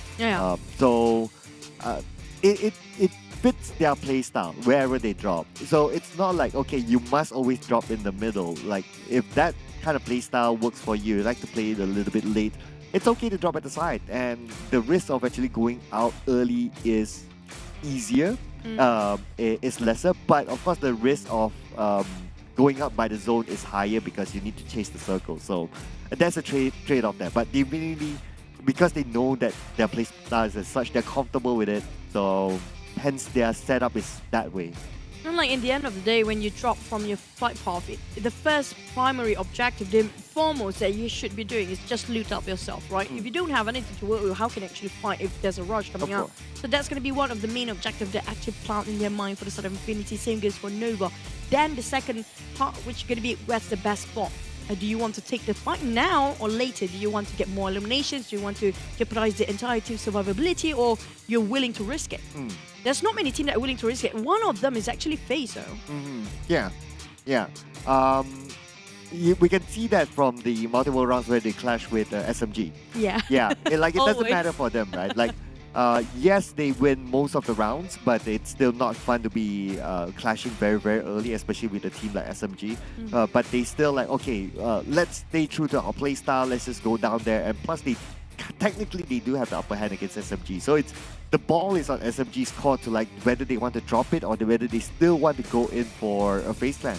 I mean, that's usually on Sunhawk and also Mirama. In this Erangel case, well, quite far. Like sometimes they do drop around Rostock, sometimes they do drop around Hospital or Southern Jogopur, but SMG still in the side of Pochinki. Pochinki is a very luxury place to loot from. There's a lot of places, right? And I'm just a bit surprised that, you know, the Xavier's not contested there, because they used to love Pochinki a lot. And whoever back then in the ancient days, whoever being the kings of Pochinki usually be the kings of Erangel. But these days, not so much anymore. Yeah, not so much, because of how the playstyle has changed. That's why the Infinity is an example of like, you don't need to like bulldoze your way at the middle. You can still play by the sides, but of course you need to adapt. You need to be able to change the way you play, whatever that you're comfortable with. But it's also the opposite, right? If you're not comfortable playing late, right? If you're like a Nova, for example, right? You're not comfortable playing late. You like to play smack in the middle straight. You like to play those prime positions very, very early on. Then playing by the sides as a start may not be that your cup of tea. Maybe it's better to start somewhere closer to the middle of the map. That's kind of true. It's all down to how they want to play the game for the teams. Yeah. Because every single team will not actually copy-paste every sort of strategy between the other teams, because it just don't gel well with them. It's all down to how they want to, the most confident play for themselves and amongst the team. But while we're waiting for the players getting into the lobby, be patient. Don't forget to check out all the best exclusive during this particular tournament, where we have the first time ever the Clash of the Year. And if you guys just joined us just now, we have a lot of C teams today, so the Asia teams, plus one region which coming up from China, one of the best in the world, joining in to see how well the Southeast Asia players actually prepared themselves to fight one of the best in the world. Yeah, I know, right? This is like a teaser. Yeah. It's like a teaser to what's going to happen next week. And next week is going to be the big one, of course. There's prize money involved. It's going to be a long format. It's going to be a 3-week league and then a finals at the end of it. And then not only that, it's also going to be the ticket towards a PMGC as well. That's going to be happening at the end of the year. So definitely the teams don't want to miss out on this. If any of the teams do not make it past this stage, to PMGC, basically their season is over and it's going to be like what, a 3, 4, 5 month holiday. It's going to be next year. Yeah, it's going to be next year. Totally next year for them. I'm Absolutely. Like, 2022 is done for them if they cannot make it out alive towards PMGC for this year. It's almost at the end of the year. We're almost done for 2022. Oh my god, do we have flying cars already? Not yet. Well, in game we got plenty of it. We got plenty of it. We saw a flying bike earlier on. Oh yeah. Yeah, that's one. Was it Nova just now? Yes. It was, I think it was Jimmy. I think it was Jimmy as well. He came in a bit late than the rest of the team. But yeah. You know what? It was really, I mean, like, even the circles are so unpredictable with the latest patch just now. We saw the circles like we've never seen Zaki ever.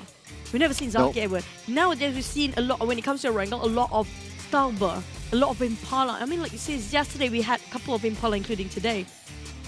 Yeah, it was an Impala today. Yesterday was somewhere down south, around the areas of Chumasera, high grounds of Chumasera. That was Miramar. But for Erangel, I think it's around Lipovka. I think it was around Lipovka. Yesterday's Erangel was Ferry Pier was one, and then it was Milta. Yeah, that was the second one at some point. The last one we had around Lipovka, if I remember that correctly, but I think somewhere between there. Right. Okay. I don't recall Lipovka, but I guess it doesn't matter. Was it Gatka? It was. Feels like Gatka, right? Yes, it was. Because we had so many. But yeah. we're not going to go through that again. Yeah. Right. Hopefully. Now, speaking of Erangel circles that we mentioned just now, not many that is too generous in the center today. Like even today, right? So are we having a chance? Like I do want to see if there's, like one time we ended up right on top of Sonovska military base as a start here. Yeah, of course. As a viewer, we love that. Yeah. Yeah, as a viewer, we love that. So hopefully that happens. Alter Ego will be very happy because they like to drop into a military base. And the Infinity is not too far away as well. They like to drop around Milta. So it's not too far away. They can cut through Novo using a boat or whether using the bridge if they do a quick move. So yeah, those are some of the teams that will be fairly happy if we get a South Circle. Because I want to see a bridge camp and also, okay, fine, bridge stand or bridge hold. Okay, you guys, I see you, chat. But I do want to see they block with vehicles. Is that going to happen? That's really crafty from the players back in the ancient days. But even these days, it's the vehicles are so scarce, right? You hardly get to, get a grasp about any vehicles out there. So it's just almost impossible for them to actually block the entire road or the bridges in this southern island. But we're still waiting for the players to actually have a go. Do you think, in your prediction for tomorrow, right? Okay, I have a feeling that Infinity definitely goes for the show match, right? Yeah. They're definitely already there. Yeah, for sure. So who else that left actually not in the... Do you remember? Well, you're testing my memory now. I do remember SMG up there. Yeah. The Infinity SMG. So I don't think there's vacant time. I don't think there's space. Yeah, because you can only have one Thai team. Yeah. Yeah. So I think in between those two, like, Nova possibly might be squeezing in last minute. Probably. Yeah. Looking at the condition right now, they will be the ones who squeeze in later on. But of course, they're still not in a comfortable spot yet because the points are still kind of close between the number 2, number 3, number 4. So they still need to work their way up with the final 2 rounds going to be happening right after this. And of course, what we're hoping for again is going to be a military-based circle. Oh, so demanding. But it has been a hectic circle, like the past few days. I'm looking forward for this. I have a feeling it's going to be a very entertaining circle for us. Not so much for the players. But in the 20 seconds left, who do you think will take the biggest eliminations there, Cloud? Infinity again? Yeah, I would. if I were to put my money on it, would be definitely on Infinity again. I mean, again, no explanation needed. Let's just get into the game.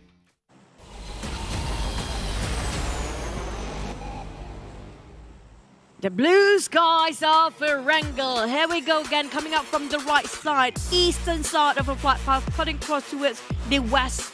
And it's going to be quite in the center, if I'm not mistaken, splitting the map evenly into 2, coming up from Prison, Lipovka, down towards the southern part of Hospital, or just, all the way towards the left side. But this is going to be a really nice, generous flight path. The problem is, will the circle be generous as well? Yeah, that would be the bigger factor, I would say.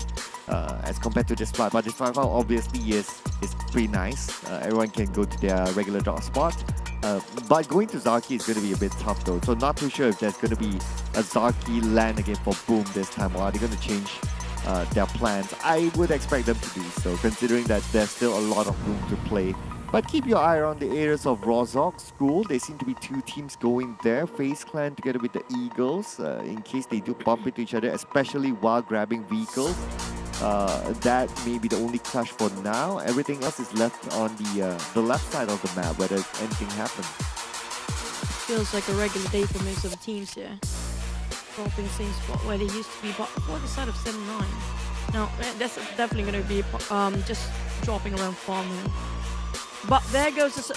that's wow. a regular one. This is the most normal game we're going to have. Yeah, finally, after so many rounds, right, this is going to be like, okay, this is going to be the chill circle. Are you sure it's going to be chill, though? Well, chill is in Brunei right now, but relaxed circle, probably. Or maybe a more hunting circle for the teams that really want to get for elimination, since they have a lot of space to work with. And coming up from BN United, they're definitely going around Sonov's community, both joining in with Alter Ego to just loot out from wherever they can at this point. And maybe they're going to come in very late when it comes to the circle, since they are just playing a bit of a yo-yo. But for the sort of BN United, they are so far to just catch up, you know, just to, even on this, I'm like 10 plays onwards, the 30s and the 20s and the 10s. They just barely make it with a double digit for BN United. I know, right? It's only like 10 points. Even between them and number 15 SMG. SMG, actually, they're slipping down. If it's not because of BN United, they will be at number 16. 11 points difference between them and SMG. That's like, what, one chicken dinner together with one elimination. So it's still a fair bit, actually, even though it's like 11 points. But still can actually cut off. I mean, like, be in the top 10 if they want to. Like, as long as they got themselves a lot of eliminations with double digits later. But the one that actually tried to catch up, even Nova really have to play the heck out of them to catching up to Infinity. We're talking about 40-ish point, 42 to be exact, to be matching up to number 1 spot. But for Infinity, it's not a time for them to be complacent. There's no such thing as relaxed for a bit for them, because we do know when it comes to Wrangle, they try to hunt as much elimination as possible. For you guys, you should be hunting them for PMCC and this barcode. Just don't forget to scan this QR code, because you might actually be one of the pro players one day to represent your own region to play in the Worlds. Who knows? Yeah, you never know. It's a start. It's a start. Yeah, because there's a career path as mentioned earlier onto PMNC and possibly onto PMPL as well. So from PMPL, then you guys know how it goes, right? From PMPL to PMRC to PMGC and so on and so forth, and maybe even the next PMRC as well. So yeah, do sign up, and maybe that's your starting path and to make history for yourself. And just make sure you're 16 years and above, though. But if you're not 16 years old, you have the passion to be a professional esports player, particularly on PUBG Mobile, you can start to train yourself. I mean, like, we heard a lot of very young players starting, like, I think it was Lung. Yeah. Starting from 13 years old, right? He actually trained for 3 years before he can actually legitly get himself into the PMPL. Yeah, and under the guidance of Biu, and it was like, you know, no one really have heard about him until obviously he came onto with Genexus, but it feels like it was like Biu's secret project. It's like, okay, this is my secret project. My prodigy. Yeah, my prodigy / secret project / everything else. It's like, I'm not going to expose him to the world until the time is right. He went to, like, you know like he brings Lung into the forest, and then underneath of the waterfall, and Lung has to sit there under the waterfall meditating for like 10 years, not allowed to eat. Feels like a Shaolin movie for me. Yeah, exactly, right. And when he comes out, it's like he becomes a Shaolin master. Wow, that's pretty fun. I mean, like, if you actually do that in real life, I mean, like, I have respect for these guys who really love to meditate. I mean, like, they actually do have and did that. But you know what? For the veteran players, they start to select their own prodigies these days. They start to scout out for the new players, the young ones. Those are actually in their 15, their 14s, before they actually can play when they're 16. They start to train them within that the same year. I mean, like, if you're 20-ish, it's still not too late for you to play. Oh yeah, of course. We even got like I forgot who it was, but we got players like in their 30s playing at PMPC. Was in another region. But here is a Voki, a fairly young player. Unfortunately, he will not see the rest of this round. He'll be waiting in the lobby. But a veteran player, who else? I remember FaZe Clan had one before. I think it's was it Venturis? Yeah, MR5. one of the between Venturis and MR5. Personally, I feel like one of the OGs. Yeah. And Infinity, they are. I mean, like Ernie is just gonna be a sub for now. Yeah. Ernie is gonna be subbing for now. I mean, how are you going to remove anyone from the Infinity? There's no way. There's no way. But at the same time, like, do you know Ernie is being an actor now? Oh yeah, I heard. Yeah, he's actually an actor for Ernie. So if you guys have the time, just watch what he's doing. I'm not sure what that's the movie about. But definitely, he's a very busy player. Oh yeah. I mean, it's nice to see like those OG players. They have careers after playing, right? Hey, true. Like the case of D2A and G9 you mentioned. Yeah, G9 has a Mukata restaurant, and Ernie is like an actor. It's pretty cool, right? Yeah, it's pretty cool. Yeah, gotta learn Thai. I mean, like, I'm not surprised. Like, some of our players actually do have example back then. Like, they have been a lawyer before. That was YTK, I think. Yeah. They have different sort of career entirely. So education is really important, boys and girls and gentlemen and ladies out there. Back to our total damage output, the most for the players. Nusa definitely is the #1. And second is going to be Mela from all of them, actually, Infinity. I wouldn't. It's only Logan left there. Yeah, I was really wondering like whether the graphic is specifically only for the Infinity or was that an overall graphic? I wouldn't be surprised even if they said, oh, actually there's an overall graphic. Oh yeah, cool. I mean, the Infinity, just look at how many eliminations they have racked in. It's a no-brainer that they would be dominating those kind of charts. True. I mean, like, yes, we are not surprised, but that was, the previous match was just a so superior performance coming out from the side of Infinity. Thing goes for yesterday. I mean, like, every single time, they just have one round of craziness to play with and just really going amok and being a monster, bulldozing everybody. Everything that moved, they just shoot it so perfectly well. But for Yuha, it seems like you're having too much fun here. Well, I wonder if he'll be disappointed, though. It doesn't seem like any team or even Alter Ego is going to come through here. Okay, so now, based on the minimap, the circle moved away. So if any team were to pass by, this will be pretty much the moment. If by this circle, nobody comes by, then... Okay, so Alter Ego is there. I think maybe they spot out the Geek fam, so that's why they're kind of like chilling for the moment. Yeah. Worth waiting if that happens. I mean, like, if they suddenly got a vote, then Geek are gonna be really frustrated with their waiting time there. Back to the start of SMG, they're fighting against SM9 right now in the middle of the circle. FaZe got there as well, but for SMG, feels like they are losing 2 men. It's a bit of a trade between these two teams. SM9 saying goes for them, but SMG feels like they're winning the CQC. SMG, jump shot. He's the last man standing though, remember. So it's going to be 1v1 against Dap. Can he do it? But Dap turned his back behind, remember. But D Xavier is there as a third party. They're going to come in to mop up everyone else. Oh man, that's FaZe around the corner too. I'm not sure if FaZe is going to just swooping in last minute, but Pigfit definitely bleeding out. Down to remember the last player of SMG. They miscalculated. They thought it was only one team. But remember, just naded on Lamborghini on his knees. Raby is going to follow up with the rest of the team, but still finish off on one. Remember, still gain points there. Remember, now quickly up the nade. Can he exploit the right time? Remember, corner himself in a very small room with no exit out. He still can actually just drop himself down the window, and he did. Oh, look at the movement here coming for Remember. 50% of the half left. Remember, now winning at the corner. He's super duper low, but still managed to get one knockdown. But Duke coming in from behind, Remember, finally finish off, but before he goes off, he managed to get 2 elimination points out of that fight. 6 elimination points in total. Geek fam, the wait is worthwhile for them. Look at them, having their fun, time all together as a team here. Yuhai waiting for the last play of Alter Ego just dropping around the corner. Rinalre, now this is really crucial for him to stay alive. He definitely made a big U-turn just now back towards, in the blue zone. He just needs to survive. He got himself a 4 first aid. He got 4 first aid and a couple 10 band-aids. Definitely he will survive longer and a lot of boosters as well. So he need to figure out the other way around to get to the other side of the island. Yeah, that's the reason his full boost. He's waiting for the right moment to go on to the other side, but unfortunately for Alter Ego, it's only one player left, and Big Bam with 3 eliminations in the bag. It's going to be a worthwhile wait for them, like what you mentioned. And on top of getting the points, they managed to get a couple of loot boxes together with them. So yeah, I mean, it's all in for Geek Fam. That was almost a clutch by Remember, by the way.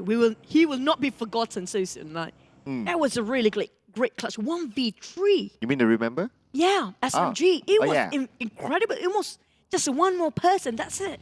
Yeah. But Xavier had to come in very, very strongly though. But anyway, it was a good one for Remember. He would have been remembered for it, but the clutch didn't happen. But it was close enough. Very close.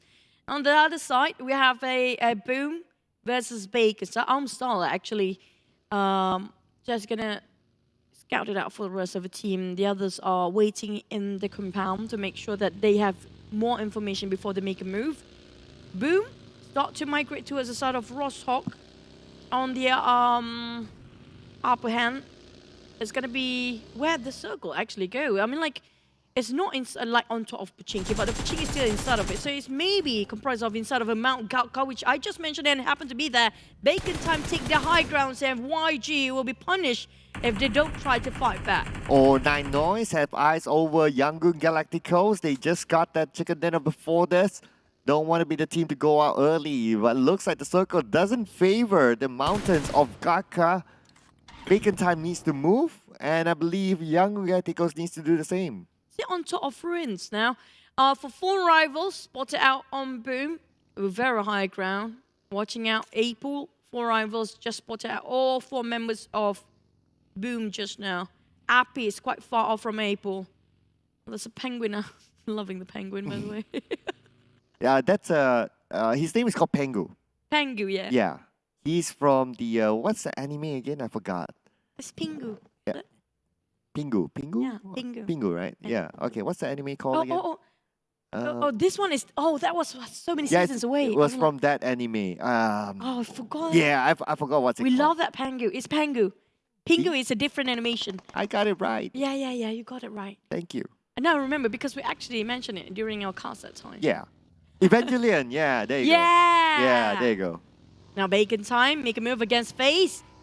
Almost knocked the entire down. It's going to be Venturis on the ground first. The rest of the team is too far off to actually help him ice finish off straight away. And an easy elimination for Armstyle. Shirty. Bacon Time spot out MR5.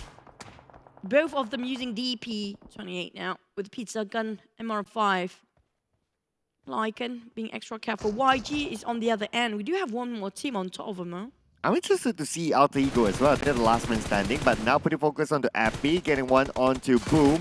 Gonna be Hexas going down. Boboku now caught out in the open. His vehicle, it's just right in front. He's still out there, and if it's exploded, he will be gunned down. But speaking of gunning down, Chua gets one for himself. He got himself quite a beautiful place to play with. While Boom spotted out on April, who being knocked down here. Here comes the next circle. I mentioned before, it's going to be on top of ruins, but never mind, it's going to be shrinking furthermore. Whoever got himself in the high terrains of ruins definitely will be worth it, because YG coming in very late. Same goes for Alter Ego, who have only Renal Rare, will actually fighting against the entire demo of LGD. And look at the movement out of Nova. Despite them being in the circle already, they still move to another location that gives them a prime spot. So they're not worried about, okay, whether they're in the circle or not. They are more focused on, like, okay, we want this spot, we will be there, whoever is there will be taken down. So that's a different play style, as you can see them deploying themselves as compared to other teams. Is it going to happen here? Infinity versus Nova next. They're very close, though. Okay, the reason why they don't always clash, right, is because Nova likes to go in the circle quickly, and the Infinity likes to play it slow. So that's why they don't always clash. It's hard for them to clash, basically. Feels like this might be it. This might actually be the chance since they are very next to each other. But sort of Geek fam, remember to step out from here. These Xaviers will just go crazy on them. They're still holding on towards the warehouse. The apartment taken by the side of the Xaviers. Geek fam, spotted out Renore. They get a shot down Frankie first. The Xaviers try to rotate themselves, transition into the circle, and Frankie in the crossfire. Whoever tried to transition now, it's not a really good idea. LGD managed to take down on Frankie. And now Dirk managed to survive, but not much. That's it. That's it. They put the run into vacant time, and there goes the Xavier with 3 elimination points, and that's about it. Number 14 will not give them any placement points at all.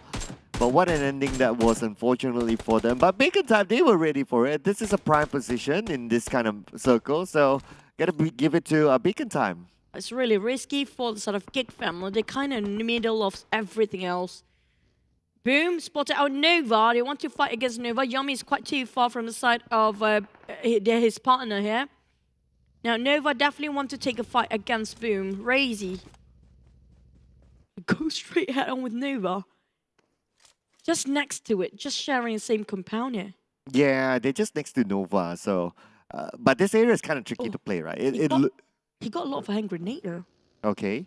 If he tossed one, it actually might be right on the spot. Okay.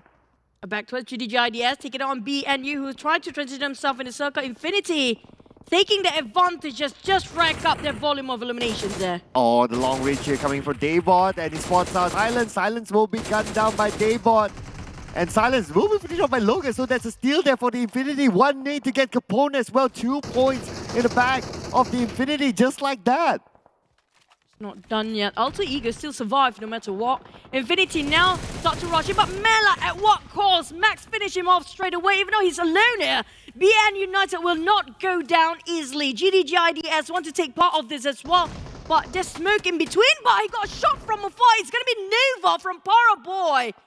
All the way downtown, just taking the shot from quite a distance.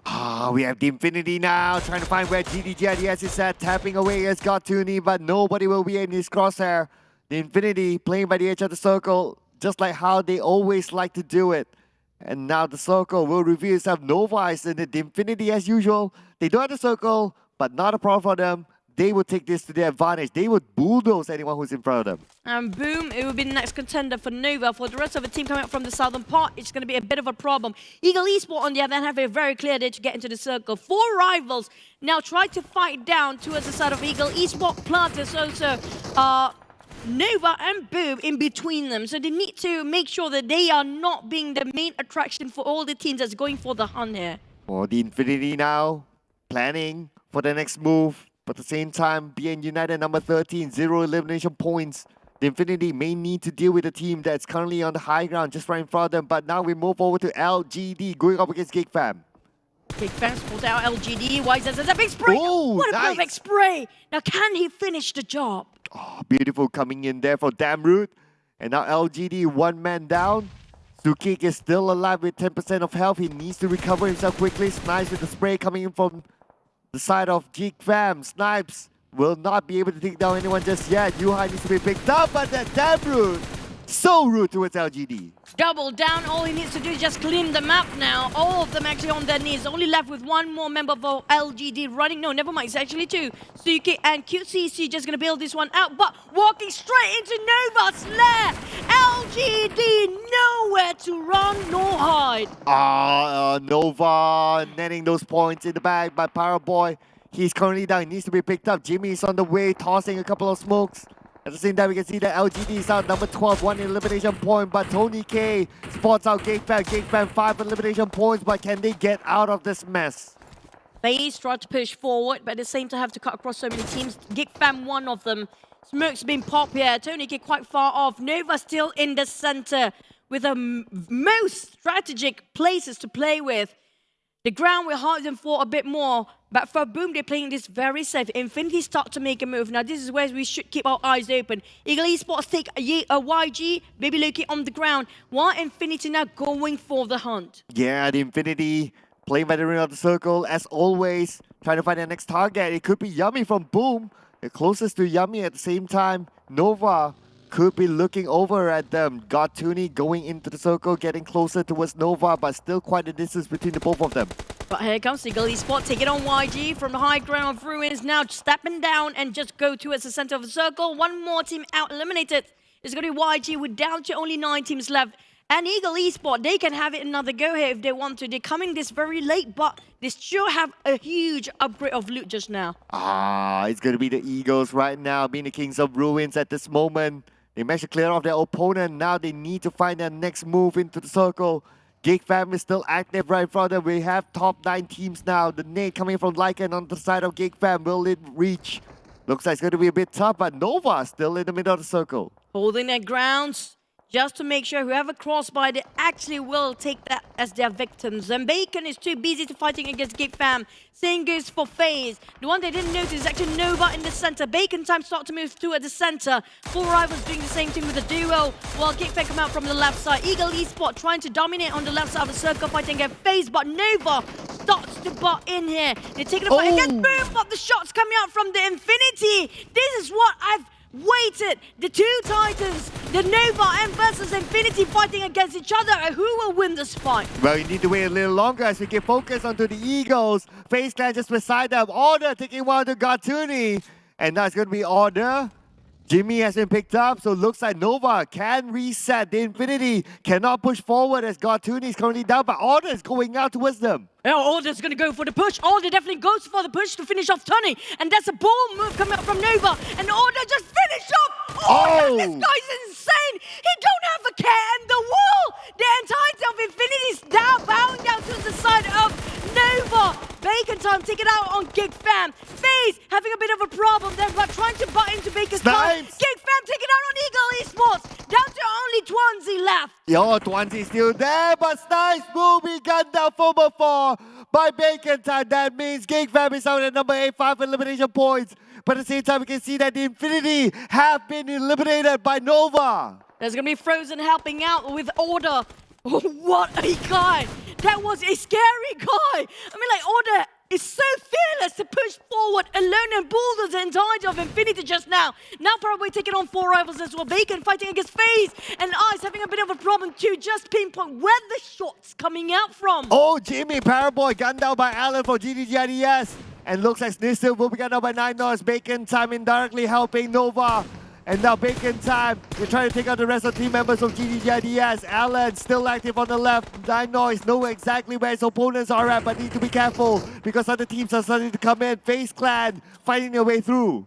Tony K getting on Namshin. Tony K tried to push another nade too as the side of Eagle Esports. Oh! But it's a bit too late here as FID getting the nade onto us as the side of Tony K first. Pamburu retaliating to the side of Nova. Eagle Esports just facing against FaZe, Bacon, Noise, MR5 left. Tony K is bleeding now as well. Eagle Esports taking on the other side of Tony K. This is just so hot for FaZe. Oh, MR5 only has 1 first aid to play with. Looks like it's not going to last long outside in the blue. He's going to give himself away, denying the point towards other teams. MR5 stood up. Sees where Eagle is at, but not enough time for him to pull the trigger. MR5 will give himself up. We're going to deny the points against all the teams out there, but Eagle Esports slowly advancing to the side of Bacon. Now, there's a hill in between all the teams here. GIDS taken down by the side of Noise. That tap! What a nice tap coming up from Noise. The perfect one, but he has to make sure that nobody coming up from behind. It's going to be Eagle Esports. Backstab him. Bacon time. Oh, the Eagles right now, they have a lot to deal with. They have 4 rivals on one side, Bacon time on the other side. Bacon time starting to move in. Twansy with the long range, putting pressure back onto 4 rivals. 4 rivals not able to do much. Fit, trying to find a perfect spot here to just see through whatever going from the back line. Pamburu spotted out Yummy possibly from Boom. Now Boom with left, only 1 man there. And 4 hours going for a duo. Eagle Esports have 4 men, same goes for Bacon time, but Nova down to 2 here.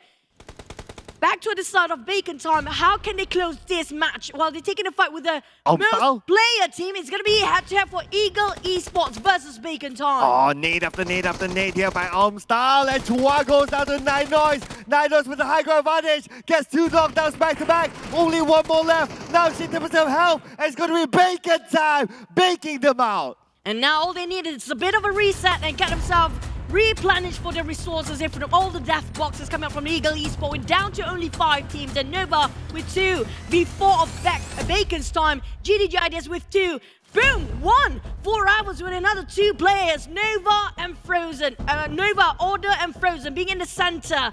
Right now, really close. Yami! Oh, spotted out one of 4 hours members, down to 1. Pamburu gone in an instant. Surprise towards Mamburu. Unfortunately for him, he'll be taken out by Yami, but Order gets another one for himself. It's going to be GIDS out at number 5, 3 elimination points. Appy is not done yet. Appy gets 1, but 9 North with the high ground knows exactly where Appy is at. He's going to counter fire onto Appy. Appy is still alive, 50% health. Armstar in front of him. I'm not sure you have got any more smokes left. Definitely got Order. 1 or 2, but Armstar! Order from that distance! And now Appy taking advantage to the side of Nova. Armstar finished off by the side of Appy just now, but down to 1 person. Shirty's on the ground as well. Eyes and Noise is too far to help him. And Appy's right across of Shirty. Oh, we have Yummy still alive, the representative from Boom. There are 3 elimination points at this moment. Shirty will be finished off by Appy. Looks like it's going to be Bacon time out. Not yet, 2 more players left, but it's going to be 5 eliminations now for 4 rivals. Now Frozen and Order still hold their grounds here. Uncontested, where they have been waited for a long time to just Bacon time start to move first. Boom on the other hand, playing this as quiet as possible. The circle will shrink in 5 more seconds. Whoever not being favored by circle, they have to think the hell out of them. But Order, there's going to be Molotov tossed over by the side of Bacon's time, who started the move first. While Yummy's put out Appy, there's no more smoke on Appy's side. This is going to be a bit of a problem for Appy. Oh, it's a nade down to Appy by Yummy. And Yummy, yum, taking out Appy. It's going to be number 4 for 4 rivals with 5 elimination points. Bacon time on the other hand, they're busy together with Nova. Nova is starting to move. Nova playing as a duo against Bacon time. Duo as well. Boom, only the last player left. Order tried to confuse Bacon time with a bit of a movement there, but definitely land another nade to the side of Order.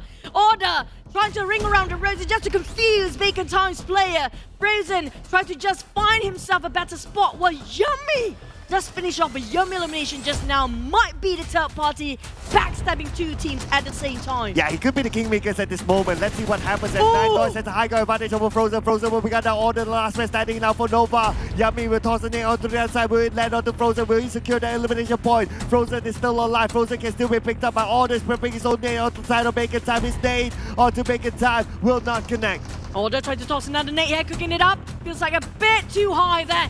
But still hitting our eyes, almost a Kirby entirely, chipped quite a number of HP. Yummy on the other hand, try to see what's happened on the other side of the hill. Kind of hard and kind of far, but he's still in the center of it. But Noise on the other hand, want to just pin down Order, the last member of Nova remaining. And Order, he doesn't want to get himself sandwiched. He immediately moves towards the side of the circle. And in fact, this is an elevation for Order. What a smart move. This is ingenious coming for Order. This move is made in such a high pressure moment. Oh, here comes the golden nade. This is it. If he got this is just a great clutch coming up from Order. Really seems like a perfect nade.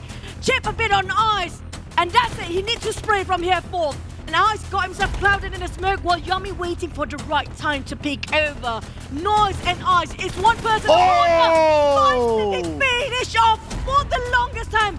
Bacon time. Want to just seal the deal, but Yummy is just not being spotted by them. I mean, the movement from Order is commendable. For him to this move in that moment, that was insane coming for Order. But now focusing onto the last 2 teams, Bacon time, as well as Yummy from Boom. Whether it's Indonesia, whether it's Thailand to take up this chicken dinner, and Bacon time can do it. Bacon time will complete the trinity of Thailand teams to get their own chicken dinner. Now Yummy, all that's left is just the time here to finish off by the blue, and also being pressured by the sprays coming from Ice and Noise. At the same time, there goes the first person perspective from the side of Noise to finish off. Yeah, that one is mono to mono now. What a turn-off event here. Ice, can he? Oh, clutch, 1v2. What the heck? Oh my goodness, by Yummy, 1v2 clutch, that was crazy. Boom. Got it, and he stopped Thailand from completing their chicken dinner trio. My goodness, oh my god, how, Yummy, that was just so yummy. Oh my god, too yummy to be true. I was like, what the heck, that was 2v1. They could have rush in together for Eyes and now Bacon Time. I mean, like, they lost it. They let it slip through their fingers for that chicken dinner. That was 10 points. And maybe just 1 point, a couple of points different, but still a big fat chicken being slipped down like that. I mean, boom. Solo play all the way for Yummy, no problem. Yeah, that was like Yummy wasn't supposed to get it, you know. Yummy was like... It was against the odds. It was against the odds. Absolutely. It was 2v1 and then... I don't know. What just happened there? What just happened? Oh, we're gonna relive the moment for a bit here. I mean, like SMG always the one of the first few teams that always start the fight here, definitely, against M9. Just to relive the moment. Now, the Saviors haven't been performing as we expected them to be in this tournament.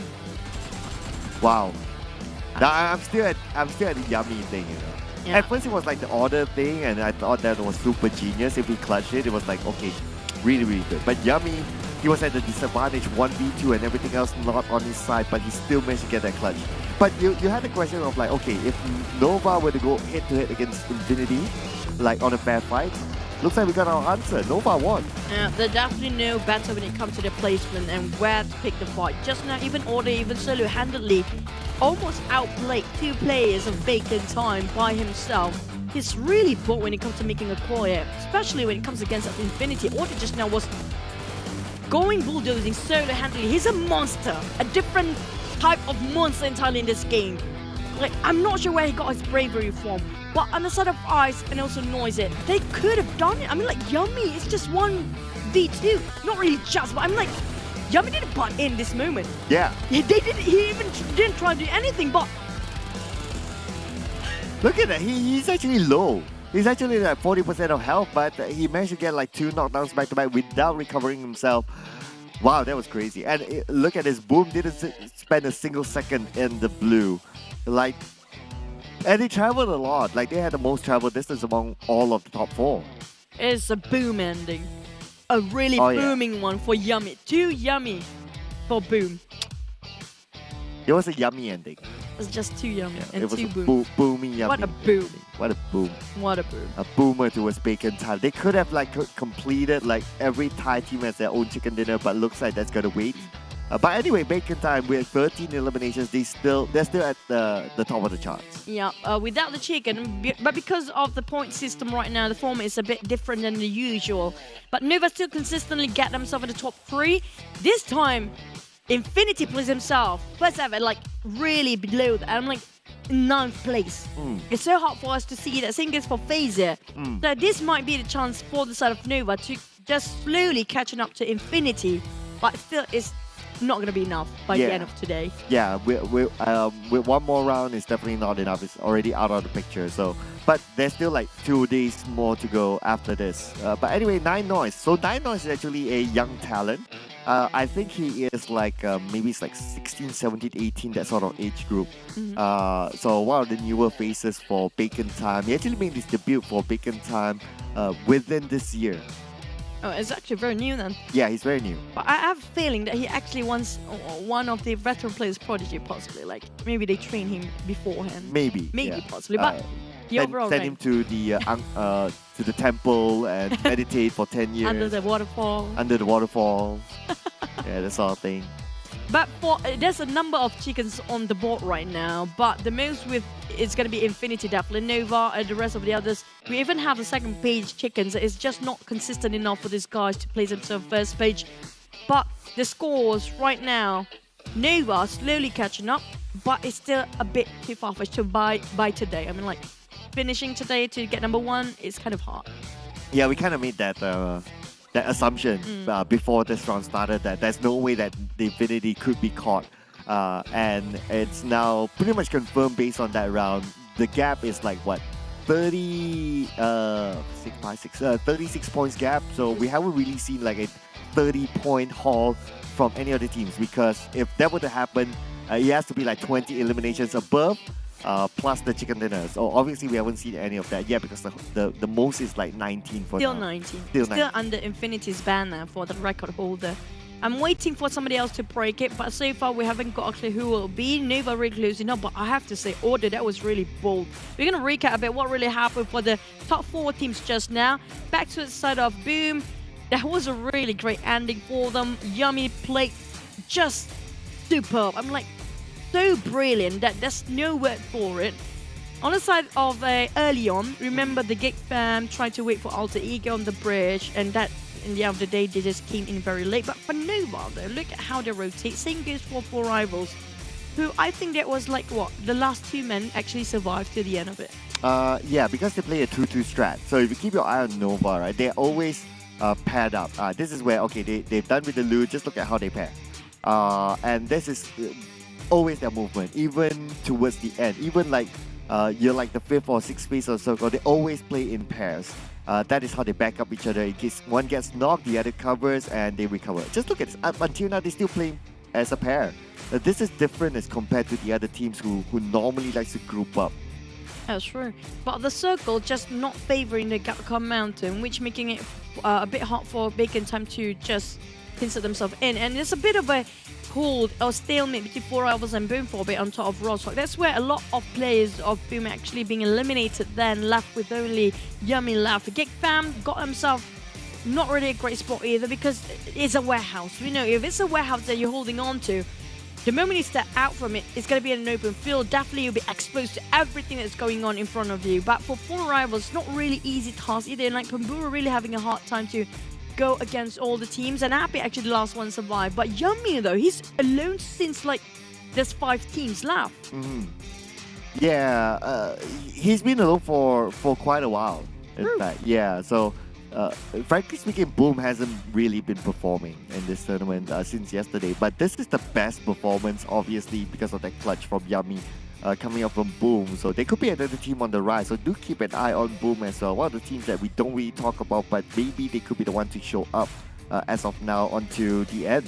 Yes, this is surprising for me why Bacon Time didn't push 2 people at a time when they actually had that choice to do so.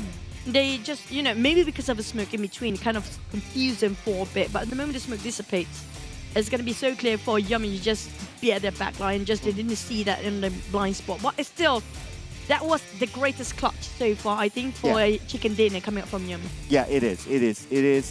I think as of now for PMRC, that could probably be the biggest clutch. Yeah, I mean the rest of it is like, yes, they win fights, but it was like, okay, they still had like a decent amount of odds onto them. But for Yummy, it was like a 1v2, and it was going up against a big team, Bacon Time. We're talking about Bacon Time, yeah, not your regular average Joe team, and still managed to win a 1v2 fight. So I think that this definitely is one of the best clutches so far. But you know what else is best? Is that we're going on for a break, ladies and gentlemen. So do not go anywhere. We'll be back for the final round after this.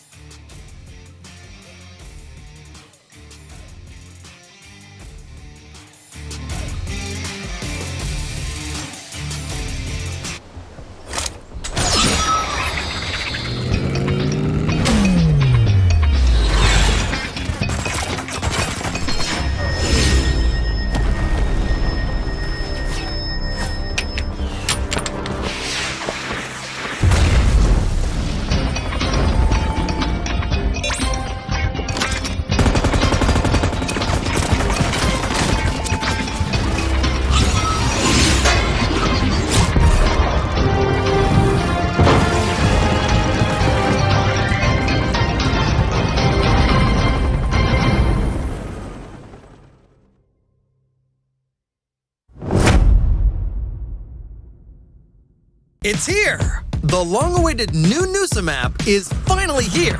With a size of only 1 by 1 kilometer, Nusa is currently the smallest map in PUBG Mobile. It may be small, but it definitely offers a massive amount of content. Not only are there new firearms, what's more, there's also the highly interactive tactical crossbow. Setting huts on fire and repairing zip lines are not a problem. Speaking of map interactivity, Nusa is simply full of surprises. An elevator that lets you go to different levels of a building, a pool that restores your health, fast-moving zip lines, and crates in the wilderness can all better assist you in drawing up tactics to defeat enemies. Even if you get careless and get defeated, there's no need to let it get you down. Nusa's Super Recall will allow you to respawn once more. The small, fastest-paced map lets you rank up faster. Alright, I'll leave it to you to explore the rest of the content for yourself. Hope everyone ranks up, and gets that chicken dinner. The new map officially launches on September 13th. Stay tuned.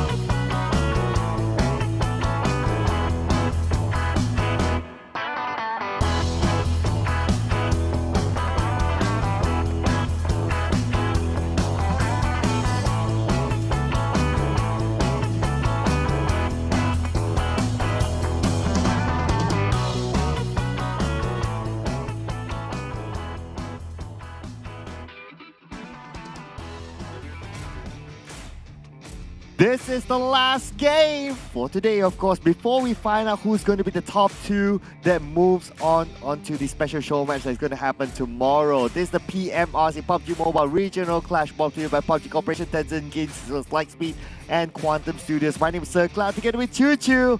Can't wait to see who will be the final top two that will get that special spot tomorrow.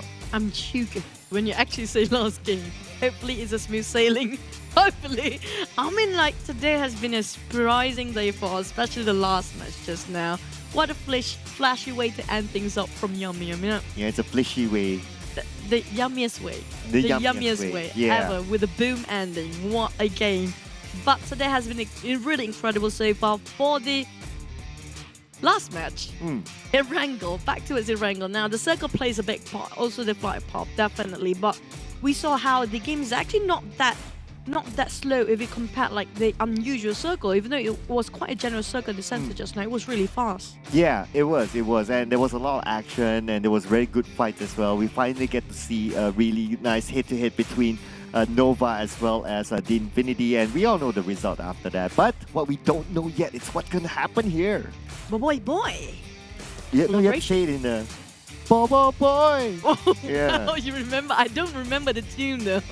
It's in my head, you know, right now. Like I can't tune it out, but yeah, the starting is like Bobo Boy. This is gonna be the first local animation collaboration, which already announced, coming soon in next month. But this is the map where everybody loves to go to. Yeah, it's gonna well, especially our viewer friend there. What's his name again? Gotta give it a shout. I think it was Galang Nuga or something. Yeah, there you go. Shouting out to you. Thank you for leaving that very Nusa. interesting comment. Yeah. Yeah, so do try it out as well. Of course, inside of Nusa, there's a new weapon, the NS2000 shotgun, together with the tactical crossbow as well as the quad, and it's happening live right now. And this will be played in an official show match that's going to happen tomorrow, so you don't want to miss out on how our top teams are going to play in this kind of map. That's going to be the first match of the day for tomorrow, right? Yeah. So make sure you stay tuned and don't miss out, because it's going to be a really fast game since we're talking about Nusa map. But back to it. The last match, or the fourth match and the second last Erangel of the day, Noise really did what a number of damage. But you know what? Even though we don't have Yummy here, I mean, like, still Yummy's game. I can't see anybody else now. Yeah, it is definitely Yummy's game. It's like, okay, so we have 9 Noise, Appy, F1, and pretty much that's about it. But it's Yummy's game. Okay, still no Yummy. No okay. Yummy. It's okay. It's okay. You have a special place in our heart. But Eagle Esports actually really cares of getting that game as well. But it's just, you know, they don't have the high grounds. And like they have, I think it was FaZe fighting against them. Yeah. Was it FaZe? Yeah. They got into the high grounds in the last minute, right? So Eagle Esports, they had a lot of men just now. They got 4, but they just didn't get the position that they need to. Yeah. Well, I wish that Yummy would have showed up. He definitely deserves it. But anyway, his team shows up here. Oh, 9966. It is actually happening here. Is it going to be another 9? Like to the end? 99666 or... Oh, 99666? 99669? 99669? Yeah. Let's not break it, okay? So teams, you know what what to do. If you get a chicken dinner, make sure it's not... It must be a 6 or a 9. This is a conspiracy theory for us today. Yeah. 9 and 6. The aluminium. Well, it's going to be our last Erangel. Whoever needs to get themselves in the top 3, this is definitely it. They need to get themselves for the extra cash Nusa show match tomorrow. Yeah. So the last run for the teams that want to eye for that Nusa show match, and why is it important is that whoever wins the chicken dinner in that show match, normally show matches you don't get any prizes, right? Yeah. You get the rubber chicken. It's not like a warm-up session. Or the rubber chicken that nobody wants to win. The cursed rubber chicken. But this time you get $1,000, so definitely all out. Why not? I mean, like, if it converted to our currency, it's going to be 1,000 ringgit Malaysia for each of the players. Yeah, for each player. Yeah, that's how much our currency has. Never mind. But anyway, what we do mind is, of course, we're not going to call this a talent prediction. This is the talent support thing. Talent support. Talent support. There you go. Talent morale support for the teams. For me, it's going to be GIDS, but Eagle Esports really close. I mean, like, they got themselves a second match kicking today. I'm a bit late. Yeah, a bit late. So I'm not sure if for GIDS, if they're going to land any chicken. They have been consistent, like in the 4th, 5th, 6th place usually, but never a chicken yet. You know, they remind me of like back then we talk about like R2K. Not R2K.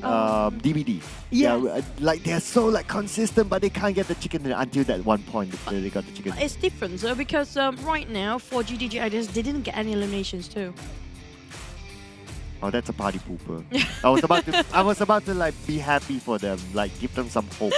And it was your prediction. I think DVD is more towards like bacon time right now. They don't get any chicken. Okay, yeah, that's they almost got it. Oh yeah, okay. I think that's a nicer comparison. I mean, and like the frustration. Yummy had to exist. The only team with no chickens up there. The only Thai team. The other 2 Thai teams that we're looking at, it's like, hey, you, why like that? Why? They got boomed by Yummy. Yeah, why like that? You like and that? And it wasn't not even a nade though. It's just a spray. Yeah, it was a normal fight. Like straight up. Oh, and they still lost it. Oh, the feeling. Yeah. I feel it in the guts right now. But nevertheless, it's going to be one more match. That's it. And I think for PMRC, this is my last day. It is yours as well. Yeah. So this is going to be, hopefully, it's going to be a really good ending for Erangel. Military base circle. Oh, we haven't got that. Yeah. Of all the days, all the wonky circles today. Yeah, let Yesterday, no one landed in Sonos community base like for the last circle. Because tomorrow you guys will be joined in by Sis Jenny and Keith, and then it will be Contra and Sis Jenny on Sunday.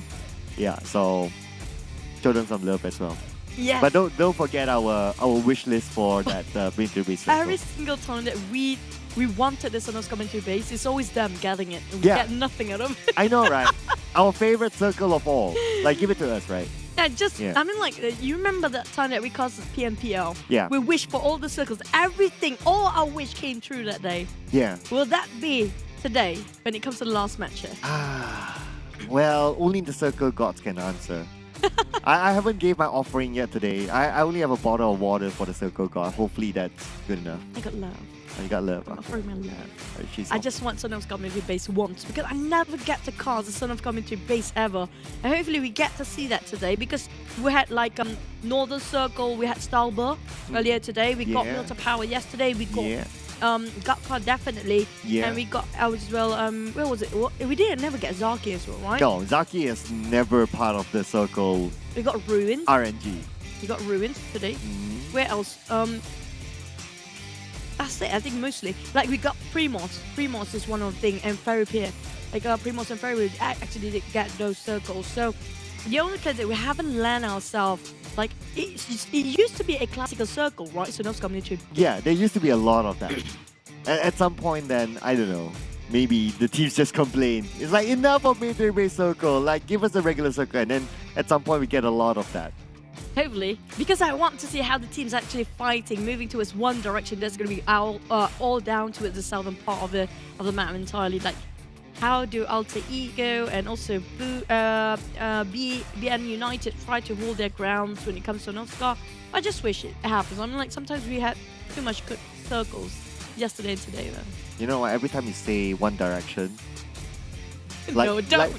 Immediately the song goes in my head. Like, baby, you lie, da da da da da da da. What is the song like? Move along. It's also this song. Okay, I'm such a boomer. You know? I'm like, did I get the right band? I don't know. But I can verify if it's like Michael Jackson, or if it's like Elvis Presley. Okay, you know what? We're done with our chit chat and let's jump straight into our last Erangel.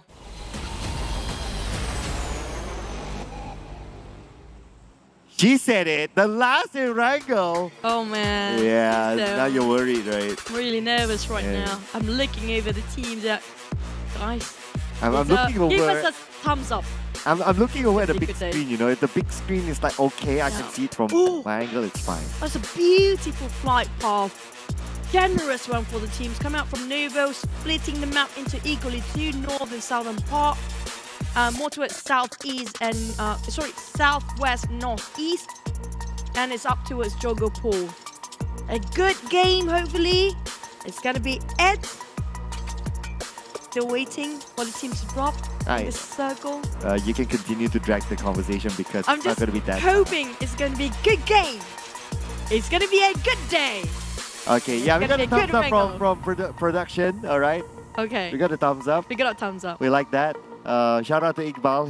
He's here for us today. Yeah, he hears us. He hears us. He hears us. Yeah. Iqbal has been like everywhere, you know, like from everywhere. Yeah, like everywhere. Like, the roadside, the street, and everywhere. Yeah, from the roadside, from Puchong to the middle of KL, now in PJ. You know, he's like everywhere. We got great production crew. These guys are amazing. Awesome. And also, thank you so much for the observers. Always give us the best. Wow. See the fight go. Oh! Okay, I'll take this. Not so bad. I mean, look at the circle. It's like only like 60% to play with. Yeah, I know, right? If it goes all the way up, it'll be nice. It'll be cool. It'll be fun. What the heck? There's nothing up there. Yeah, well, I'll give a little bit of Severny, and that's about it. That's mean. I mean, like, that's on a different map entirely. That's on Nusa map. Yeah, why not? I'll take that. Let's go Nusa right now. Oh, this is going to be really tough for the players, especially those coming up from the southern part. Alter Ego, BN United. It's going to be a long journey. Hopefully, Geek is not waiting at the bridge again. GIDS seems like this is a Boom as a person, not as a team. Booms! Spot out Nova. I don't think Frozen have anything to work with yet. You know, speaking about Iqbal, right? He's here together with us today. By the way, Iqbal is our producer for the day, behind the scenes. He has done so many PUBG Mobile shows at the highest level. He has done like PMWL, PMGC, and obviously now together with us, PMPL as well, multiple seasons, and today he's with us, PMRC. So I think that if you give him like badges, right, of like the big PM shows, right, the PUBG Mobile shows, right, it's like a whole new list there. Yeah, he's gonna buy you dinner now. Yeah, thank you. That was what I was hoping. He's gonna buy you dinner now. Only him? Really? Yeah. Only him? Really? He can't buy really? I'm just kidding, but he's really nice. He can't buy you dinner, you know. Someone will get jealous. No. Yeah. But he can buy me dinner. I'm single. He's really fun people. Like the production crew as a whole, I mean, like they're really fun people. Like they should have had their batch, right? So we do know a production crew that actually wear the most batch. Like, oh, these are the seniors. Yeah, actually Iqbal is actually one of the most senior. The most PM badges. Yeah. PUBG Mobile even Lulu doesn't have that many badges. Oh wow. Yeah. But back towards the game, LGD on quite in a fast spot there. I'm not sure what's happening for the teams, but it seems like, oh, okay, a bit of a effort to open the door for Adips. Who's swapping over with Myanmar? He's going to be out to rest. And this going to be, last game was his last game for Myanmar. And 7-9 just switching over Adips again. But the other teams, they don't have a lot of swap for the players, right? I think they were like maybe 1 or 2, but not significant. You high. You high. Oh, okay. And there goes Geek down. Yep. There you go. Oh boy. He went booming. Booms. Thing about Boom today is a Boom day. You know, Boom should join Boom. And then what you call it is Boom getting a Boom nade. Yeah, a Boom getting a Boom nade. You know, that's the reason why Boom is like on top of GD, right? Because they sent a spy down there. They're like, yeah, we implant a spy. Wow. And now that's why they're like on top. I never think it that way, but kind of makes sense now. Yeah. Kind of sus, right? Kind of sus. Gotta kick him out of the airship. But what's not sus? Spaceship. You guys just kind of a PMCC. I do want to see new teams coming out, new blood, because we saw a lot of potential for young players who has been guided by the veterans. Hopefully we have more. Like imagine like a whole team of veterans, right? Just choose your own prodigy. Just be the entire new line of a certain team. So it's like you have one old man, and then you have like kids. No, you have 4 old men, four young kids. Oh, 4 old men and 4 young kids. So Yeah. you have Kuza, Boyka, Mosgoku. Who's the 4th one again? You had it in your list. Kuza, Myanmar. Manpa, yeah, there you go. So Myanmar is actually one of the veteran players in here. He is. Yeah. But actually in real life, he's not, not that old. Yeah, he looks old. He feels old. But actually, he's like, what, 23 He's or mature. something? He's a very mature player. Yeah, he has like, what, 2 kids by now? Yeah. I know, right? I'm so Imagine relieved. if he's training his kids. Like, some of the players do have families on their own now. And imagine if they train their kids since, like, their birth, right? And then just look at PUBG Mobile. Like, Yeah, even look though at you Daddy. don't have anything, you can't even say a word, just look at PUBG Mobile and be a star player one day. Like, how are they just being counted by Zhu Nos? A long shot. 7-9 again. I mean, again, it's a struggle for them. Day 2 again hasn't been a good day. So, yeah, that's all I can say. I mean, Adips, he swapped in for Manpa, but he didn't last like past 7 minutes in the game. That's a brutal way to say it. Thank you. Well, I'm just putting out Adip, facts. you get to play now. Oh, less than like 7 minutes. Oh, I'm done. Yeah, and you have to minus the time where like he's in the plane and they're jumping down. So that's like 2 minutes. So basically he's been playing for 5 minutes. A nice try by the side of 7-9. Always one of a few teams like 7-9 and SMG are the teams that really love early fights there. I'm talking about really early fights. First phase of a circle, sometimes less than 5 minutes into the match. They already force themselves to get the fights on. And the teams that actually are always winning are the teams that actually really waiting for the right time to start the fight. So we're talking about like the fourth phase of a circle. It doesn't really matter for the Infinity, right?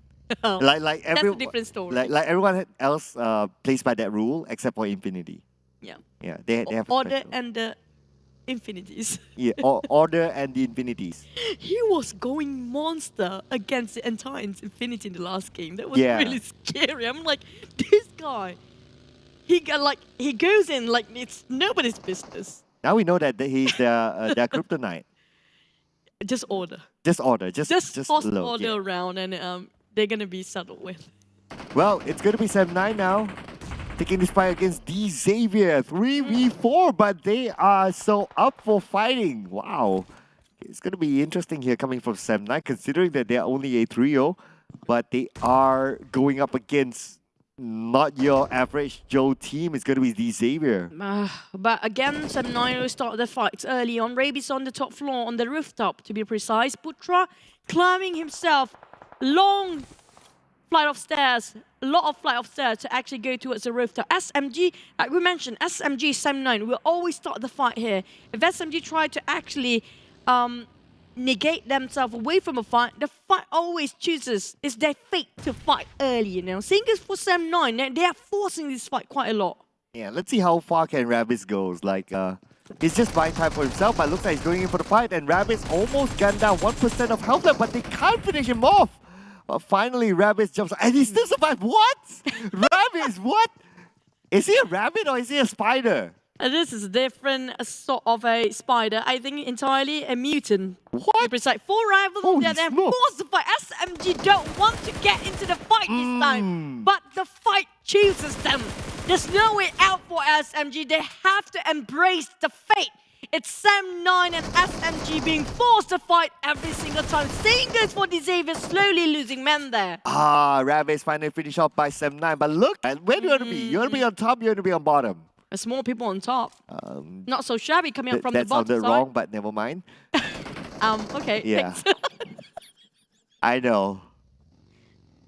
That was not intentional, ladies and gentlemen. No, it's genuinely whether you want to be on the northern side or on the southern side. Thanks, yes, guys. thank you. Thank you. Baby Lake is spraying around for rivals. I'm gonna get cancelled. Just gonna pick up the vehicle. I'm so sorry, audience. I didn't think it through to say that. But back towards the side of why they're splitting into duos on a different angle entirely. 4 rivals. Could you stop?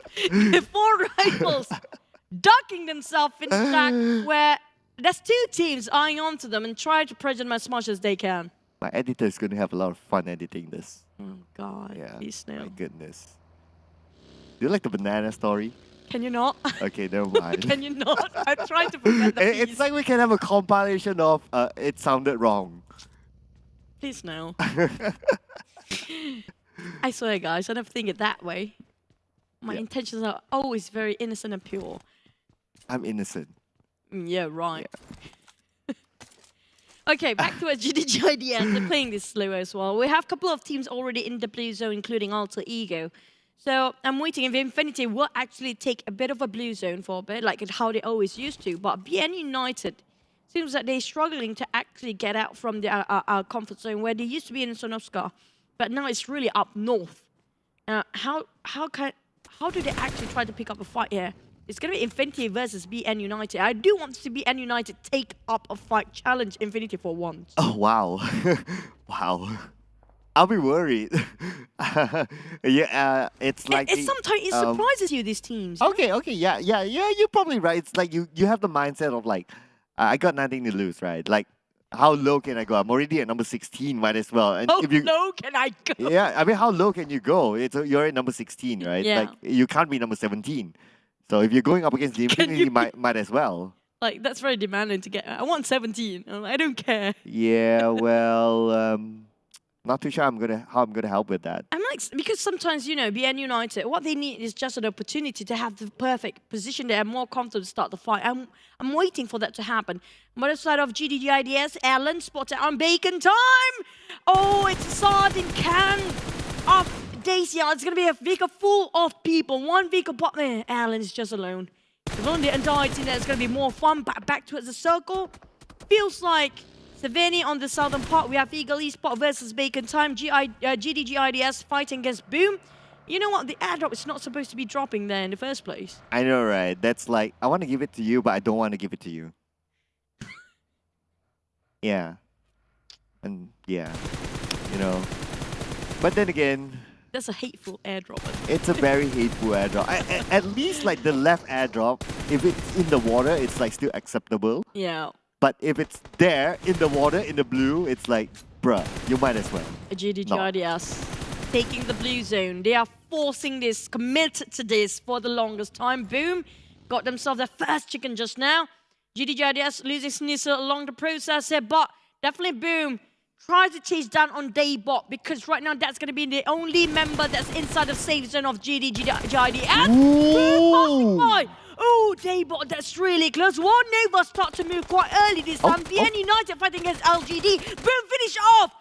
That's going to be Daybot on the ground.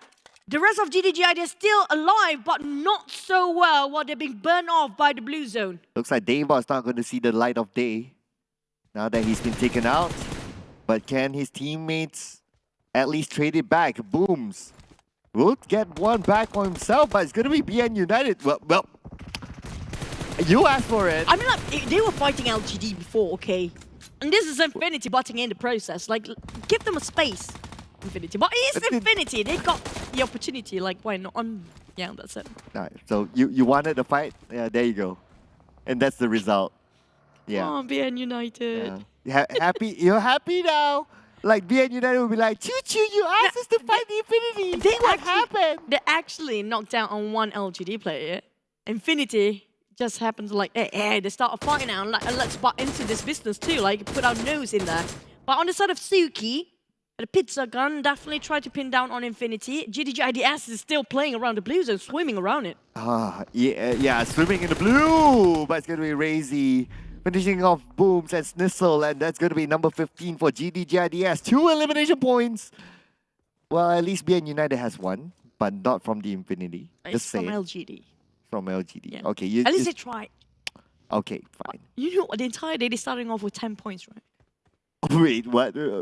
Oh, I didn't realize that. From the start? That means in 5 games, they only got like 1 point. Feels like it. Oh, yeah.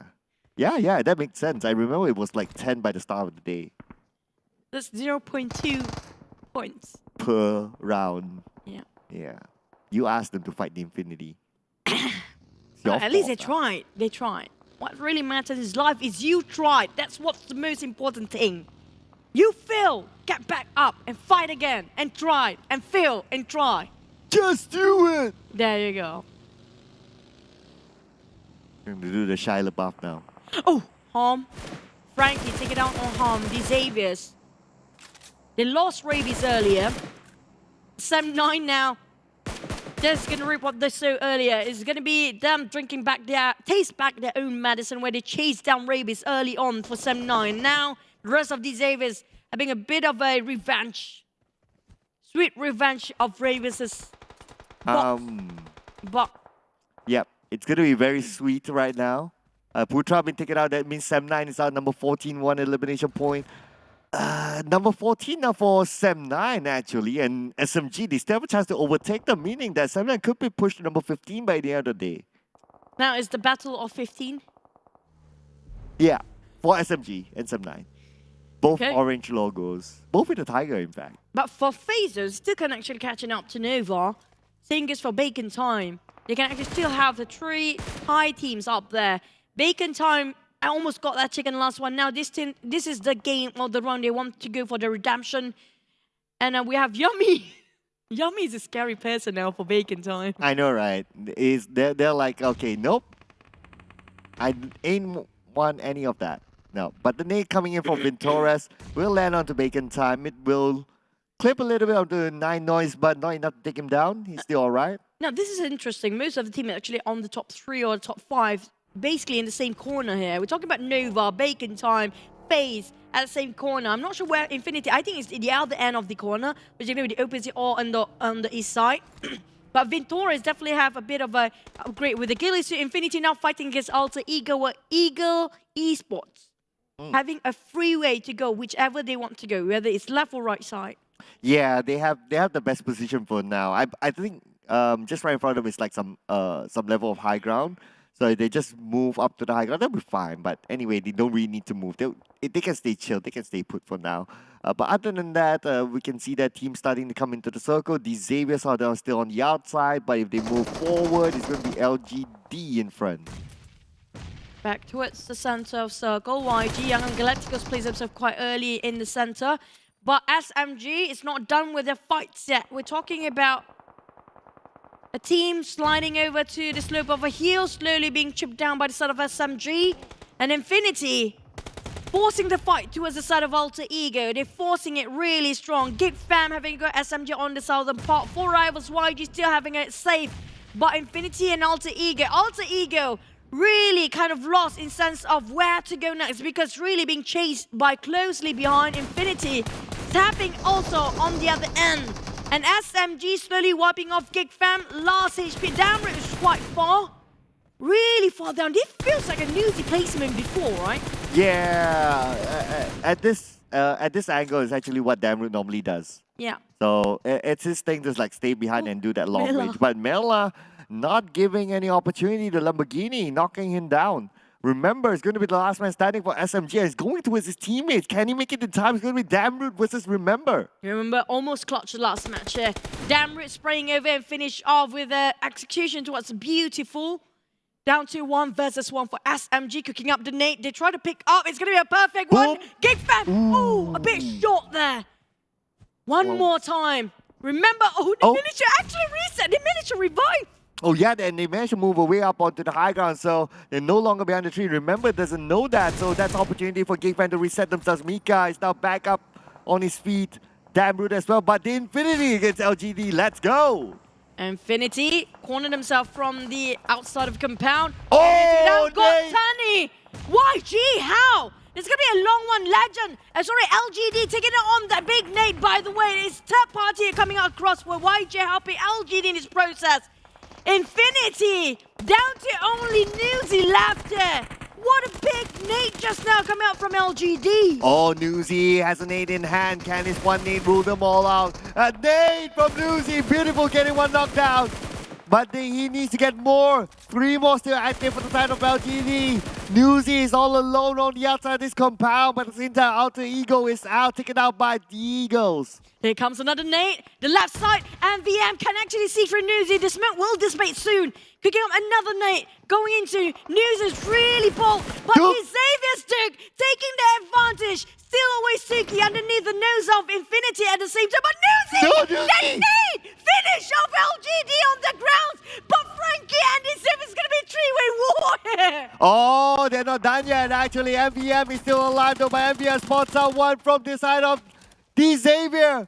Backstabbing them and eliminating Nuke. Now it's going to be 1v1. Newsy versus MVM. Can he actually pull off a clutcher? 1v4 clutch. MVM and Newsy! Newsy clutch! What did I tell you? One-man army! Newsy! LGD wiped out entirely by the hands of Newsy. These Xaviers, they were not necessarily need to go in just now. Not at all. They were too greedy about that. 2 teams out in an instant. Wow, I mean, Newsy, idol level, okay? This is idol level. This is idol level. Idol. My God, idola level. Idol level. He's always like that guy that's like the one-man army. And he's proving again that he still has it. Oh, back to us. I'm like, it's so hard to just, you know, get over with. But now, looking over FaZe, trying to take down on Boom. Yummy finally will be bowing out earlier this time. But Nova will be targeting FaZe for the next one, as they actually have their shot earlier against Yummy. Now FaZe have to force the fight against Nova since they exploited their own position early on. But how eager Esports spreading out towards the northern side of the circle. Now that's going to be interesting. Big Bam! 4 rivals happy. It's going to be Yangon Galacticos on the high ground there, taking out the last team member for Geek Fam, and that's going to be Damroot out at 9th place, 1 elimination point. Now move over to 4 rounds. Newsy is still in this. He's taking out the Eagles. Nova taking on FaZe, and there's going to be Order tossing out the net to finish off the job. And Guru just spraying over on the side of SMG. FaZe versus Nova next. But there's so many teams being the third party here. Infinity still with Nusa racking up more kills, more elimination with 10 eliminations in their hands. But FaZe finish off Frozen. Noyes might be just knocked down. Order trying to reposition himself in a better way. They're all both 3v3, but like a next on the ground. Jimmy! And 5 on his knees as well. Down to 1 more person. Torres! FaZe! Oh! Jimmy had to come in from behind, finish off of Torres, and that's going to be number 8, 4 elimination points for FaZe Clan. Nova managed to get 4 elimination points so far, and now they can reset without a problem. They don't have any contenders next, but Bacon Times close by in the center. YG having Romeo Boy on top of the roof. Finally out. Oh, SMG, remember. Last one. Quite a long time he survived solo. And Nusa actually lasted quite a long time, but despite them out at number 7, they get 10 elimination points in this round, but now it's going to be Big Feet 1v1. The shotgun will not connect. Big Feet needs to reset himself quickly. Bamburu at the forefront together with DBS in the face of Big Feet. Now, it's going to be YG just stealing the kills, or stealing the eliminations from the sidelines, yeah? Holding their fortress. Eagle Esports now taking a fight against Noise. Bacon Time is being knocked down. Now, 4 rivals in the center of everything. Just pop up the smoke. YG a bit busy on the other end. Bamburi just going to distract them for a bit while he's buying a bit more space for the others to actually be revived and reset themselves. We're down to 5 team here. Nova still there. Eagle Esports again with 4 men. And YG, might this be it again for them to get another chicken dinner of the day? Well, Nova right now, they have a compound. They're currently in the circle, and Ice representing Bacon Time right smack in the middle of it. Just behind the stone, just in between a couple of stones, and that's about it. This kind of cover may last him long enough. Oh, the bug, you could have busted him there. There's no way anybody, like, they definitely knew there's somebody there the moment they saw that bug in the center of the circle. Eagle Esports gonna take over the northern side of the circle, while YG and 4 Rivals still having it a go. Marnet spotted out Appy possibly, and also randomly spraying the smoke with a Scar L, hoping it will connect to somebody, but just didn't clip yet any of that. Nova still playing this quietly. I'm surprised actually. Nova, they tried to, you know, take this as their business. Now, never mind, they are actually doing the same thing here. Oh yeah, they are doing it. Jimmy is now moving towards his opponent, but now we keep focus on the Yangon Galacticos. Loki managed to get a knockdown to Apo through an explosion of a vehicle. WT-17 tries to get one for himself as well. WT-17 with the vector in hand, moving further forward. Bamburu currently in trouble. 1% of health. Bamburu, the last man standing, will be taken out by Nova. That a long shot coming all the way downtown. What the heck was that? Back to us, YG taking on Bacon. 5 elimination on Nova. They are dominating. We're down to 3 here. YG with the most men. Eagle Esports as well. But Nova, this is Snowball what we're speaking of. A trio or not. There as well as like 1 man. Like literally entire team. I know, right? It's like a 1-man army right now. But now, Nova, could they get in another chicken dinner today? Oh. Winning up with the Infinity, but then again the order goes down. He needs to be picked up by his teammates. Paraboy is a little bit far, and they need to be careful of the Eagles just behind of order. Loki gonna finish off order. That's really important for the side of Eagle Esports. It's actually F1 DMG and finish them off. Nova Jimmy retaliating, comes to fights on the other side. YG, 1 man knock there, but Nova, they start to just transition themselves in the center. Eagle Esports taking the fight against YG. YG being the victim of everybody here. In fact, our top 3 teams, all of them got on their own chicken dinners today, so definitely we'll see a double chicken dinner with any of these teams. Now, Paraboy tosses out Molly on the side of Yangon Galacticos. Yangon Galacticos fighting up against Nova. Loki on the right side. Paraboy down to 50% of health. Jimmy needs to fend Loki off while Paraboy resets himself. Jimmy, Paraboy feels like he just reset himself and just might toss a couple of smokes in between here, but YG going wild here. They want to finish things off early, but the thing is Eagle Esports behind them, just gonna break their necks and slowly choking them to death. Jimmy on that, they have to push forward. The Blue Zone is not giving them too much space to move forward, but Jimmy forced it. Jimmy goes forward. Whoa. They got one. No, they're not. Paraboy trying to do a bit of damage control, trying to save Jimmy on the other hand, but it's gonna be what a spray from Paraboy! Beautiful pixel shot as well coming in for Jimmy, but now the Eagles, they're starting to move in on to Paraboy. Paraboy will not be able to take down the Eagles. Too much for him to handle. Anyway, Paraboy together with Nova managed to get a 2nd place finish. The Eagles will be the 2nd team to receive a double chicken dinner in the PMRC. Well, the only Vietnam region that actually secured chickens in a day with a double at it as well. Would have thought Eagle Esports really have it going, but the chicken dinner was really close. It was anybody's game because at 3 teams just now, Eagle Esports had the most man. Yeah, Eagle Esports had the most man. Towards the end, they were pretty much untouched. So the fight was between, it was between Nova and the other team. So that's why they were like, okay, we need to wait until the fight's over before they're able to reset. We moved in. So the timing for Eagles was perfect to secure that chicken dinner. But what if so many fights all over the place for this last match, and it feels like a lot of players like having it, whatever they have, put it on the table and just do their best and having fun. For Infinity, there's so many fights. Actually, I'm not sure how many they secured for the elimination just now. I didn't have actually the time to look over. Was it really more than 10 or just now? I think it's just 10, right? Finish up. But Nusa though, he was taking a lot of eliminations by himself. Yeah, I mean, he eliminated the entire LGD by himself pretty much. Okay, he had a little bit of a distraction from Xavier, but then again, I don't think it was that super significant. I think Nusa definitely did a lot of work there to get that elimination. But YG, this is really a good improvement compared with day number 1. You know, who would have thought like the YG can actually improve this much within a short amount of time, within a day.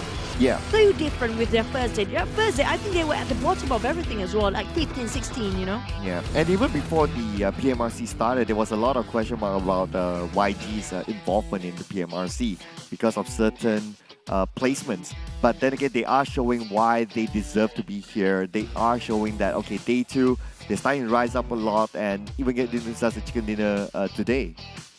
And true, for the sort of Xavier, I'm a bit, you know, there's a lot of questionable moments, like we were expecting a lot coming up from them. They didn't have anything to show us yet for now. It's still the second day though. Like a 4th day, it's going to be a different story entirely. Maybe they're waiting for the last minute to actually make something out of it. But I hope it's not going to be too late, because right now I have a feeling that Infinity really struck the gap between the first and second place. Even though Nova really survived consistently, but because of their first day performance, Infinity just keep it rolling. Yeah, they see me rolling, they hating. Yeah, look at this. Infinity only got like one placement point, and the rest of it is like double digit. They're the only team to get the double digit elimination points. That brings them out to 11. 1 point for rank. That's yeah, and look at how much difference it makes based on this format. Like placement points are like secondary. Elimination points is still the main priority. Yeah, that's true. It's just imagine if they actually survived to the top 3 just now. Definitely it's going to be a very different outcome.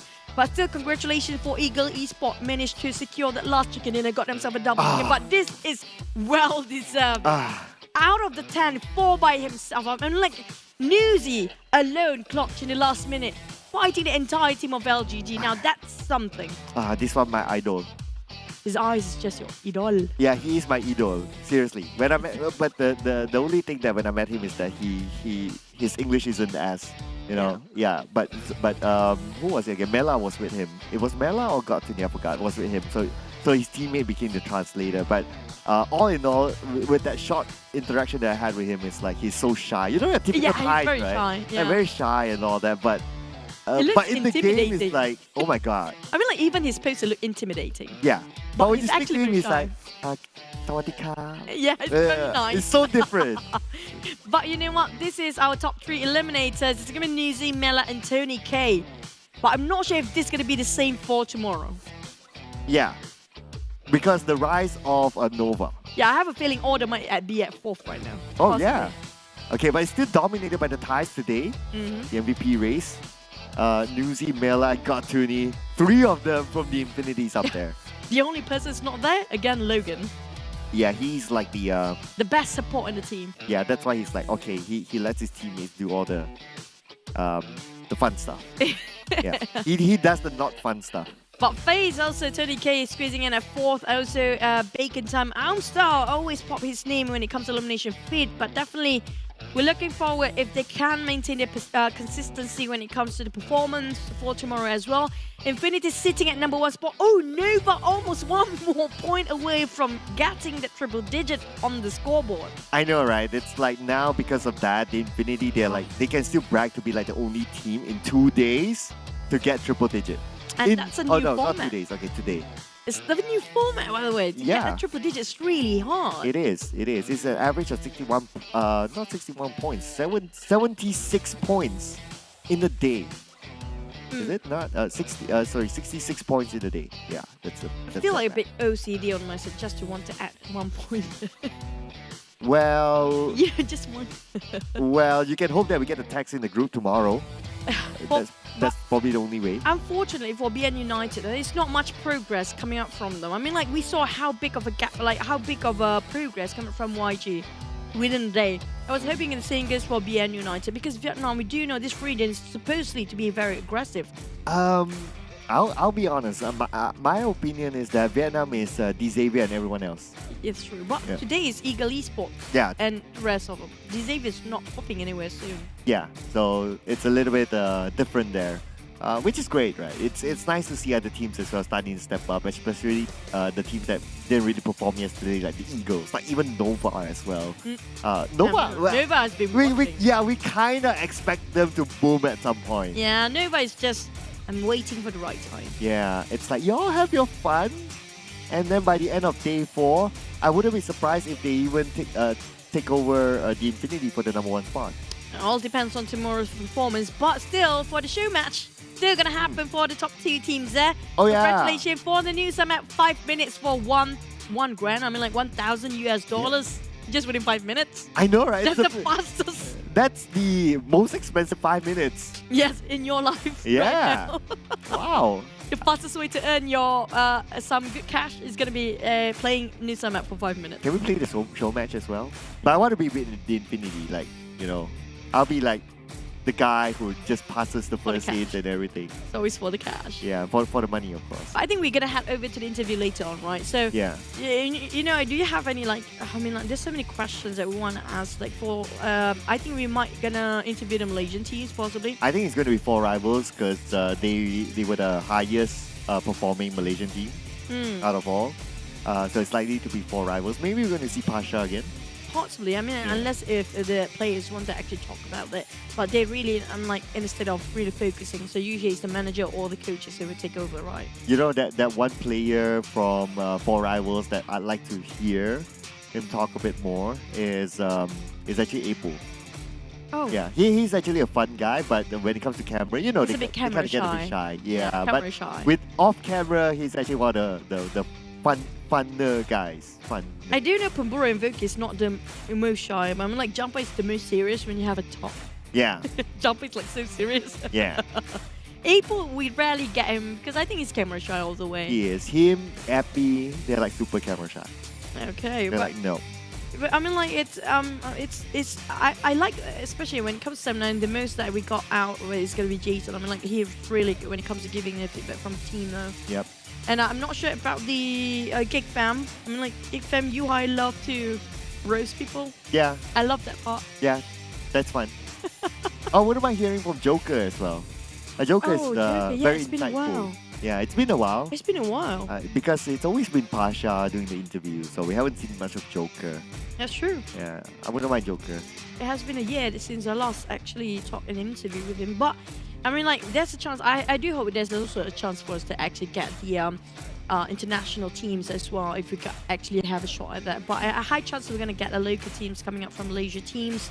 But you guys watching out there, don't forget, tomorrow is going to be the show match. Don't be late, because that's going to be the fastest 5 minute of $1 grand or $1,000 game, and it's going to be the first one. Yeah, and we want to see how like the pro players actually played that map. Like, there's only like what, 8 teams? Yeah, there's only like 8 teams that's going to play. I want to see the monster truck. Yeah, how are they going to to play? Yeah, are they going to like use it to squash everyone or something like that?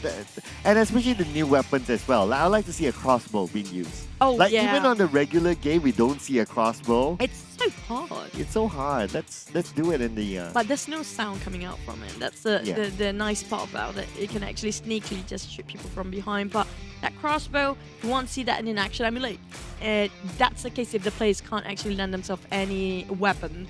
That's the only thing they can work with. It might be actually happening. Also, I want to see the introduction of the back cave. Like, is there any teams want to go into the back cave? Yeah, the cave, the Ferris wheel. Yeah. Ferris wheel the science center, And the love. I kind of wonder about the circle and the blue zone when it comes to Nusa, you know. Because when they it always comes to show match. Yeah, in an official tournament, right? So let's see. Tomorrow's going to be the first one. So hopefully more to come. I wouldn't mind this kind of show matches whereby it features a new map. Yeah. So at least it's something refreshing. But I'm still hoping for a map that's big enough to get all the players playing, you know. So far we have all the new maps Then we are can very small ones. Then a Vikendi show match. Like the return of Vikendi, but for A reborn of the candy map. Yeah. But don't lose out the maze and the dino park. Mm. If you guys actually know what Vikendi is. If you don't know, it means like you're quite new. If you do know, I love the maze fight and also the dino park. Yeah, like the circle, right? The final zone inside. On the left side all the way. Yeah. It's really cool. And like if you're in the maze and then you happen to be surrounded by the zone, you're gonna come out. Especially fighting these guys. It would be so cool if we actually have sort of a maze map for the player to play in the Clash of the Year, which could be a PMRC. Yeah, it's almost bizarre. But anyway, what's not bizarre is our interview. Let's head on to it.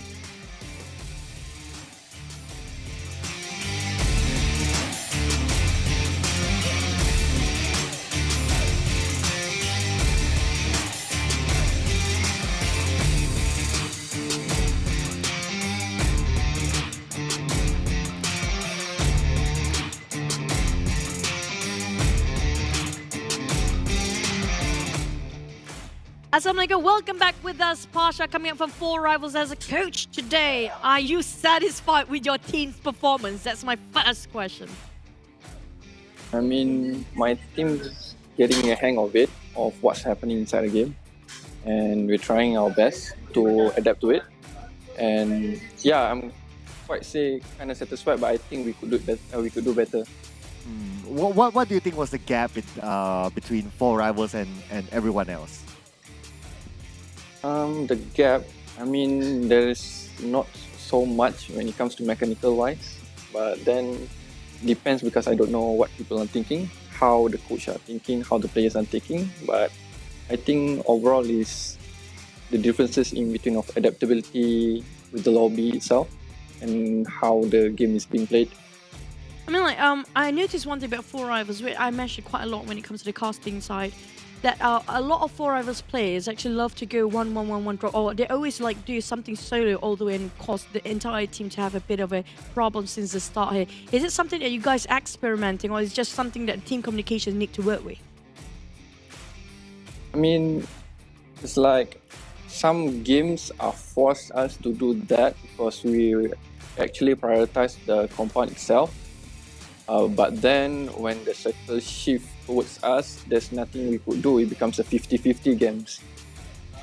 So yeah, might as well, if the circle went to the other side, that the guy went alone, and we just can regroup there because we have the confirmation of the compound is not being occupied. So why not? We have 0 risk. But then if getting contested with like a little miss, unfortunate event, so yeah, we just need to take the risk because, you know, if you are playing no risk game, might as well you play Guli. Oh, it's like that. RNG. I like that answer. I love that. I love it so much. Pasha, very insightful. But okay, last question before we send you off to get dinner. What's going to be the target or goal for 4 Rivals, and how do you plan to achieve it for the last 2 days? I mean, for the last 2 days, I'm expecting my teams are getting better in every match. And then tomorrow, I think I'm going to set the target a bit higher because the team's slowly, digesting what needs to be done. And I believe that my team can do it. So yeah, I'm aiming at least top 5 for tomorrow. And then for the last hurdle, for the last day, it's going to be top 3. Wow, I like it. Top 3. There's a huge one coming up from this, guys. But thank you so much for 4 Rivals, Pasha. It's been wonderful getting your insights again. Hopefully, all the best for tomorrow for you guys. We are hoping you guys to improve as well. Thank you so much for the interview. Have a nice rest for today. Now, that's a lot of pressure for those boys, but he got so much trust for these guys to actually carry out what they need to do tomorrow. But at the same time, I love the fact that he mentioned if you don't want to take a risk, might as well just play some marble balls behind the scene. Yeah, I like that. That's like the punchline coming in from him, right? If you don't want to take risks, go play marbles. Yeah. Yeah, so you guys take risks whenever you play your games, but we're going to have a little bit of a recap of whatever happened earlier on. So obviously we're going to talk about the top 4 teams. Eagles, the second team in the PMRC to get a double chicken dinner. That's true, aside for Infinity, definitely, but a lot of teams actually working out quite right, especially Nova today has been really superb. What a sublime performance. But back to us on YG, their progress is great as well. When it comes to the circle and also the fight path, a lot of teams are actually inside the circle. 3 of them out of the 4 actually already in it. It's all about the timing here. Do you want to get into unnecessary fights or do you want to get elimination points all the way? It's quite a big risk, but if you're willing to take it, it's going to be fruitful. Yeah. If not, you're going to go, if not, you just go play marbles or something. Yeah, that's going to be our theme now, right? You're not going to to take risks, go play marbles. Yeah, and these teams definitely take a lot of risks, especially teams like Nova. They've been taking a lot of risks, the Thai teams as well. That's why they're not worried about going all guns blazing or bulldozing people. We have like 2 punchlines now, so it's going to be like bulldozing, and if you don't do it, go play marbles. And that's exactly what they're doing, and it's giving them the benefit of the game. Right, but the slope of the hill on the side of the Geek fam just making it really hard for them to have that hard time. But that happened before with Infinity, and they actually made it. Nova actually have a very good, strong compound. FaZe is too busy with Nova, while the rest of the team, like 4 rivals, just being distracted by YG. Now, this is where YG having a bit of a problem there. 2 teams eyeing out onto them. It's going to be 4 of us and Eagle Esports pinning them down, but Bacon time actually been secured by, say, Eagle Esports as well. But YG, because of the scuffle between, they just have to, you know, just retreat for a bit just to make sure they got to reset. That's why they're not being the center of attention. But in the end, they still got a top 3 for YG. And Eagle Esports, double chicken in a day, that's a huge progress and improvement within a day. Yeah, it is. It is crazy. Nova as well, it is crazy. Nova has always been crazy. What do you mean? Yeah, okay. Yesterday, the start day, to be fair, it was quiet for them, but they ramped up, and today was like the best that we have seen out of Nova so far. It's orders. Orders show all the way. Order the monster. As well. Newsy is another one. Those monsters, I want to have like mano-to-mano fight. But I think that's it for us. And this is our last day for PMRC. But tomorrow, don't forget to support all casters. It's going to be Sis Jenny and Keith. They're going to be more fun than us. I promise you. No. Then that's it for us. Thank you so much, everybody. We are sorry for our shortcomings. You guys have been awesome. Don't forget to just shout it up for Tenzin Games, PUBG Corporate like SPN and Quantum Studios. Thank you so much for this opportunity, and thank you so much, Sir Clap, for always sharing the dash with you. It's always a pleasure. Yes, and we'll see you guys in the next show. Bye.